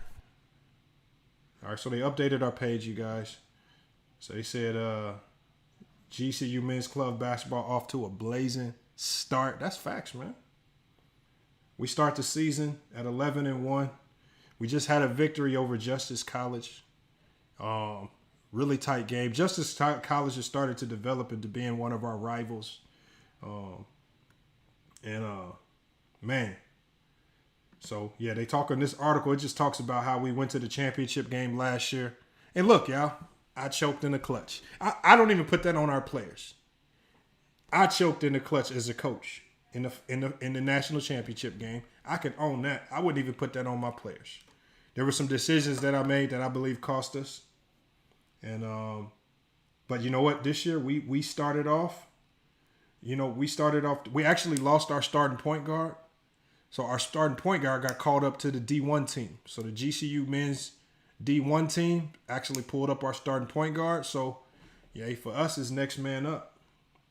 Oh, where's our schedule at? Let's check out our schedule, man, just so you guys can see how we've been doing. Look, man, we've been solid, man. Look at it. We don't play, y'all. Look, smacked the team 70-18, 60-29. We don't play. We had a couple close games. Since we've lost our starting point guard, we still been trying to adjust. We lost this 1-point game to Bella Vista. They hit a shot at the buzzer. Tough game right there. They have a couple guys that's gonna be headed to. They have 2 guys that's going to Kansas. They have another guy going to Duke. So they was pretty tough. Ottawa University, they're a really good school. For us as a club team to beat Ottawa University, that's an NAIA school. They were ranked, actually. We actually knocked them out of the rankings. So for us as a club team to blow out an NAIA school, I think that was really big. We beat Park University, another NAIA school. Hold on, is my school? Are you referring to the school that I coach? The school that I coach is a college. We just have different teams. So we have our D1 team, and then our club team is kind of, in a sense, considered like the JV team to the D1 team. So that's what club basketball would be. So we get another shot at Bella Vista, and then we got to start our conference schedule. So our conference schedule games aren't even on here because that conference schedule hasn't even been mapped out. So we'll see.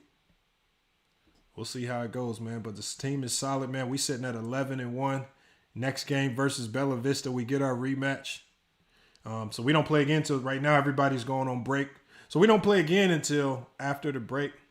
But we actually play before the 24th because we got a tournament. So I don't know if some of you guys follow the prep circuit, but we play the #1 prep team in the country on January 12th in Overtime Elite. That game will be featured on Ball is Life. So if you guys want to see, man, your boy in action, man, if y'all want to see one of the biggest upsets this year, y'all going to have to tune in to GCU versus Overtime Elite. Rob Dillingham, one of the top players in the country, going to Kentucky. That's what we get to take on.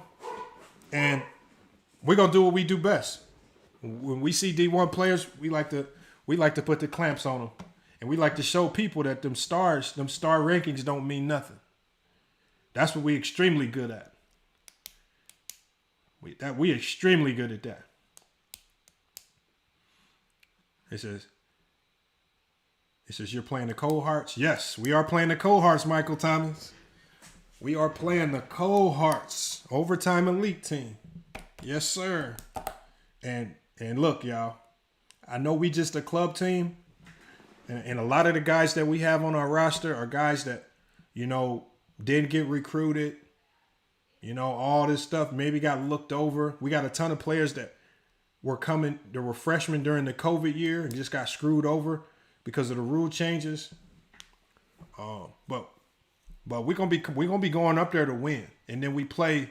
Our second game is actually against Prolific Prep, another team that's stacked. And like I said, you know what we do. He says, at least, hey, no, you got to be confident, bro. I always tell my team. I said I know what a championship team looks like. We got one. I don't even think my team believes it. Yeah. So he says, is it a post grad? It's kind of like a post grad. It's a true post grads, like true prep schools. You don't lose a year of eligibility. If you come to GCU and you play for our club team, yes, you'll get looked at more. You'll play against better competition. You'll get better, but you could potentially lose a year eligibility. Now, a lot of rules have changed over time. Like if you look at our team from last year, I don't even know if I could pull up the roster. So if you pull up our team from last year, we were really good last year, but two of our players. So last year we went actually we were 27-5. They're missing 5 games. But so last year when we went to the national championship, two of our players, one was a junior, one was a sophomore. They got recruited to a school in Washington, and they got reclassified as freshmen. So it's very possible. That you can get that year of eligibility back. He says, I play on an intramural for my school. Hey, well, Python Demon, then you probably don't want to bring your intramural team around my team. Because look. Hey, Python Demon, if you bring your team around my team, you're going to be looking like one of these 6329s on our resume. You don't want to do that. Now, don't bring no intramural teams around me. That's food. We call that food. We done played a lot of teams that turned into food real quick.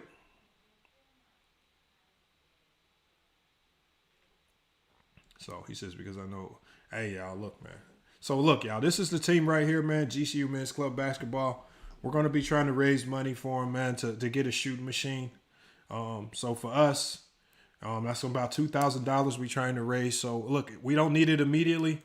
Obviously, it's something that we're trying to do over the next 60 to 90 days. Hopefully, we can get it done, get it ordered from Dr. Dish, man. I've been in touch with him. I've been trying to find any way to get it, but working on, man. But so again, if I haven't been going live as much as some of you guys want me to go live, that's probably me putting my time in the GCU Men's Club Basketball is why.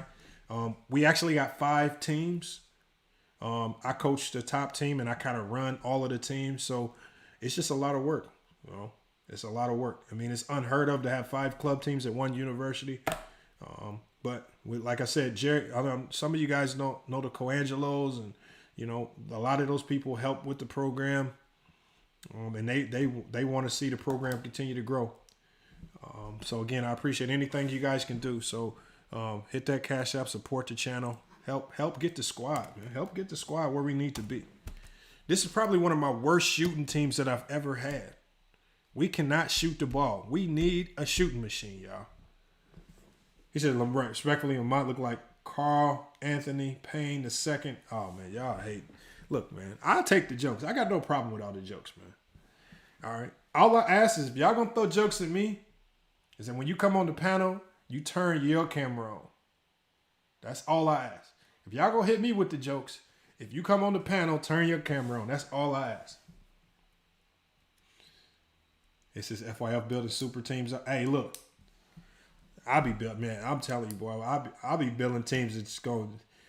Look, our club team, we done probably pissed off all the JUCOs and the community colleges around here because we got so good. They think we recruiting away all their players.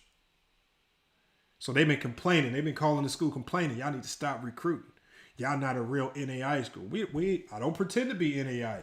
We just GCU Men's Club Basketball. It's not my problem. It's not my fault if y'all can't compete with us. He said 90s Rockets is way better than the 07, 2018 Cavs. I don't believe that. I don't believe that. I don't believe that. He says, how do you find time for this YouTube stuff? That's why, hey, Rich Dog, that's why I've been doing my lives at 10:30 in the morning. When y'all see me do these morning lives, and like right now, we're on break right now. So I got plenty of time. So I got plenty of time right now while on break to get as much content out as possible. But I've been doing those 10:30 in the morning live streams. I think it's 12:30 if you're on the East Coast, 9:30 if you're in Cali. I think that's the best time for me to do it because we usually have practice later in the evenings or we have games later in the evenings. So that kind of works with my schedule a little bit better. So right now it's just about grinding and then just finding. I've heard that, Reg Dog, but I don't know. I don't think it's true. But right now it's just about grinding, trying to find a way. Try to find a way to make time. But it's hard though. I ain't gonna lie, because it's, if you've ever coached, at any level, the one thing you will learn very quickly is that, he says, are coaching college. It's at college. I'm at a college right now, Grand Canyon University. It's not semi-pro. But the one thing about coaching, I got you. Hold on. The dude just hit me back on IG, Elder. He hit me back on IG. He said they're sending it. Elder. So yeah, my connect over at Fide said he's got you. And he usually is pretty good about it. I know mine's is on the way, so I know yours got to be on the way. How much sleep? Probably about 6 hours. I usually try to go for 5 to 7 hours. I mean, it's not hard. It's not hard to get to sleep in. It's not hard. All you got to do is just put in the work, man. But that's one of the reasons why, look, man, when we set these memberships up, when we drop that's why I be telling people, like, even with Ticket TV, right? If y'all gonna go over there and watch this channel for entertainment, right? At least donate, right? Even the ticket. A lot of people be like, oh, Ticket's only doing this for the donation. It don't matter why he's doing it, but he's giving y'all an escape from y'all reality. He's allowing y'all to laugh at people like James Hayes. Y'all need to support. You need to support that channel. Right? As much as we go at it about the basketball talk, it don't matter. It don't matter if you agree or disagree, but that man Ticket is going live 3 or 4 times a day. And I don't think regular people, if you're not on YouTube, I don't think y'all understand how hard that is with one person. See, Players Choice has a collection of different people that can help and assist with things. So they can be live 3 or 4 or 5 times a day with a multitude of different people. Ticket is just one person. So regardless of what you think about that content, if you actually over there watching, you need to be supporting, man. And like I said, and that's no joke.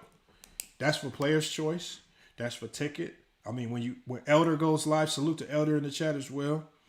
True to King. Like, I think people really disrespect how hard this is. Like, if y'all, just with this live stream alone, I had to spend 2 hours last night setting this live stream up. Like, for me to go into explaining what it takes to set these live streams up, y'all don't even see half the stuff. So when you see people like Mookie, especially when you see their quality increasing and getting better, it's harder. It's harder. So, like I said, I know, like, I out of all people, I hate asking for cash apps. But the time is money, and we put a lot of time into this. All content creators, not just me. All content creators, man. So, like, again, I want people, like, y'all need to take it easy on people like Ticket. When he's spamming up, hit the cash app, man, it's because he's just trying to get a little bit of compensation, because he's probably not even getting paid half of what he should in cash apps. He's probably not even giving him that much. Right. But a lot of people will sign up for Netflix.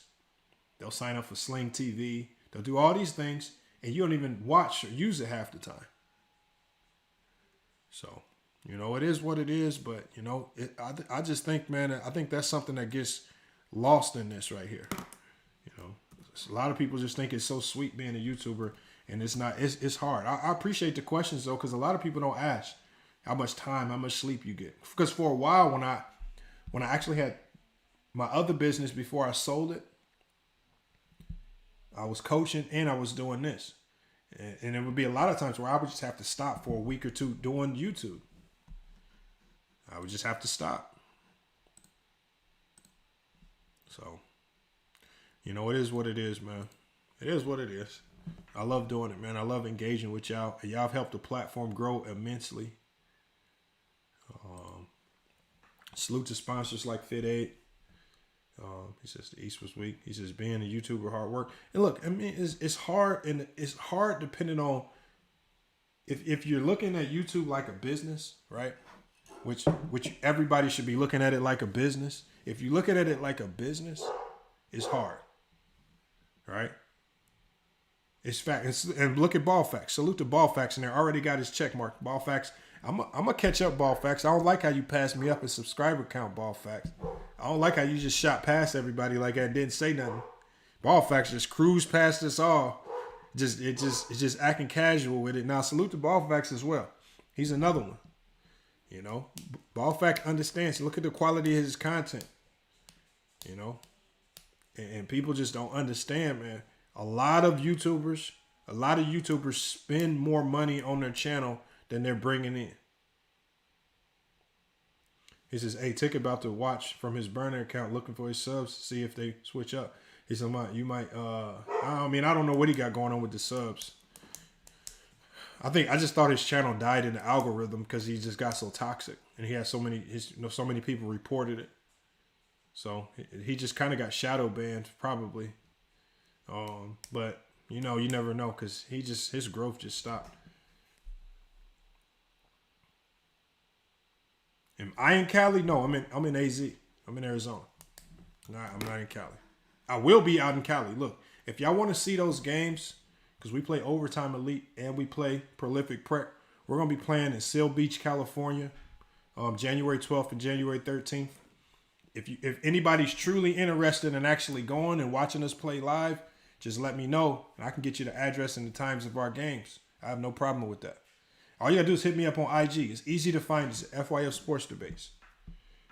So again, just hit me up. And again, salute to Ball Facts. Appreciate you pulling up. Am I making an attackable point? I want to do a gaming channel. I just don't have the time right now. That's probably something I can start this summer when our season ends. Nah, I'm not a Phoenix Suns fan. I'm a Portland Trailblazer fan. To be honest, that's the team I really usually go for. We're just not really good right now. That's all.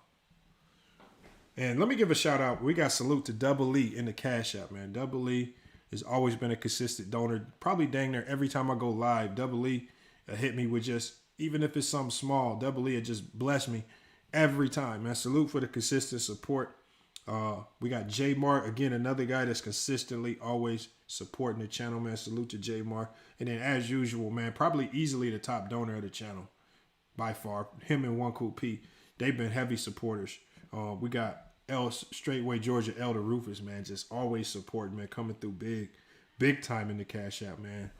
I'm talking about big time. He always comes through and supporting this. And then he's one of the, you know, if you want to give him his credit, y'all, he's one of the content creators. I mean, he's just one of just the people in general that helped me understand that this YouTube thing is just bigger than just beefing with other basketball content creators. It's something bigger than this, right? When you watch how Elder moves, Elder can move from Ticket TV to Player's Choice, right? To Bang's channel, to my channel, and can just keep it basketball, right? And there's a level of respect there. I mean, and that's what tells you right there. And then when he goes to these places, whether we agree or disagree, he's gonna support each and every one. So again, that tells you right there.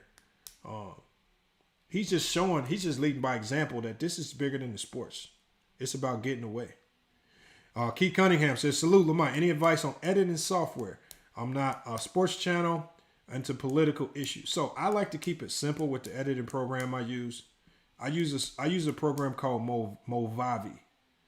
I'll type it in the chat just so you can know how it's spelled. Moeavi. So that's the name of it, Movavi. It's simple. Y'all seen some of the crazy stuff that I've done with green screen and changing the background or making myself look like I'm on fire. So you can still do some of the technical stuff, But if you're just doing basic edits, but you want it to look smooth and you don't want it to look all old and whatnot, Movavi is pretty solid and it's affordable. So Movavi might be the best one. That's what I would say, Movavi. Because if you start going into the other editors, like the Adobe Premiere and stuff, bro, it's gonna be like you taking a mechanical engineering class trying to edit a video. Movavi keeps it simple, and then the thing is, if I see a neat edit that I'm trying to do, if I see another channel do something, you can easily, they got tutorial videos on how to do everything. You know. So when I wanted to learn how to do the green screen stuff, went to Movavi. Now everything is second nature because once you learn just the basics, everything else just starts to click and you know how to do it. So now, before it would take me hours to edit videos, I can get a really good video edited if I lock in about 30 minutes, 15, 30 minutes. If I just lock in and I'm not doing a whole bunch of other stuff. No, I don't use Photoshop for thumbnails. I use a service called Pic, P-I-C. I put that in there as well. I use PicMonkey, M-O-N. PicMonkey is the best to me because it, once again, it simplifies it. It allows you to size your thumbnails perfectly for a YouTube thumbnail. If you need to do it for a YouTube community post, you can resize it. If you need an IG post, you can resize it to that. And then again, it has the background removal. I mean, it has a ton of effects. You sometimes have to play around with it to learn. But you can make some really good thumbnails with PicMonkey as well. I think PicMonkey is good. Again, but it's another service that's paid. You have to pay per month to keep it active, but PicMonkey is what I use. I mean, salute to 60, man. He says, salute, Lamont in the chat. Appreciate you pulling up 60 as well. He said, so again, yeah, look, all the information, man, everything that I've done to get to this channel to where it's at, it's free game, it's free information. All y'all got to do is ask. Salute to A11 Gravy. He says, respect to the Hoop fans and all the channels. Man, salute, man. 360 Kings, man. He said, thanks. Hey, look, anytime, man. All you got to do is hit me up on IG. A lot of people hit me up on IG. I'll try to give you as much. I'm not going to act like I got all the answers. I got a few. But, I mean, look, you got people like Ballfax that shot past me. He's over 100K now. Look at the lead attorney. I interviewed the lead attorney when I had probably triple the amount of subscribers he had. Next thing you know, he had 200K, just like that. Just, so just keep good relationships with people. I think I interview Elder on this channel. A lot of people don't know that. Interview Elder. Interview Mahari Nation Sports Podcast. If I didn't interview Mahari, I would have never known this man was walking around with a whole ESPY award, played in the Olympics and everything. Nobody would know if you don't interview him. And I had to do, because you do your research on these people before you interview them. I'm like, hold on. I'm dealing with a low-key star. So, facts, basketball expert. And disagreeing is not the worst thing in the world. Everybody disagree. Me and Elder don't agree with a ton of stuff. At the end of the day, it's just basketball. But, hey, y'all, the one thing that will happen in 2023 is I will play Elder 1v1 this year. And it probably will not go the way Elder thinks. That's all. That's all I'm going to say. It just probably won't go the way he thinks it go. I'm not Hitman X, Elder. All you can do is ask my players. My players play. I play against my players all the time. Is it not to mention? Oh, he says Wade gave up. Oh, they still talking about. He says you look like Raffy the plug. I don't know who that is, T Sweezy. I don't know who that is.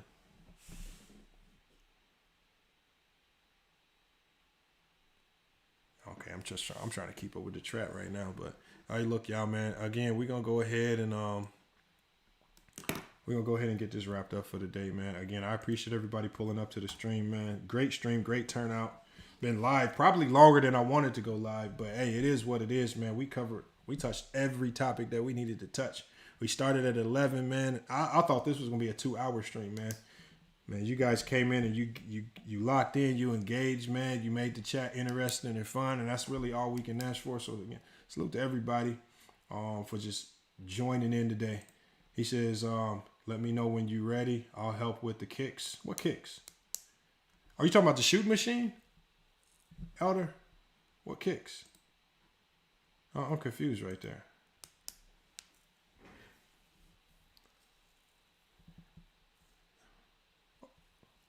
You got it. Yeah, let me know on that. Just text me or something. I haven't shut down yet. Because the only thing I'm trying. Oh, I think you said kids.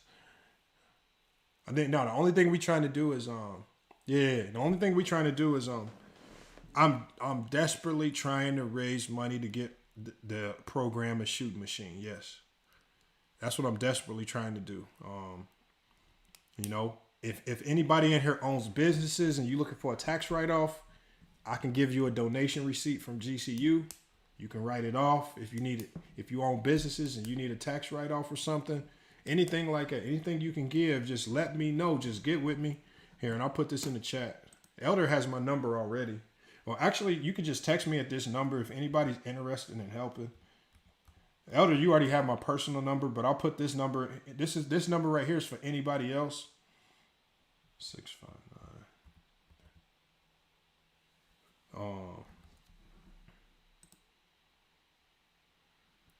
So here we go right here. Text to donate to GCU Men's Club Basketball. And look, y'all, and anything that you give as well. Oh yeah, get him up out of here if he ain't acting right, Elder. You got the thumbs up to block. I know you don't block too many people, so he had to be over. He had to be on something crazy if you blocked him. So it is what it is. Sorry, Jason the Kid, man. Especially he's a Hall of Famer over here. Yeah, you can't come over here talking crazy to the Hall of Famers. Jason the Kid, the Hall of Famers over here got, it's like they're the Eternals. You know how it is with the Eternals in the Marvel movie. Well, they got the power to get you up out of here. It ain't too many people with that power either over here. Okay. But no. If you want to text, man, if y'all want to help the team out, y'all just let me know. You can text me there. Because again, if you have a business and you want to do like a donation to the team and you want to do it the right way with a donation receipt, you can get with me there. And that way we can make sure you get an appropriate tax write-off and all of that. Who are the Hall of Famers? We got Elder. He's a Hall of Famer. I think True the King just earned his Hall of Fame status after Blitz and SB. One Cool P, LVZ, Antisocial. It's not a lot. It's all on one hand. So, again, I think some people think that just because they got a wrench, they're in the Hall of Fame. So, it's different. Being in the Hall of Fame, if you make the Hall of Fame, we'll have a whole show dedicated to you. Like when One Cool P made the Hall of Fame, we had the whole show. Same with Elder. Same with LVZ. Same with Antisocial. So, again, having a wrench doesn't mean you're in the Hall of Fame. Some people have a wrench because, they just either been super mods and they just really helped the channel. He says, okay, who I got to ether to get in? You know what, Sturdy? I'm gonna set a good debate up with you. We could do a Hall of Fame debate. True the King is also in the Hall of Fame as well. We got to set up a Hall of Fame debate. But I got to get a heavy hitter though. Like see, Sturdy, it's hard to pair somebody up with you because a lot of people don't have the approach. Oh, hold on, God first. Let me drop that video for you. I'm gonna do that right now.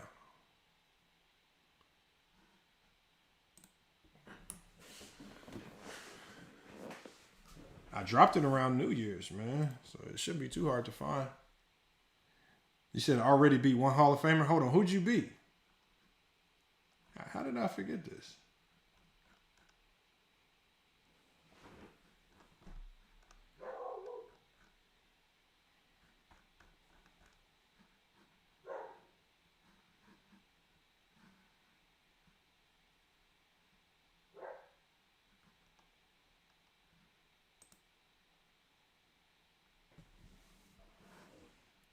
Here, I'm about to get that link for you. I'm going to get that for you before we get up out of here. I'm going to get the exact name of it. So you beat True. Okay, so you beat True. Okay. I don't know, man. I mean, I'm saying the Hall of Fame, you have to be epic, though, with it, though. I'm talking about epic beatdown. Like, Elder got in because his epic break. Like, ever since Elder, he de-assembled Anna, we ain't seen her again. Like, he had a historic, like, Antisocial bro, he disassembled Kwame Brown so bad, and Kwame Brown wasn't the same since. You know, LVZ, right? A couple of times. I mean, who did he disassemble? LVZ got somebody. I think LVZ might have got Anna too. I forgot how LVZ got in, but he blitzed Anna too. So again, man, I mean, some people, he says, don't forget. Oh yeah, James too. James too, Elder. Yeah. So, hey, I mean, it has to be one of them moments that's like unforgettable. Like just a regular debate with True, that's cool. It adds to the resume. But we talking about monumental moments. You know what I'm saying? Monumental moments. Let me try to find this video for him. Hold on, let me see.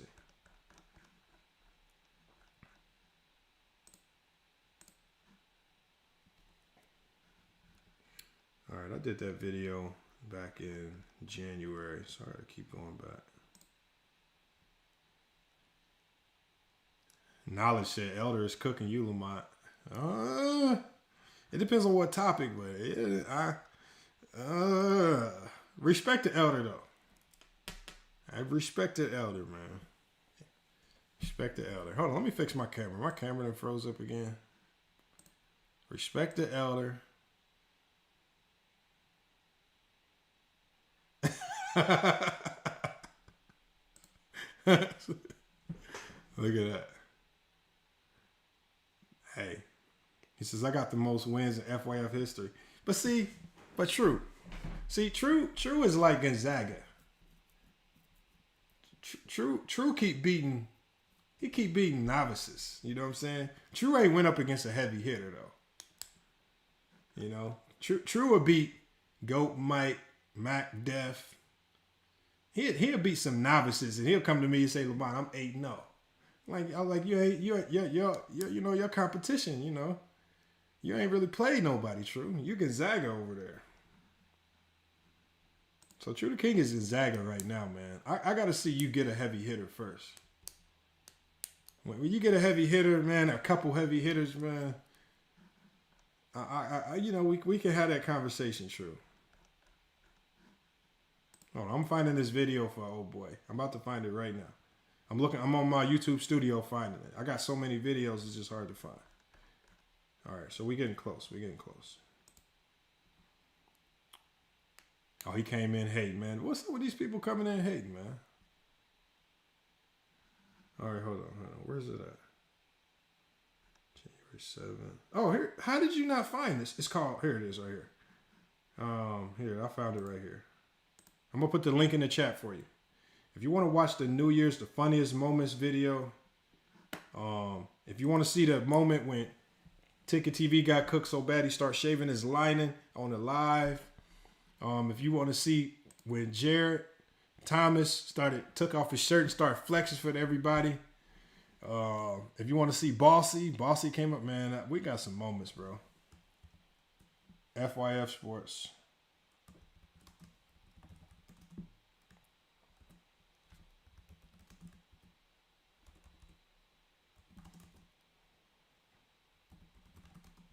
All right, here it is right there.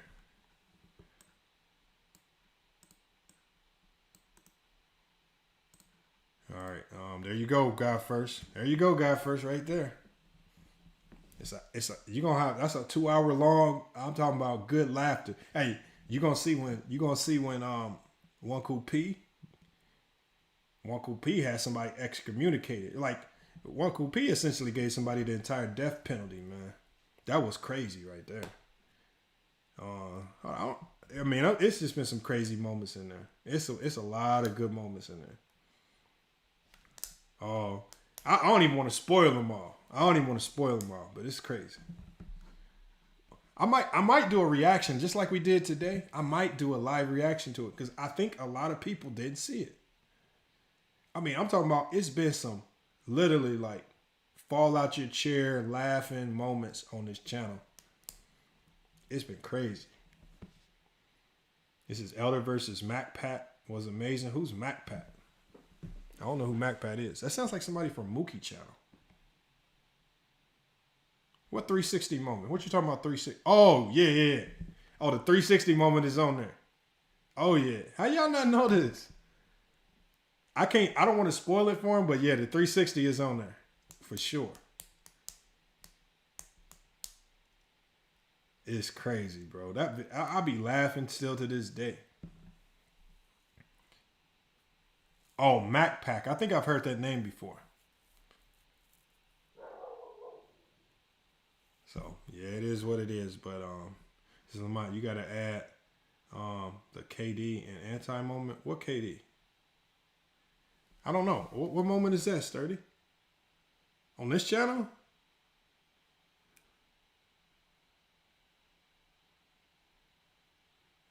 Not Gold Mike and Mac Def didn't make the cut. That didn't make the cut.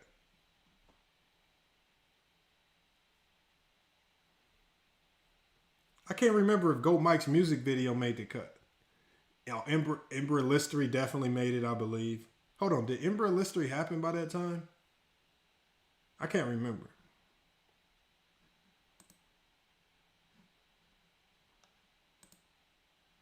I can't remember, y'all. Yeah, Bang versus Mookie. Why y'all call that man Dookie, man? I gotta stop calling him Dookie, man.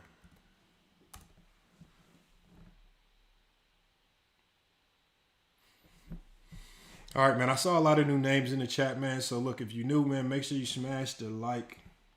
It says Ticket versus FYF should be the main event, and it won't. Look, I know for the entertainment value, that's what y'all want to see, but it will not be a very good debate because it would be too easy. That's the problem. For the entertainment factor, it will be there. It will definitely be fun, but it won't be a close debate. It won't be, especially if we debate something where he's just capped on. Like if we debate if Dennis Rodman was a good defender, because y'all remember when Ticket said Dennis Rodman was a trash defender, he just grabbed people in the nuts. Like, how could I lose?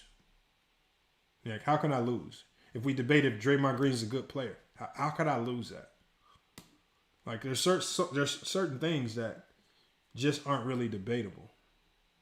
360 King said, what's the 360 moment? I ain't going to spoil it for you, 360 Kings. But I'm going to tell you right now, it might be up there because I ranked the moments in the top 10. So you just got to have to watch it, bro. I'm not going to tell you which one it was. Once you see the 360 moment, you're going to know what the 360 moment was. I'm just not going to spoil it for you. But I'm going to tell you the 360 moment was easily the craziest thing I've ever seen on a live stream. He says 2 Raws into the 2 Raws not a debater. Yeah, but 2 Raws a capper too, because he likes to jump out there. FYI versus Showtime. But look, the shot. I've listened to Showtime. I don't really disagree with a lot of the stuff Showtime says. Like, if you want, I know you might want just 2 names to debate, but we have to have an obvious difference in something. I don't think I disagree with Showtime on a lot of things. Not basketball-wise. Actually, Showtime has a lot of common sense when it comes to basketball. This is why when Ticket came over there, they immediately went to work on his ass and got him up out of there with the quickness. It was on that platform where they got Ticket. I'm talking about deep fried. Then they took him out the fryer and threw him in the oven. Then he came back. They took him out the oven and threw him in the air fryer. He came back again and he stuck him back in the oven and put it on broil. All right, then he came back. He left and came back. Then they just said, "Here's a pot of water. We just gonna boil you." It was bad over there. And I'm talking about a grilling. So Showtime. Showtime know what he talking about. I can't cap on Showtime. Showtime just showed me enough to where he come with some common sense. He's another one where even if we disagree on something, I'm like, damn, I can understand why you think that way though. So I really don't even disagree. Clipper. I mean, I expect him to have some Clipper bias. He's a Clipper fan. So, I mean, it is what it is. Now, Showtime's doing this thing, building this channel back up. From what I heard, he lost his first channel. He got it. Now he's building up a new channel.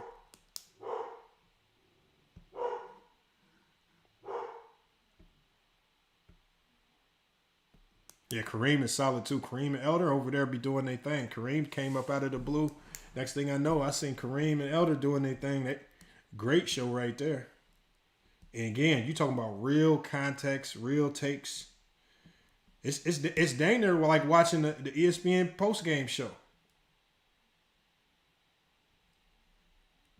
Yeah. Showtime does do a good job. It's crazy, man. This is y'all like this. This is why cable companies is getting worried. It's people like us taking their viewership. Now, like here's the thing. If we gonna take their viewership, to keep this thing going, y'all gotta start monetizing the creators like we taking their viewership. I mean, you imagine if everybody that came and viewed gave 50 cents or $1 every time they came. It ain't nothing. Y'all probably waste $1.50 every day of your life. Imagine if every time y'all came to a platform, Kareem, whatever, $1. Boom. Imagine all the people that come through these channels, $1 here, $1 there, and it added up. Bro, cable wouldn't stand a chance, because once you start putting the money in the creators' pockets, then just the natural regression, 90% of creators is just gonna start improving their quality of content. Like unlike me, where it's not too many creators have something going on the side where I could pull money from over here and invest in the content. When you look at somebody like Goat Mike, I keep telling people, Goat Mike is crazy, but Goat Mike will go viral before any of us.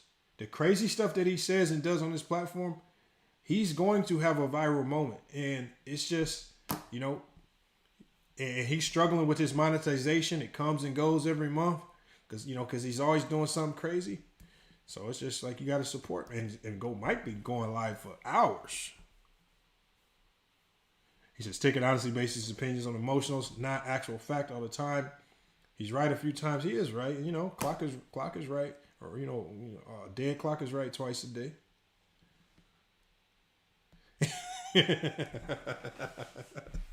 He said he can't support Goat Mike. Yeah, Goat Mike is different, man. I haven't given up on him just yet, man. Yo, Mike is different. He is different, man. A lot going on in his head over there. It doesn't really excuse some of the things he says it does, but he's Goat Mike. He says Ticket ran it up on y'all fools. I don't know what that means, Slime. I don't know what that means. If he ran up the back, then salute. You're supposed to run up the back. So there's only a couple cats that truly cross the line. Yeah, and I be seeing it, Elder. I be just seeing like the hate and stuff, and I just be like, I be like, for what though? Like, for what? Yeah. I mean, I understand the jokes and whatnot, and you crack jokes every now and then, and you have a heated debate, but for what? Across the line, I don't get why they decide to go that route. I never understood it.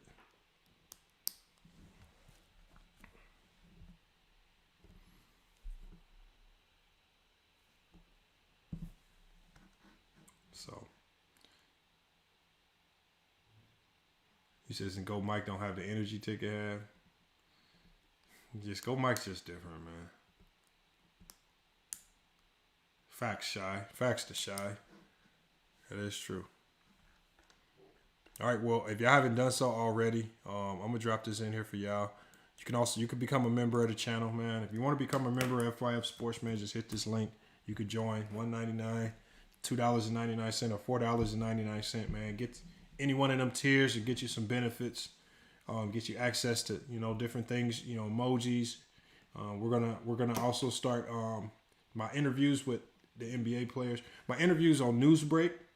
I'm gonna start doing a StreamYard live stream, kind of allowing you guys to listen in and watch some of them interviews. I can't publish those interviews over here on this channel because I don't own the rights. Newsbreak owns them. So, but if you guys want to see the behind the scenes, listen into the interviews, talk, and then if I can open it up, let you guys do some Q&As with some of these guys.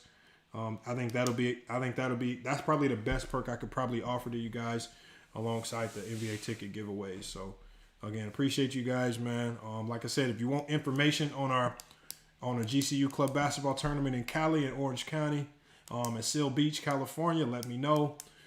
If you want information on how to donate to the GCU Men's Club Basketball team, you can hit me on IG. I put the number in the chat as well.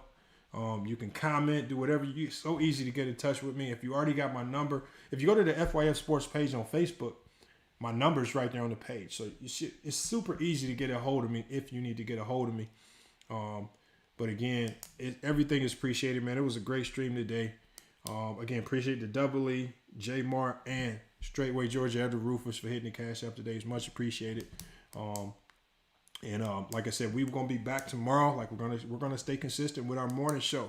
10:30 in the morning. I think it's the best time for us. It just works. And you know, we'll just continue to grind it out from here forward. We got a lot more added in. I'm gonna be coming with a few more reaction videos. I definitely like how this one panned out. Again, and lastly, salute to Players Choice. That was all their content. Ticket versus the World. Make sure you guys go check them out over there, man. They doing a great job with their channel. Pushing a ton of content over there. If you haven't subbed to them already, you must be living in a hole somewhere. So make sure you go check them guys out, man. They doing their thing. But hey, y'all, it's FYF Sports, man. It's been another great podcast episode. We will be back with more sports and news. Until then, it's FYF Sports. And we out.